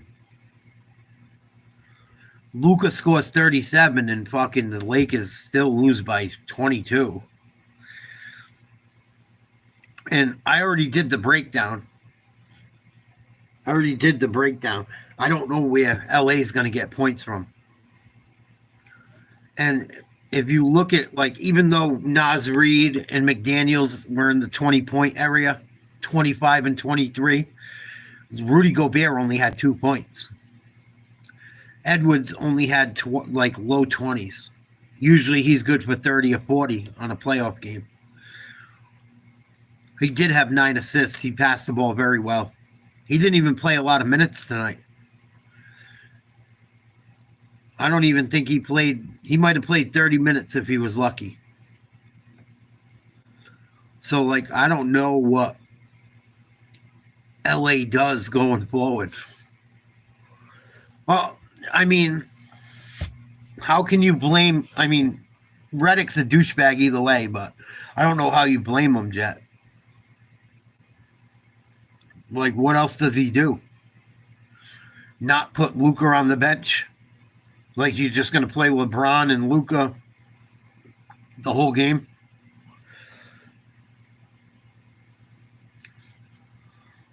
Like, the Lakers played their style of basketball that they have played to win against a lot of teams. They got a lot of, like, they missed some shots and stuff. I just don't know what LA does. I don't think LA is as good as everyone thinks. I think a lot of people get scared with fucking Luka and LeBron. I don't know who they played in the second half either.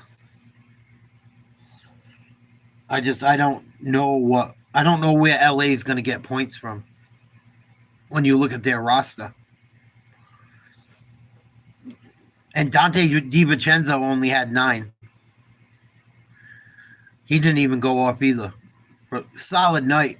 Played great defense. Didn't turn the ball over. And then on top of it, LA got killed on the boards. Absolutely butchered. And Julius Randle only had 16. He's usually good for more. So, I don't know. I don't know what any coach would do. Jet. Not just JJ Redick. I don't know what you do with the players he has. Look at LA's roster. What do you fucking... I mean, he didn't make the roster. LeBron made the roster. And Pelinka. You know, I'm sure LeBron gets more say in any of it than anyone. They went out and got Luka. Got rid of Anthony Davis. They might have been, like I said, people laughed at me when I said it. I said, I think the Lakers got worse, and people aren't going to realize it until the playoffs come. And they drew the Timberwolves, who have 3 guys around 7 foot that can play, and they got rid of their best big man. And Luka gives you a lot. He gives you so much offensively, but he gives up a lot defensively. He can get lazy. He can get too crazy crying about fouls. Luka will get you some rebounds. He's not going to give you... He's not going to get you rebounds like Anthony Davis, nor will anyone else on that team. And, you know, a lot of people didn't like what I said and didn't agree with me. But tonight, it looked like it was evident. And Rudy Gobert didn't even hardly score. 2 points. 6 rebounds. Had a block. Didn't turn the ball over. Played good basketball. He didn't even play that much. Nas Reed played so well. They had to keep him in. But I look at the Lakers roster. I don't know where they're going to get points from. And even if McDaniels doesn't score 25 and Reed doesn't score 23, Anthony Edwards scored 22. Was 8 for 22. Didn't shoot the ball great. About 40, little under 40%. Only played 35 minutes. Randall played 35. Gobert played 24.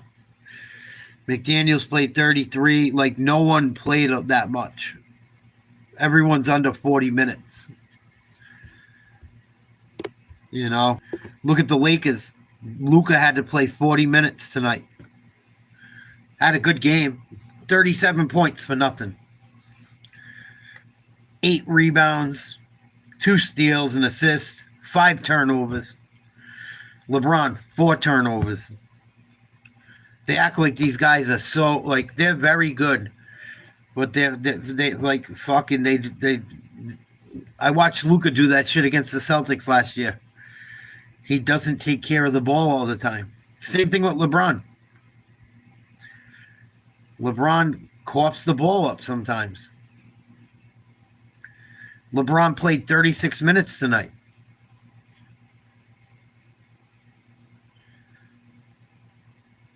He can only play 12 more minutes than he did. Luka can only play 8 more minutes than he did.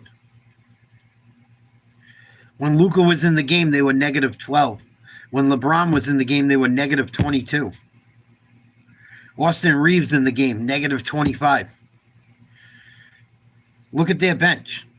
Their bench scored 3, 6, 8, 13 points. And 5 of the points came in garbage time from Dalton Connect. And I could say, okay, they're going to say, okay, well, we're going to play Dalton Connect more. Well, now you're even more in trouble on the defensive end.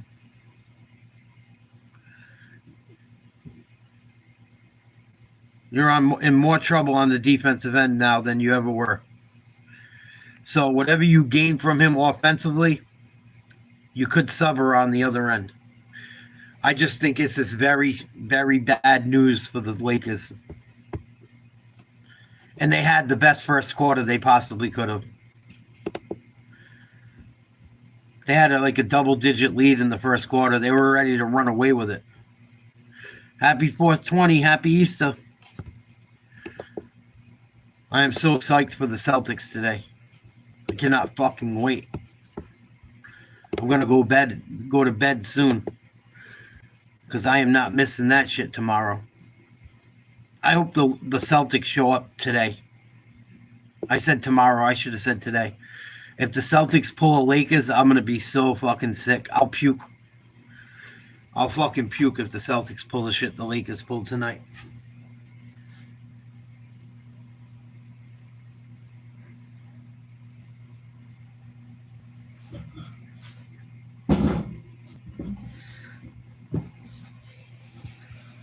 And then, what do you do if you're the Lakers, right?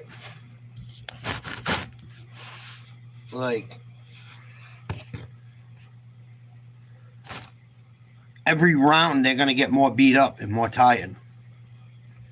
So, I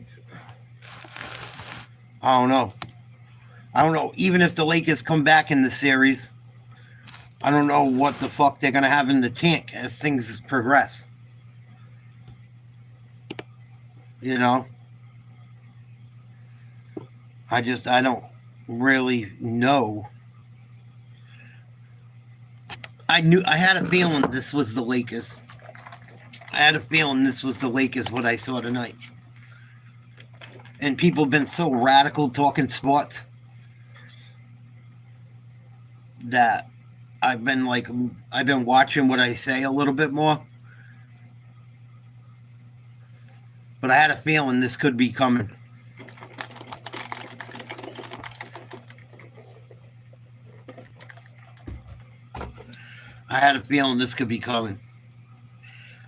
Lakers might get a fucking humbling.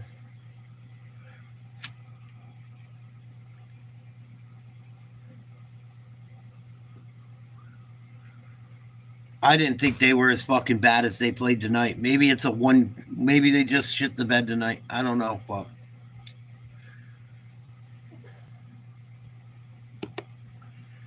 it's not a good sign in my opinion.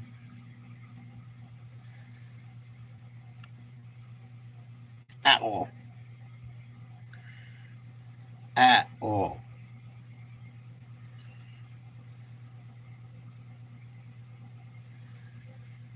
Fucking Luka scores 40 and he scored 37. Close enough. 37 points in a fucking 22-point loss.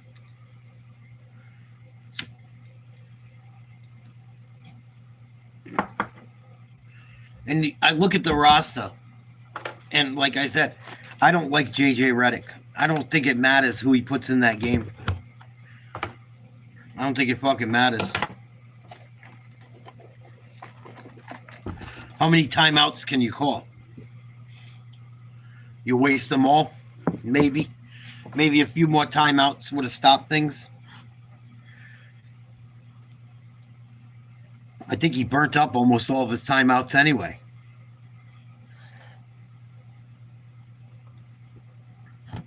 Like, if Luka and LeBron don't score like 75 points between the two of them, or like Austin Reeves doesn't go off, they're fucked. How would you have managed the game differently, though, Jet? Like, what would you do differently? I'm not asking to be a dick. I'm asking because I'm trying to figure it out. Like, what could he have done differently? Not rest Luka, let him play 48, let LeBron go over 40. Maybe. I don't see who he brings in off the bench that changes anything.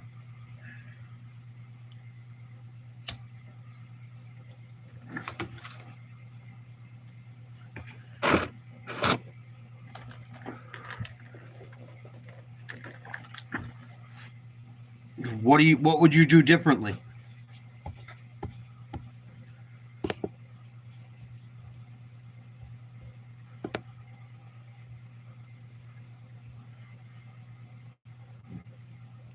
Their starters were Hachimura, James, Hayes, Doncic, and Reeves. Dorian Finney-Smith, Jared Vanderbilt, Alex Len, Gabe Vincent, Shake Milton, Jordan Goodwin, Bronny James, Dalton Knecht, Markieff Morris, Trey Jameson, and Kristen Koloko are your options. What do you do? I don't see one of those guys that changes the outcome tonight. Dalton Knecht had 5 points. He got put in with like 2 minutes to play. He played 3 minutes total, so there you go.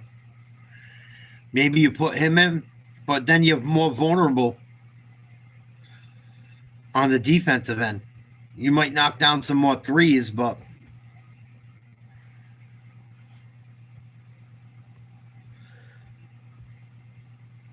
who would you have subbed in? Who would you have put in and who would you have taken out? Rudy Hachimura was 3 for 3 in the first quarter from 3 and then missed every shot the rest of the game. That's what I'm saying. Like, how does it, that's why I'm asking you. Like, what would you do differently how does it overcome a 22-point deficit? Other than playing LeBron and Luka more. Luka played 40 minutes. LeBron played 36. Gabe Vincent had 25 minutes. Vanderbilt had 14. Dorian Finney-Smith had 33 minutes.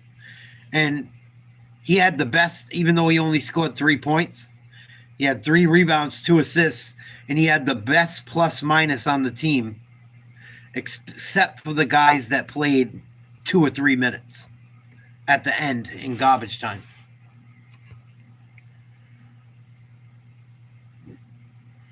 Dorian Finney-Smith played 33 minutes, and he had the best plus-minus out of anyone at minus 11, as well as Jackson Hayes and Luka Doncic.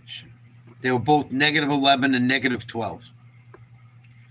So no matter who he put in, other than them guys that played at the end, they're in the negative.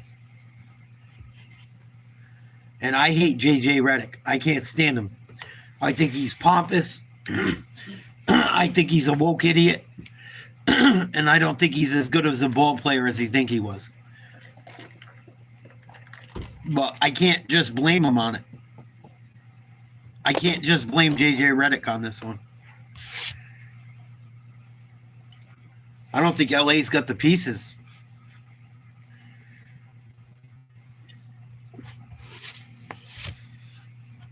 They should throw in Bronny James. He's supposed to be all that. You drafted him late in the draft because everyone said he wasn't what you thought he was. Put him in the fucking game. Do something. He played at the end of the game. He played 3 minutes. He was 0 for 2. There were +1 with him in the game in Dalton Connect. And even if, right, Austin Reeves can score, but I don't know what his average is on the year. I'm sure it's not over 20 points. He scored 16. Even if he scores 25, they lose by fucking... They still lose by fucking almost 15. They lose by more than 10. LeBron scores fucking 30. They still lose by 10. Luka Doncic could have scored 50 points tonight and they would have lost.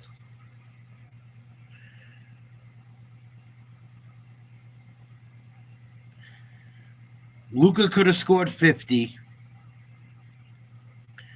LeBron could have scored 30.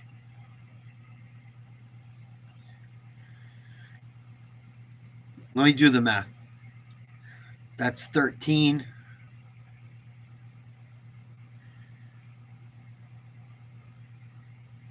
And 11. They would have won by 1 point if LeBron scores 30 and Luka scores 50.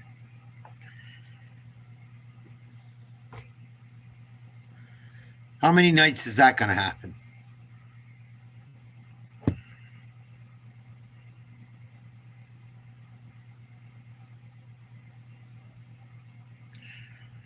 And that's with Austin Reeves still scoring 16. So where are the shots coming from? LeBron James, 8 for 18. Decent night shooting. Luka Doncic, 12 for 22. Austin Reeves, 5 for 13. Not great, but not far under 50%. Hachimura, 3 for 9. Terrible, but knocked down 3 threes early. And Jackson Hayes got 2 missed field goals. I don't see where the points come from. Dorian Finney-Smith, 1 for 5. Jared Vanderbilt, 1 for 3. Gabe Vincent, 1 for 3. The rest of the guys, no one took over. There's another 8 shots total. 10 shots total. Even if them guys make another 10 shots, you might barely win. Probably not. Because not many of them with 3-point field goals. And then you got the garbage time numbers that are irrelevant. I don't know. It was in LA too. That's another thing. Game 1 in LA. And LA ran out to like a 12-point lead right away. And they still couldn't hold it.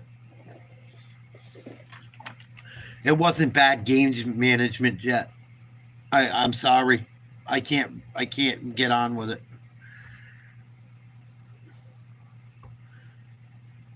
Your fucking 2 best players had almost 60 points and you lost. And it could have been an off night. When I look at the shot numbers, they missed some shots, don't get me wrong. But Luka shot 50%, or Luka shot 60%. 50% from 3. LeBron shot 48%. Hachimura was 3 for 7 for 3, 3 for 9 from the field. Austin Reeves 5 for 3, 3 for 8 from 3-point land. And then you go to the bench, and there's only another 4, 5, 6, 7, 8, 9, 10, 11, and 8 is 19. The bench took 19 shots. There were 1, 2. Let me see. 1, 2, 3, 4, 5, 6, 7. They were 7 for 19. A little under 50%, about 40%, which is average. I don't know how you could. I don't know what JJ Redick can do. I don't think it's game management either. I think he managed it well. I don't think the Lakers have the fucking. They're not as good as everyone thought. They're not.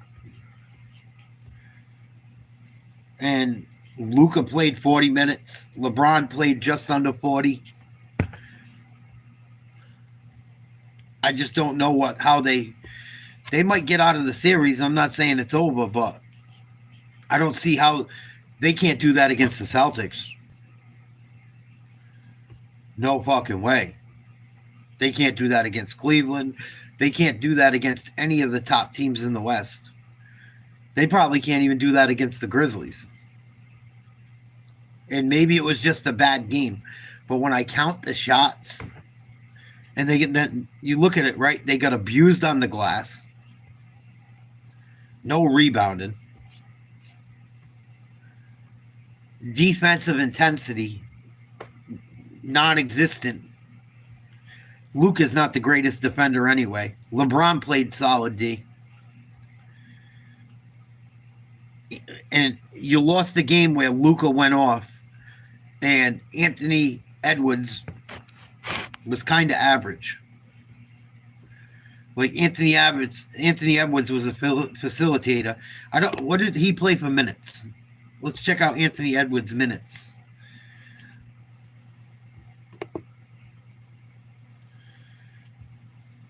I think he played about 35 minutes. Anthony Edwards played less than LeBron and Luka.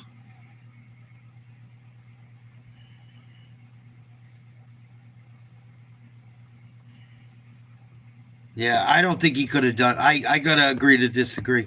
I don't see what he does differently. I don't see what he does differently. And they dominated the first quarter. And Timberwolves were still only down by 7. Like the Timberwolves played a horrible first quarter and still hung in there. And Los Angeles played about the best I've seen them play. So I worry about LA going forward. And I look at that bench and I'm like, I don't know none of them. Really, besides Dalton Connect, who you can't put on the floor because he's going to be an defensive liability. And it could have just been a bad game. It could have been. But I don't know what they could have done. What they could have done differently other than make more shots. I think you got to give Minnesota the credit.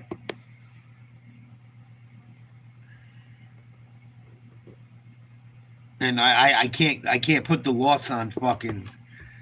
I can't put the loss on them. I can't do it. I can't put it on Redick. I can't do it. I don't see it. It was a total team loss by the players.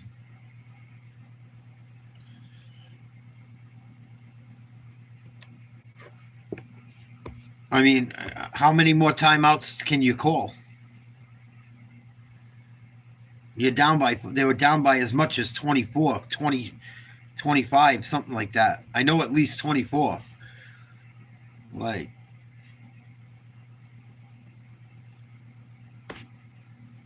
calling timeouts helps. I get it, but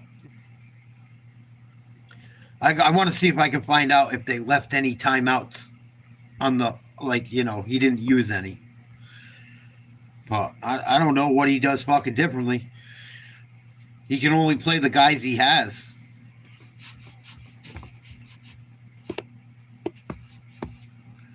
Can only play the guys he has in the lineup. That's why he shouldn't have opened his stupid fucking mouth like they were so fucking good.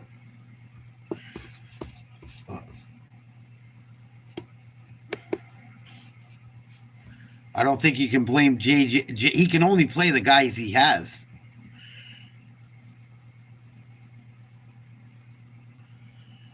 I don't know how he changes anything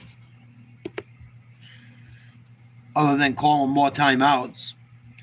I mean, what are they going to do? They got two slow white guys. It's not like they can press. You're going to press with Luka and Reeves out there. You're going to get blown by every time. They're just going to give the ball to fucking Anthony Edwards. He's going to run by him. He's going to go dunk one, lay one up, or fucking throw an alley-oop to someone else. I don't see. I want to look at the team stats and see if he could have called a couple more timeouts or something, but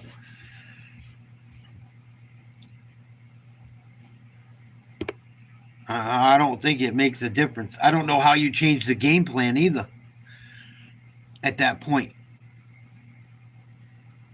I mean, Minnesota had him by 27 at one point. And here's another staggering stat. Points off turnovers. Lakers had more points off turnovers than the Timberwolves, 18-9. And they were almost even throughout the game. The Lakers only turned the ball over 13 times. Minnesota turned it over 10.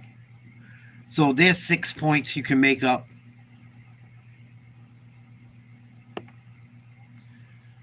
Minnesota shot 51%. LA shot 40%. Both shot around the same for 3-point. Lakers shot more free throws. They were 14-16. Minnesota only shot 10. They were 8 for 10. Lakers were almost 90% from the line. Rebounds, 44-38. Pretty close. And the Lakers actually had more offensive rebounds. They did not move the ball very well. Maybe that's something you can do to change things. Try to pass a little bit more, but how much more can you pass? Luka Doncic had fucking 37. 12 for 22.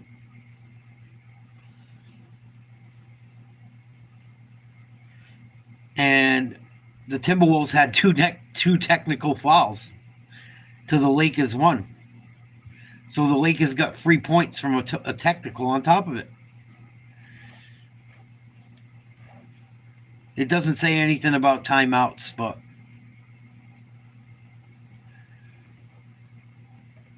maybe he could have called more timeouts. I don't think he had many left. I'm pretty sure he fucking used them all. If he didn't, he's an idiot. That would be the one thing I would say.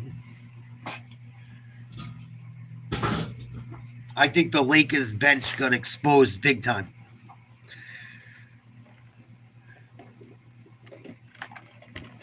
And like I said, all right, so Luka scores 50 and LeBron scores 30 and they win by 1.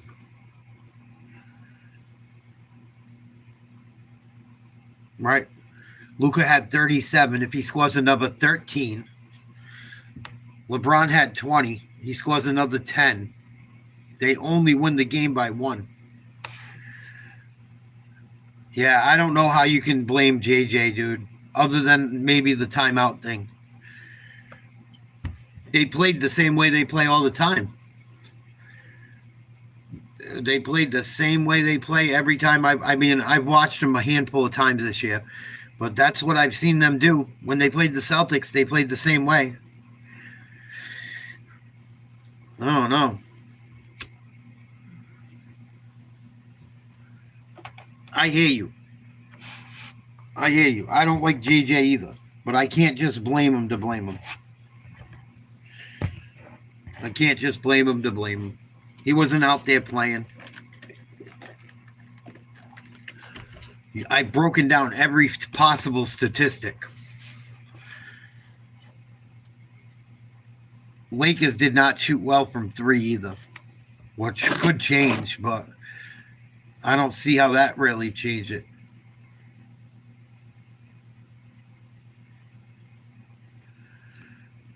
Like, you lost by 22. Even if you hit another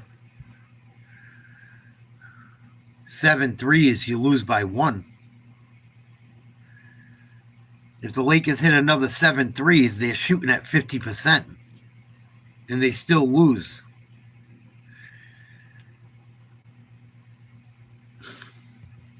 I don't know. I'm a little worried about LA. I know it's early, but they were also at home.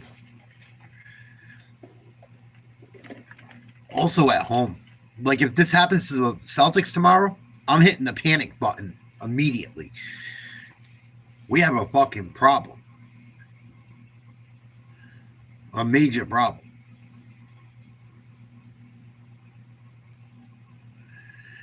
Every single number I break down, I don't see how LA wins this game. Fucking, I don't know, like, how many more 37-point games is Luka going to have? He scored 37 and they lost.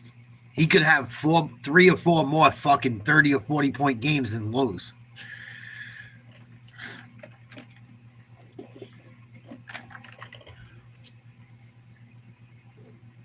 So it's fucking scary. And I thought that the Wolves were more dominant down low, but they only had 6 more total rebounds.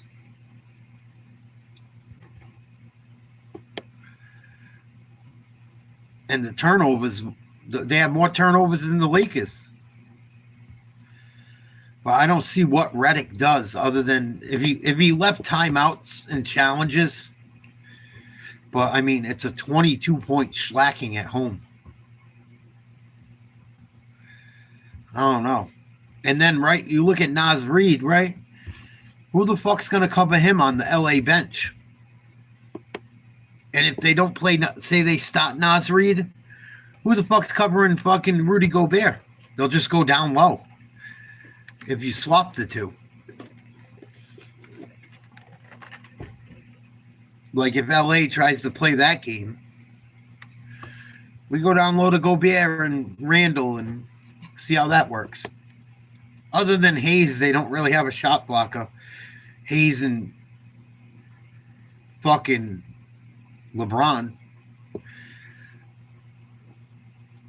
Yeah, you score fucking 37 points and lose by 22.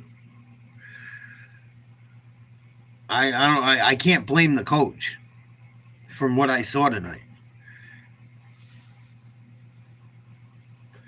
I've looked up every possible statistic. Points conceded off turnovers. LA did have 18.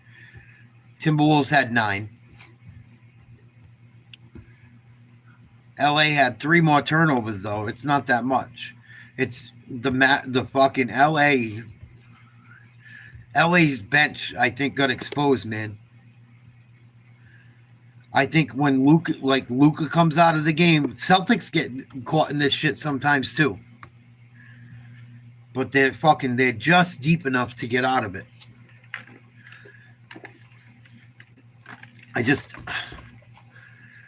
If you told me Lucas would score 37 tonight, I say there's no way Minnesota wins. What do you think, Jet? If you knew Luka was going to score 37 tonight and LeBron would have 20, you'd usually feel pretty good about it, right? I would think. I would have. If someone told me Tatum was going to score 37 and fucking Brown had 20, I'd feel pretty damn good. Or Porzingis, switch them however you want. And then give another 16 to fucking Brown. However you want to play it. If the Celtics' 3 top players scored 37, 20, and 16, I'd feel pretty good. But the Celtics are deeper. Which goes to the bench, which we all said maybe the Lakers bench got assured. Yeah, but I don't understand how you're hanging on them. They just got outplayed, man. I don't think they don't have the personnel, dude. They don't. They don't have the depth. I really don't think it's JJ. I'm sorry. I don't. He was fucking pissed. He was talking. He was drawing up. I watched the whole fucking thing. I can't, even though I can't stand him, I can't give him the L. Like, I give him the L. They lose as a team, but like, the guys produced. The guys that was supposed to produce kind of pretty much all produced. And even if he didn't use all his timeouts, I mean, if he calls another timeout or two, whatever he had left, does it fucking equate to a 22-point turnaround? Like, what would you do differently as the coach? What do you do differently? Give Luka more shots and hope he drops 60?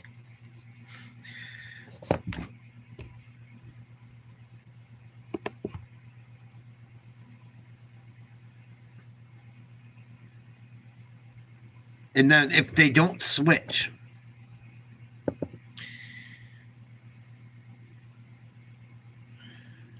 if you don't switch on those pick and rolls, you give up open shots or open layups.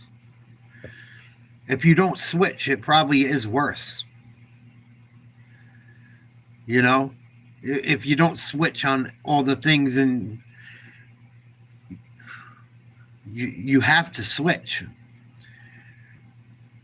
You have to switch, especially on a double screen when they run the doubles and shit. There's no way you don't switch. You have to switch everything. If you don't switch, them guys, especially with Anthony Edwards, if they don't switch, he's going to the hoop every time. He's going. He's going.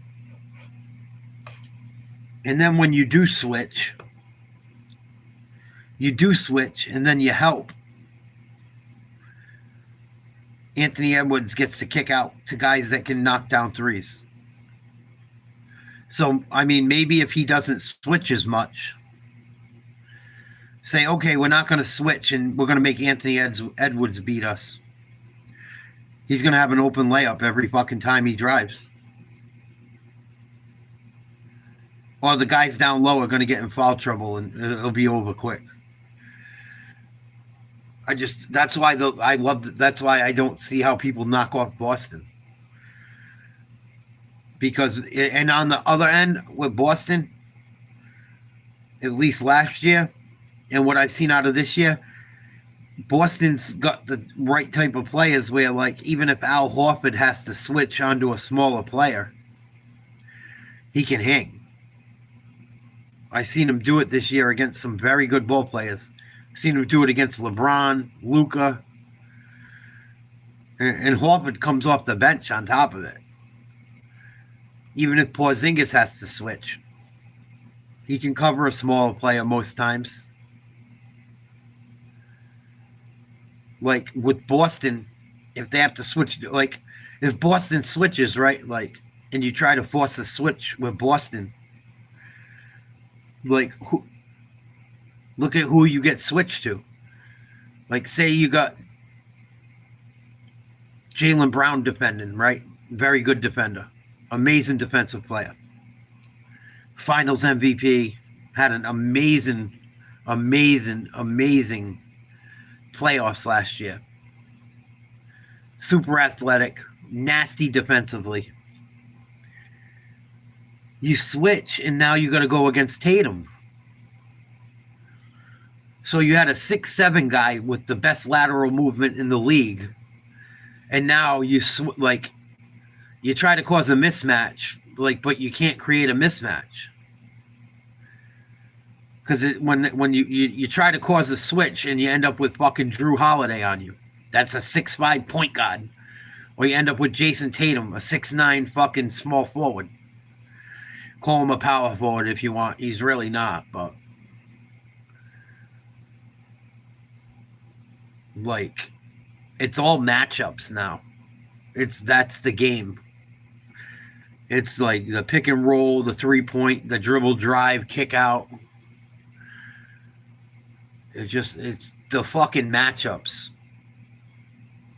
become nightmares if you don't have the personnel. It becomes a fucking, it's like a death. It's like death by 1,000 cuts. It really is. And then you don't switch and the guy drives and then you have everyone help on defense. They're just throwing it out to a guy that shoots 40% from outside. They'll, you might get lucky a game or two and they might miss some shots, but if you play the odds, it usually doesn't work out in your favor. It usually doesn't work in your favor. The same thing with fucking OKC. They do that shit. And even though they don't have the big names everyone knows, they're capable. You got the Williams boys, you got Dort, you got Holmgren, you got fucking Shea Gilgeous. It's like they'll just work switches. They'll run pick and rolls until your fucking eyes roll in your head. Till they get what they want. That's what all the good teams do.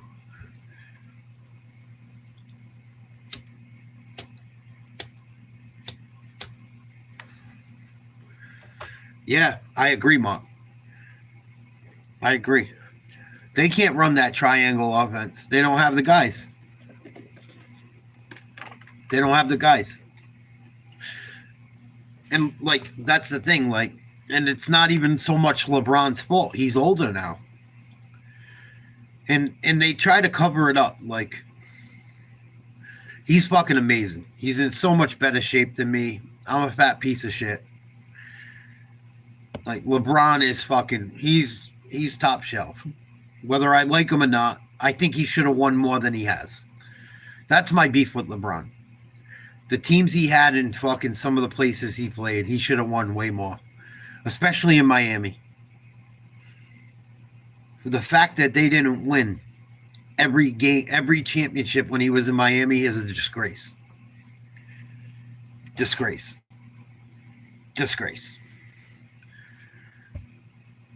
And he beat a very, very amazing Golden State team. He did it. I can't take that away from him. But Kyrie hit the big shot. And I'm sure, I get it. If LeBron doesn't do everything he does, it doesn't allow Kyrie to take that shot, and they're not even in that game. Against an amazing Golden State team. But for LeBron to get out of fucking, how many did he win in Miami? 2? 1 or 2? They should have won every year in Miami. Everyone rips on, and Ray Allen bailed them out. Exactly. They're lucky they even won that one because fucking the Spurs had them beat. Ray Allen doesn't bail them out and fucking sell out the Celtics. That's why I don't like Ray Allen that much either. He sold out the Celtics to go fucking get a ring. He didn't think he could win one in Boston. And Boston pushed them to the fucking brink. If Rajon Rondo doesn't break his fucking arm getting smashed to the floor, they probably knock Miami off that year before they even get to the Spurs.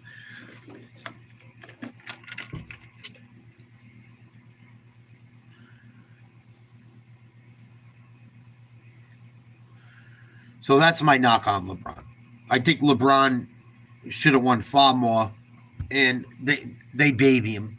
They baby that motherfucker like no other. No other. No fucking superstars got in the truth. If Jordan ever did that, they would rake him over the fucking goals. LeBron falls short. It just makes him a better. Oh, he fell short. That's what makes him great. That's not how it works. It's not how it fucking works. That's how it works for LeBron, not for the rest of the world. If it worked that way for everyone else, They wouldn't break Tom Brady's balls about the 2 times the New York Giants beat him. You know?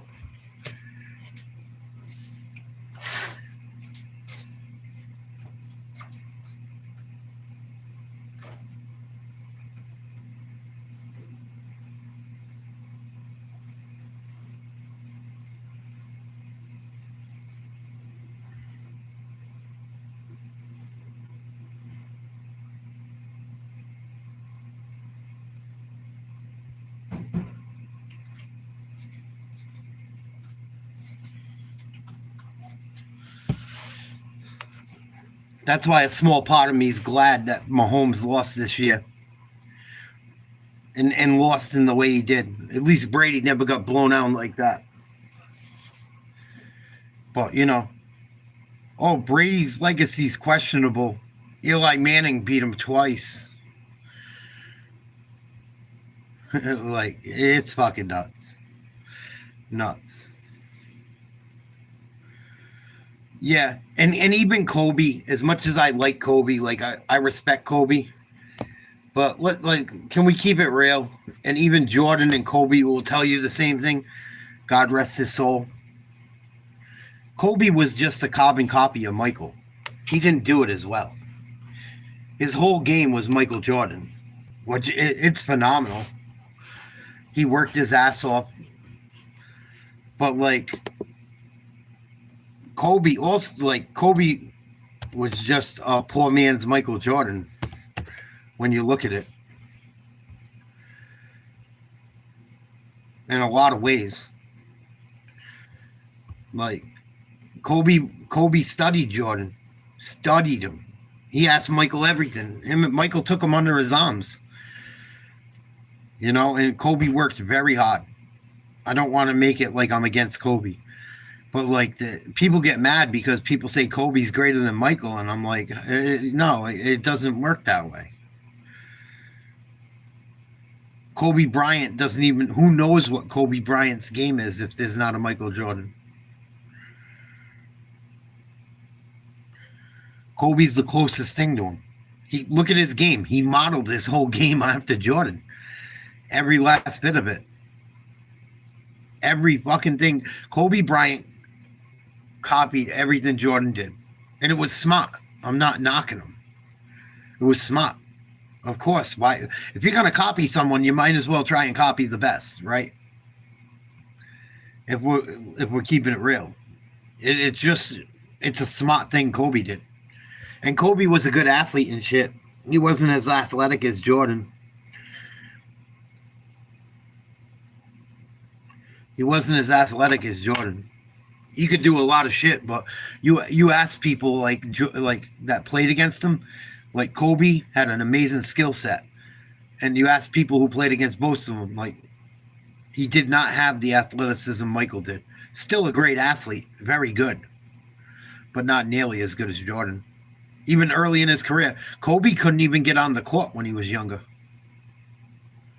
That's why Charlotte traded him away. He worked very hard to get where he was, and he was a student of the game.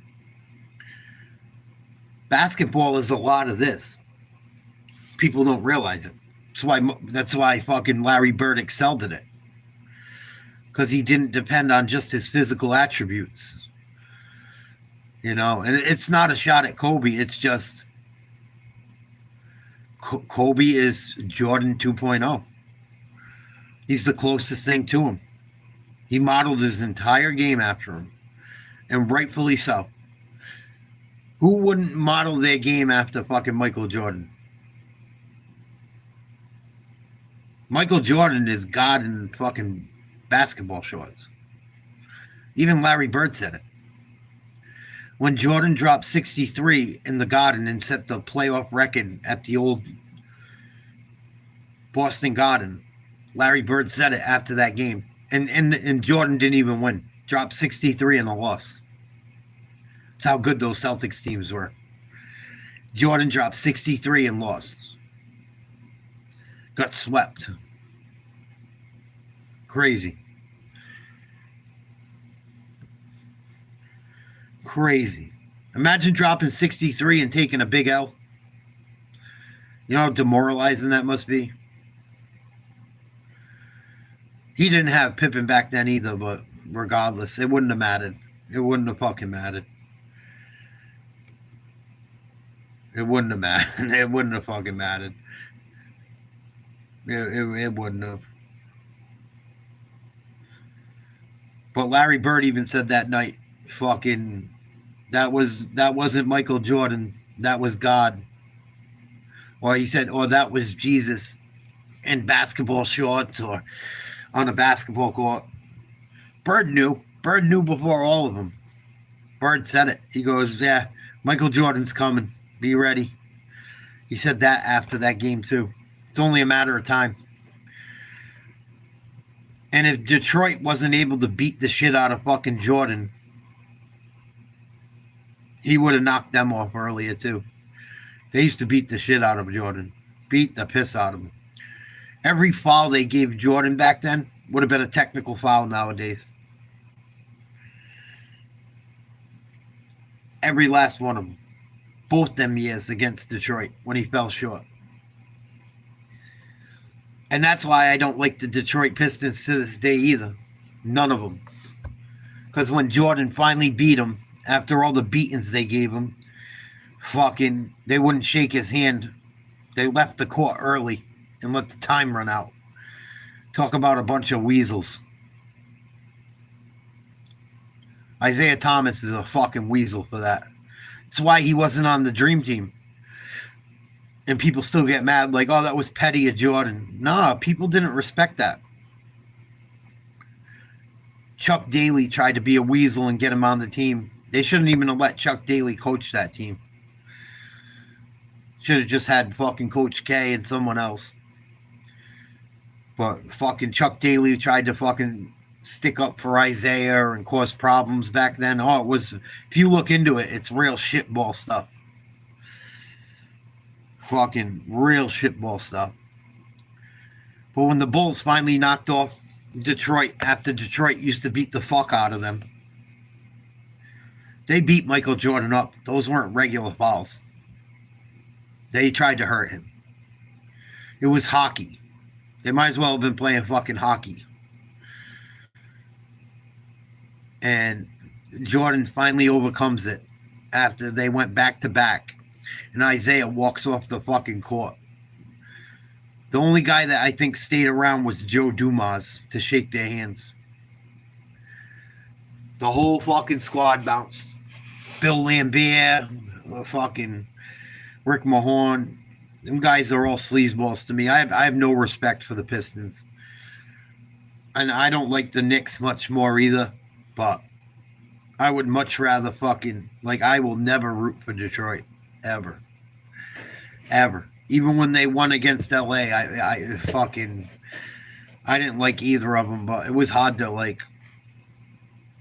That team wasn't as bad, even though they had the malice at the palace. They weren't scumbags like the fucking Pistons back in the day, but the bad boy teams, and people from Detroit think it's awesome. I have no respect for it. Like, hard fouling people is one thing. When the other team beats you and you hard foul them, you tip your fucking cap. You tip your cap and say, hey, you got me. And for Isaiah to walk off the fucking court and not even, and he took the whole team with him too. Almost all of them. Some of the guys didn't go for it, but a lot of them did. Lambier walked by the fucking bench spitting on people. You're a fucking scumbag. Scumbag. I don't have much respect for the Detroit Pistons, especially Isaiah Thomas. Isaiah Thomas is the biggest shitball. And then he cries all kinds of shit about guys and how they behave and, you know, his woke bullshit as well. Like, dude, you didn't even shake Michael Jordan's hand after you guys beat the fuck out of him for his entire career, early career. Fucking mauled him and beat the fuck out of him. Yeah, it would have been assault. Absolutely. Absolutely. And no one did it more than the Pistons. That was the Pistons' entire identity. They were good. They were a good basketball team, but I wonder if they would have been able to win if they played clean basketball. I'm not saying it's not okay to foul someone or give someone a hard foul, but the shit they did was like, I've never seen like anything like it to this day. I remember being a little kid crying. Even though I love the Celtics, I love Jordan. Who doesn't like fucking Michael Jordan? Even when I was like, I never wanted to be a bandwagoner. I always loved the Celtics the most. I will never sell out my team. I've never been that. I'm loyal. Even if my team loses, they suck, I ride with them. It's just like the Patriots lately. There were so many fucking people that dick rode a lot of those teams. And it continues today. You'll see it. Watch what happens, like if the Lakers get bounced, and you'll see. Jason Tatum, if he wins another one this year, he'll still get no respect. It's just the. I used to think most sports fans had a brain. They're worse than fucking. Talking about sports is almost as bad as talking about politics nowadays. It might be just as bad. Because you got ESPN pushing all that shit, and like just the way it's become. And the lack of respect for people that came before. It's fucking nuts. It's like, look, right? And then, like, you can look at it in so many different ways. I got to get going in a minute, but, like, look at the coverage, right? Alexander Ovechkin breaking probably the toughest record to break in sports. One of them for sure. He didn't get much coverage for breaking Wayne Gretzky's record. LeBron fucking breaks the all-time scoring record in basketball, which is a hard record to break too. But they're fucking making national holidays and fucking, it's just, I don't know. Imagine what would have happened. Like, yeah, exactly. And like, what if Alexander Ovechkin wasn't white? Imagine what they would have done. I'm just saying, I'm playing devil's advocate. Like, just the way they cover certain things, like, oh, guy plays 20 years and scores 30,000 points. It's impressive. Guy fucking plays 20 years, scores 1,000 goals. Nothing to notice. In a sport that's much harder.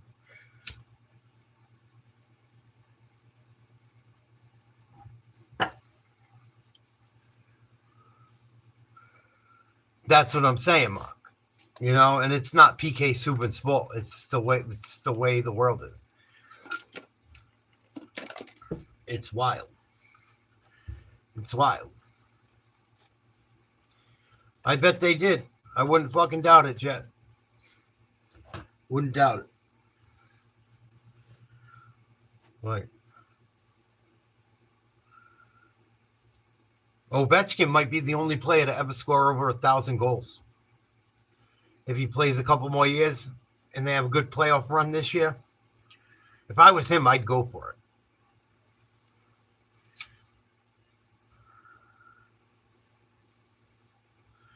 If I was him, the way he's still playing, I think he had almost 40 goals this year. Fuck it, keep going. Fucking keep going. Run that record right up. I'd rather see him with it than Connor McDavid anyway.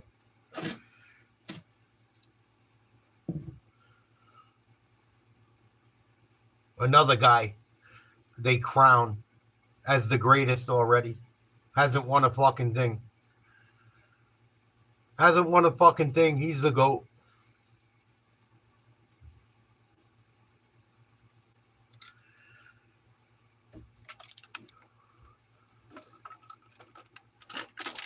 Yeah. Or if you steal that shit, if you fucking stream it.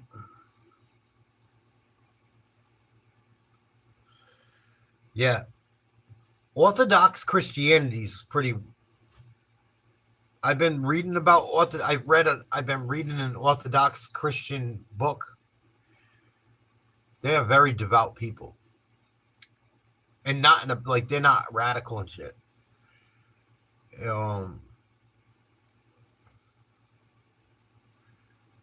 I like the religion a lot. I mean, I'm a Catholic. I'm Christian. I don't really go to church, but Orthodox Christianity has really become appealing to me lately. A lot of them guys, the guys that are serious about it, live like out in the woods and don't want to bother people, don't want nothing to do with the way the world is. It's like very, very, very appealing to me lately. Mock, it is. Not to sound like a cult member or nothing, but it's very appealing to me.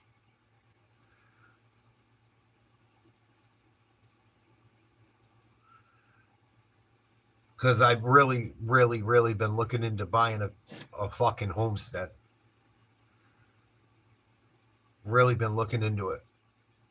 I'm so sick of living in fucking cities where taxes continue to rise, and it's only a matter of time before I get priced out of my house. It's only a matter of time. With taxes and the rich people buying up land around me on the water. These little shacks around me are going for huge money. Huge money. And they're knocking them down, and they're building big houses that are fancy on stilts. Trying to turn it into like how South Carolina is, North Carolina, only up here in the Northeast. Nantucket, fucking. It's only a matter of time.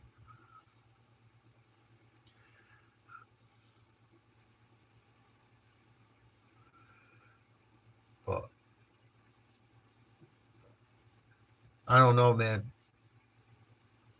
If I could pull it off, I would love to fucking go. Like, the more it's becoming, even if I only live up there half the year or something, till I can save more money or find a way to like.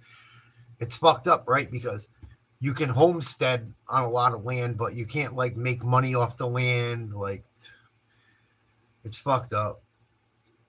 And if you do it in Alaska, you got to be careful because a lot of them are so far from society. It's like fucking very hard to pull off. It's not the easiest life, but I would rather go work in my fucking garden and go catch fish or go hunt. Like, I would rather the old way of life. Call me crazy. Call me crazy. I wouldn't mind some of the modern amenities. I wouldn't mind having fucking electricity to a degree. It don't gotta be crazy. I wouldn't mind having fucking propane heat or something. Doesn't have to be natural gas. But like, they, even with the fucking homesteads, they outlaw certain things. Like, all right, so if I have a homestead, I can't charge people to come hunting on my property where I can make a little bit of money to make my life easier. Like, because you still need money. You still need money. And you're allowed internet. Internet, that's the easiest thing nowadays, Jet, as long as you have the money to do it. You just get a Starlink,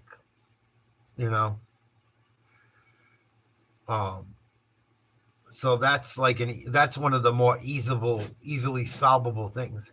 The tough part is how do you still make enough cash to like, because you still need some cash. You still need to have a little bit of cash in most situations. You're going to have to come up with money for certain goods. But like, yeah, like, so I can't if I have a homestead, I can't farm on it. Like, I can only farm for what I'm going to eat. Like, so I can't sell a couple $100 worth of fucking fruits and vegetables during the summer to survive and get like flour and milk and I can't have cows. Like,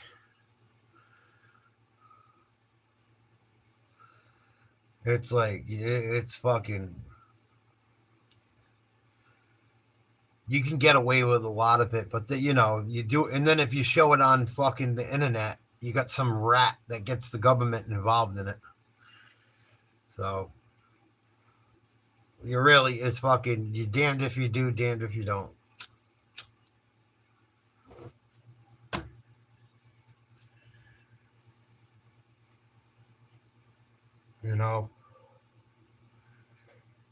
But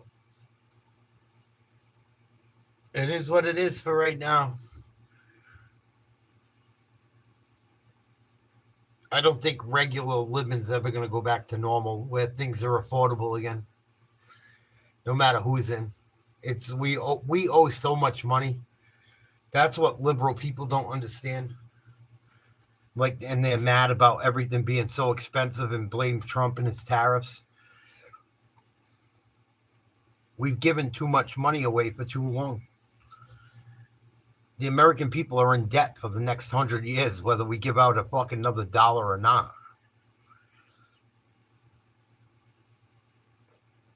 So we've spent too irresponsibly publicly for too long. So the only way to get out of that is not to spend, right? And try and give other people a shot and try and reverse it. But liberal people don't get that. They just think the money comes out of thin air. They think you could just keep printing it and spending it, and there's no such thing as inflation.